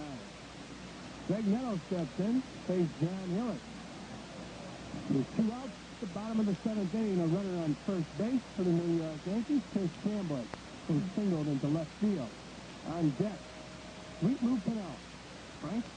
Okay, and the paid attendance this afternoon of 46,896 gives the Yankees over 1,886,000 paid attendance at home for the season.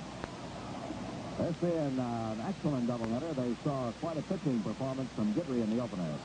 Hiller to Nettles. Greg swings and pops it up. Foul. Let's see if it's playable. May, the catcher, near the dugout, and he makes the catch. And Nettles is retired after 5 consecutive base hits. At the end of 7, the score, the Tigers 4 and the Yankees 4.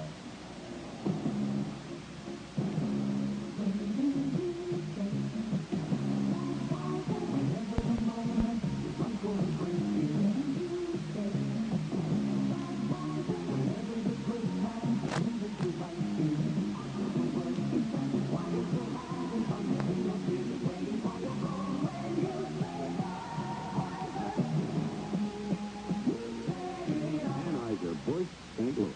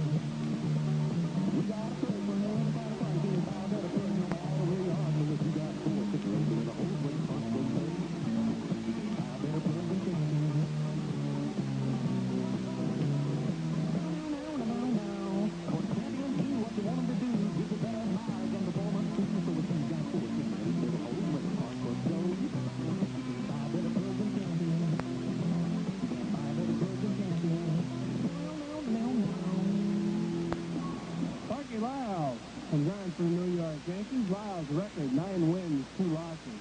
A 3.33 ERA. And Lyle has 8 saves. So Sparky Lyle replaces right-hander Kenny Clay. We'll take a moment to remind you the Toronto Blue Jays will be here at the stadium September 26th, 27th, and 28th. Then the Yankees close out the season hosting the Cleveland Indians the weekend of September 29th. Those games are Friday, September 29th, Saturday the 30th, which will be Fan Appreciation Day, and the finale, Sunday, October 1st. Aurelio Rodriguez steps in to face Sparky Lyle, top of the 8th. Score tied 4 apiece. Yankees and the Tigers. Frank? The first pitch to Rodriguez, low and in with a slider. Rodriguez has homered, struck out, and singled. The home run was his 7th of the year. He gets that off Paul Lindblad, who started. Lyle's next pitch. Hit on the ground to the second baseman, Randolph. Nice pop. And the throw to first. Rodriguez is out. Sparky got that pitch in a perfect spot. The slider right down in on his hand. Frank, line scoring, Kenny Clay, 4 innings pitched. He allowed 2 hits, walked 2 batters, struck out 1. Gave up 2 runs, 1 earned, and 1 wild pitch. So Bob Lemon utilizing his bullpen, starting Paul Lindblad, relieving with Kenny Clay, and now the count, Sparky Lyle. We're waiting for John Walkenfuss to come on and bat for Tim Corcoran. I'd say Lemon has done, I think, an excellent job in selecting his pitching today, getting, set really with the doubleheader here. Strapped for starters. Sergio Lindblad got 3 innings out of Paul. One was Clay, got 4 from him. And now, as we talked about earlier in the ball game, he got Lyle and, if necessary, Gossage here to wrap it up. The only thing that Lem didn't figure out was the fact the Yankees might not be ahead right now. All right, here's the pitch to right-hander Walkenfuss. And he takes over at the knee, strike 1. Walkenfuss was the right fielder in the first game, and he went 0 for 3. Popped up, struck out, and flied out. 0-1 pitch to him is fouled at the plate. Frank, a very important part of managing is handling the pitching staff. Major part of the ball game, really. And Bob Lemon, an excellent pitcher, has gone through all phases, I'm sure, pitched long enough to be a starter, and probably at the end of his career, a reliever. 0-2 deal, just outside. 1 ball and 2 strikes.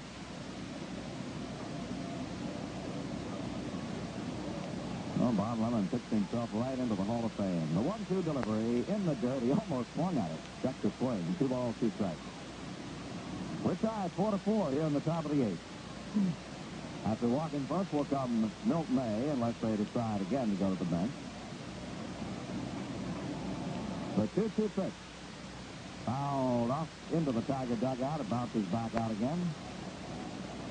It has been a letter-perfect day weather-wise. And again, we urge all of our listeners, you're listening to our game on your car radio, driving home after the weekend, take it easy, please. 2-2 pitch. Foul back. We know there's a lot of traffic out there, and it's going to be slow at times and breakdowns and so forth. But just please be patient. We hope you're enjoying the broadcast. We hope you'll drive safely, get home safely. 2-2 pitch. Foul back again. The lights are on here at Yankee Stadium.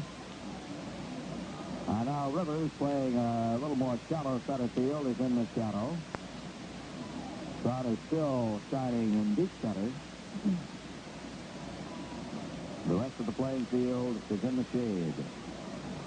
2 balls and 2 strikes on Walkenfuss. The pitch. Foul back in the upper deck. Scout holes 2-2. The Yankees won the first game 9-1 as Ron Guidry picked up his 20th win. Became the first 20-game winner in the major leagues this year. The first 20-game winner for the Yankees since Catfish won 20 in 1975. The 2-2 delivery.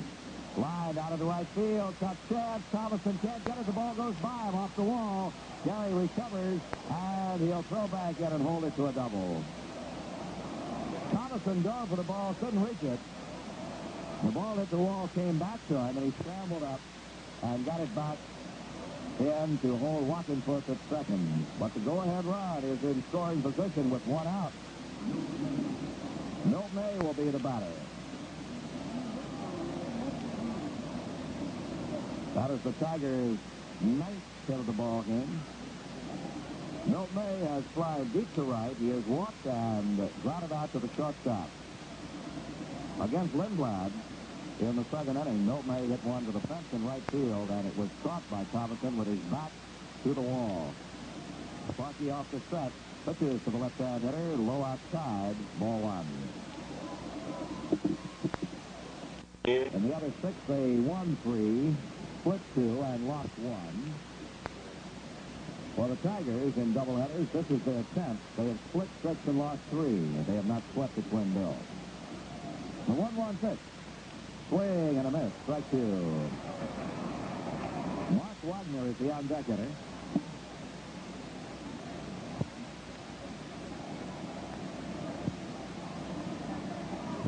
Fans now are starting the applause for the strikeout. They got warmed up with Guidry striking out 8 in the opening. 1-2 pitch. Popped up. And Lyle stalling now. Chambliss comes in, and Chambliss makes the catch. Boy, Sparky thought he was going to have to take that one himself. I don't know whether he was calling I got it or help. But Chambliss helped, and Chambliss made the catch in near the mound. Frank, I believe he was calling help. Ball was not hit that high in the air. But Chambliss got to it. There are 2 down, and here is Mark Wagner. Wagner is 0 for 3. Struck out. Grounded out to second and grounded out to short. He's a right-hand hitter batting .241. Lyle comes low for a ball. We're tied 4-4 here in the second game. The Yankees won the first game 9-1. The Red Sox play in Baltimore tonight. The 1-0 pitch. Low and in. 2 balls and no strikes.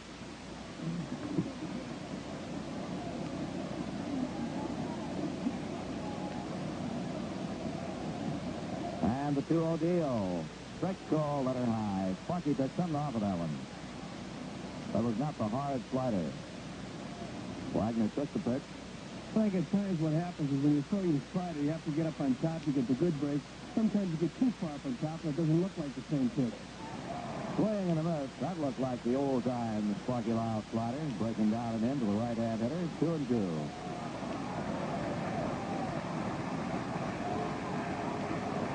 Two delivery. Just a bit low, and it's 3-2. Lyle came in yesterday and just didn't have it. 3-2 pitch. Line down into right field. Thomason coming, and the ball gets by him. The go-ahead run scores. Throw back to the infield and out at second, but the run scores. The Tigers have taken the lead 5-4. Mickey Rivers retrieved that ball, got it back to Bucky Dent, and Wagner overslid second base. He overslid second, and Dent tagged him before he could get back. 8-6 on the putout. The Tigers get a run, and at the end of 7.5, the score: Detroit 5 and New York 4.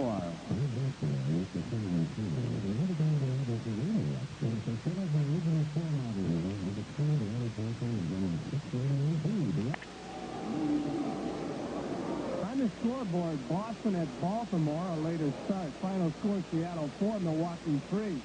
In the second ballgame, it's the Brewers 4, Seattle nothing after 5. Final, the Twins 2, the White Sox 1. Cleveland at Toronto, Texas at California, Kansas City at Oakland, later start. Right here, the Tigers 5, the Yankees 4. Bottom of the 8th inning, John Hiller will face Sweet Luke Piniella. Frank? We'll recap that last play for you, too. The pitch to Piniella is flat foul out of play. The right fielder, Gary Thomason, was charged with an error as the go-ahead run scored. As he let the ball get by him, was playable by Thomason, should have been caught. Mickey Rivers retrieved the ball and threw Wagner out at second, but Walkenfoot scored the go-ahead run on an error charge to Thomason. Piniella bounces this one to third. Rodriguez has it near the bag and throws him out. 1 away.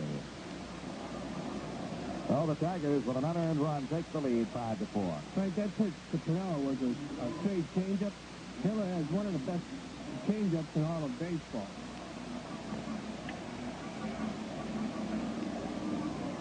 All right, he'll try to work it on Jay Johnstone now. Jay is 0 for 3. Now, check that. Johnstone is up for the first time. Roy White went 0 for 3. Johnstone replacing White in left field. Left-hand batter swings, and the bat goes into the stands, past the dugout. And let's check and be sure everybody's all right down there. Bat slipped out of his hands and went into the stands, past the Yankee dugout. And the security people are checking to be sure everybody's all right down there. Yankee players up on the dugout steps looking.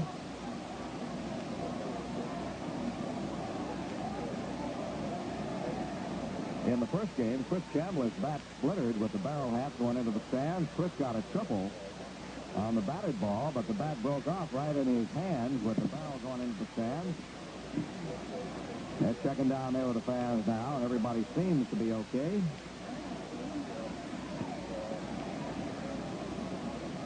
One strike pitch to Johnstone. His line down the left field line. It's foul.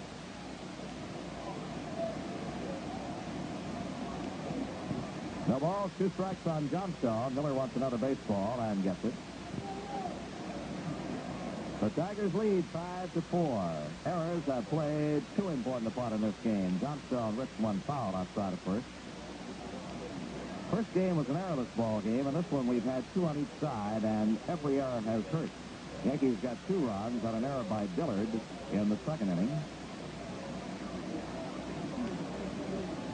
Throwing error by the catcher, May, resulted in another one, and Johnstone lines a pitch into right field, base hit. Drops in front of the right fielder, Walkenfuss. Walkenfuss, who batted for Corcoran, took over his position in right, so Johnstone is on with 1 gone. And Cliff Johnson will bat for Gary Thomason. Cliff Johnson comes out to hit for Thomason.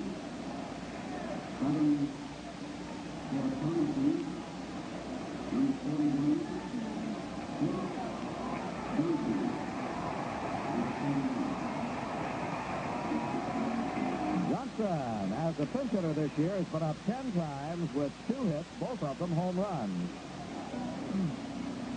Very quickly in the National League scoreboard, final score, Pittsburgh 7, the Mets 4. The first game was 2.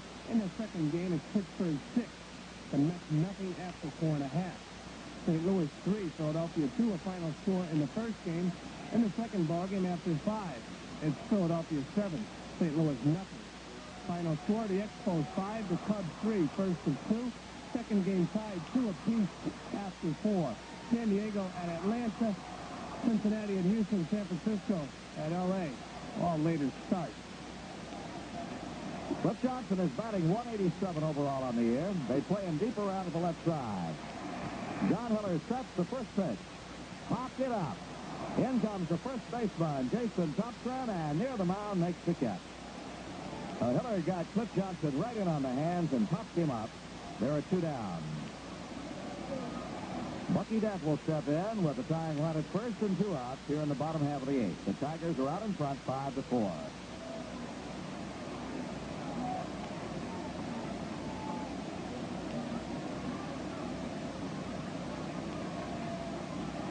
Dent has walked, popped up, and singled. Batting .255, takes a breaking ball high. Mickey Rivers is on deck. Hiller drops the hand, kicks and offers, and hits one in the air to deep left field.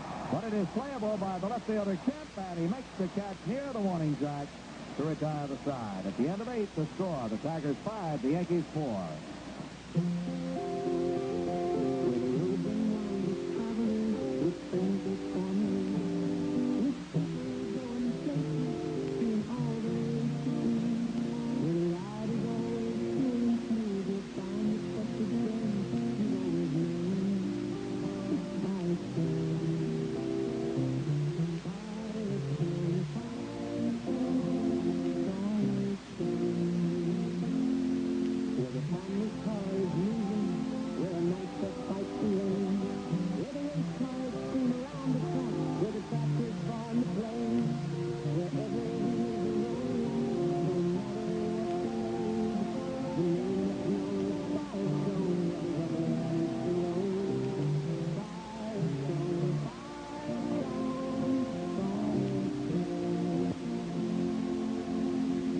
What's so funny, Phil?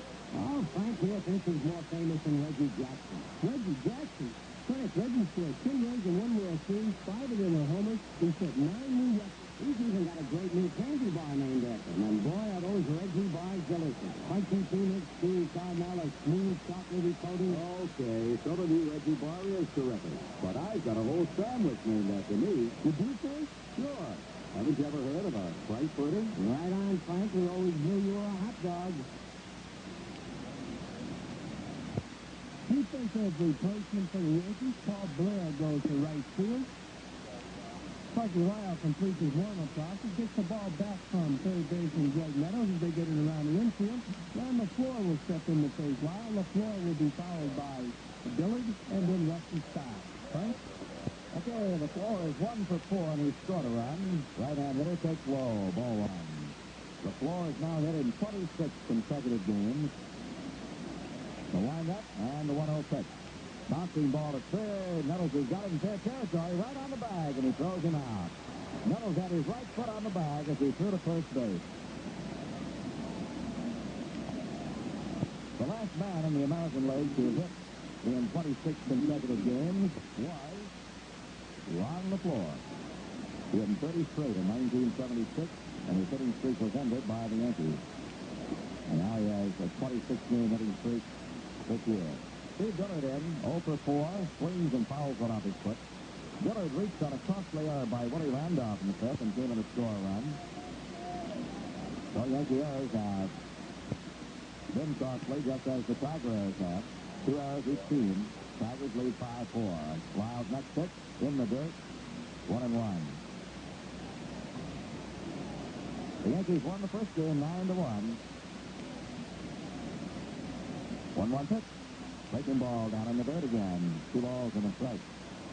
Ron Guidry became a 20-game winner as he pitched the distance in the first game, struck out 8, walked 3, allowed 5 hits, and hit a batter. 2-1 deal. Bouncing ball to third. Nettles has got this one at the bag. Throws in the dirt, and Chambliss digs it up. 2 down. Nettles threw that one in the dirt, and Chambliss scooped it out. Thank you. Notice Bucky Bench and Greg Meadows hit all right-handers to pull the ball when Sparky Lyles pitches. Sparky throws a slider.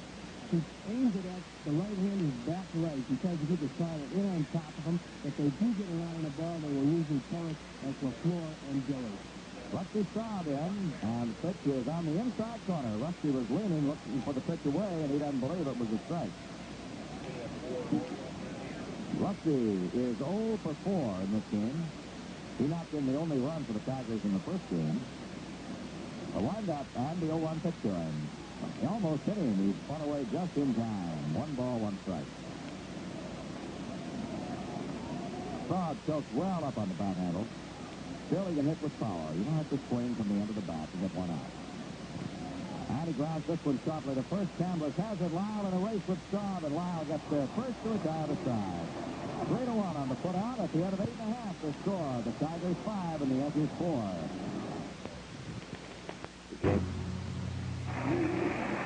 Can't be the top of the order for the Yankees here. In the bottom of the 9th inning, the score, the Tigers 5, the Yankees 4. Frank? Mickey Stanley is in left field for the Tigers now. Alan Trammell at shortstop and Lou Whitaker at second base. Defensive changes as Mickey Rivers leads off the bottom half of the 9th. Quick is 0 for 4, and he pitches high for Miller, ball 1.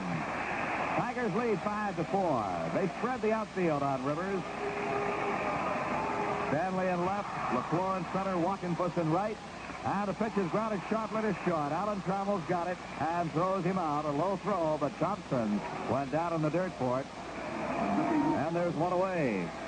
We'll pause quickly for station identification on the New York Yankee Radio Network. You're listening to 1460 WOKO, Albany. Willie Randolph will step in. Willie has walked twice, grounded out and flied out. He has thrown around. He's stolen a base. Miller's pitch. Gets the outside corner, strike 1. Thurman Munson is on deck. Oh, the Yankees need this one badly. The 0-1 pitch. Down low, breaking ball. 1-1. The Red Sox play tonight. The 1-1 pitch. Swing and a miss. 1 ball and 2 strikes to Randolph.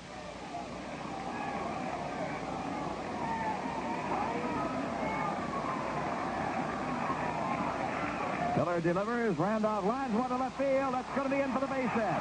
Played on one hop by Mickey Stanley, and Randolph is on with a one-out single. The tying run is on. I think Yankee fans aren't superstitious. We got one guy down here behind the third base dugout using a whammy sign on John Hiller. Well, it worked that time. Try it again. He can juggle, too. He got Ben Rizzuto down there juggling golf balls, is it? Put the whammy sign on. All right, a runner at first, one out. Trevin Munson is up, and Chris Chambliss is on deck. Listen to the fans. They're right in this ball game. 46,896 paid here at the stadium today. They want a sweep. The pitch to Thurman. Swung on, hit in the air to right center field. LaFleur is chasing. He'll catch up with it and makes the catch. And there are two down. It's up to Chambliss. Two out. Randolph at first here in the bottom half of the ninth inning. Left-hander against left-hander. Hiller against Chambliss.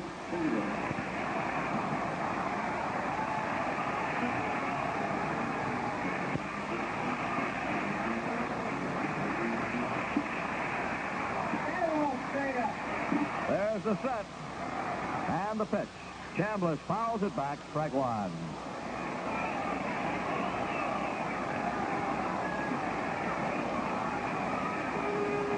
Frank, I'm sure Hiller wants to keep that ball away from Chambliss's power zone. He'd rather throw the ball out over the plate to Chambliss. He goes after Randolph when he ducks back. No balls and a strike. Hiller set. Left-hander kicks and deals. Chambliss check swing. Ball off the glove of Hiller. Picked up by the shortstop. Trammell, he steps on second, and the ball game is over. Heads that play by Trammell. Kicked off Hiller's glove. Trammell grabbed it. Thought about throwing to first. Realized he was close to the bag at second. Took two steps and forced Randolph unassisted. So the Tigers win the nightcap, and the Yankees have to settle for a split. In the ninth inning for New York, no runs on one hit. There were no errors, and one man is left on base. And the totals in the ball game: the Detroit Tigers 5 runs, 9 hits, 2 errors. The New York Yankees 4 runs, 9 hits, and 2 errors. The winning pitcher, John Hiller, his record is 7-4. The losing pitcher, Sparky Lyle, his record is 9-3. The winning run was unearned, but nonetheless it was the winning run as it scored in the 8th inning. A double by Walkenfuss batting for Corcoran. And then with 2 outs, Mark Wagner hit a line drive to right field that Thomason had and couldn't hold. The ball got by him. He was charged with an error. The run scored. Mickey Rivers threw Wagner out trying to go to second base. But the run scored, and the Tigers won it 5-4. So the Yankees won the opener 9-1. Detroit gained a split with a 5-4 win in the nightcap. And that is the story on the ball games this afternoon. Again, in the opener, Ron Guidry did become a 20-game winner. His record 20-2 as he beat Milt Wilcox in that one. The engineer for Yankee broadcast is Brian Ferguson. Assistant producer is Carol Lee Ashwell, and the executive producer is Arthur Adler. Today's games were produced by Pam Boucher. This is Frank Musser with Fran Healy, Phil Rizzuto, and Bill White. Our next broadcast will be tomorrow night at 8 o'clock against the Detroit Tigers.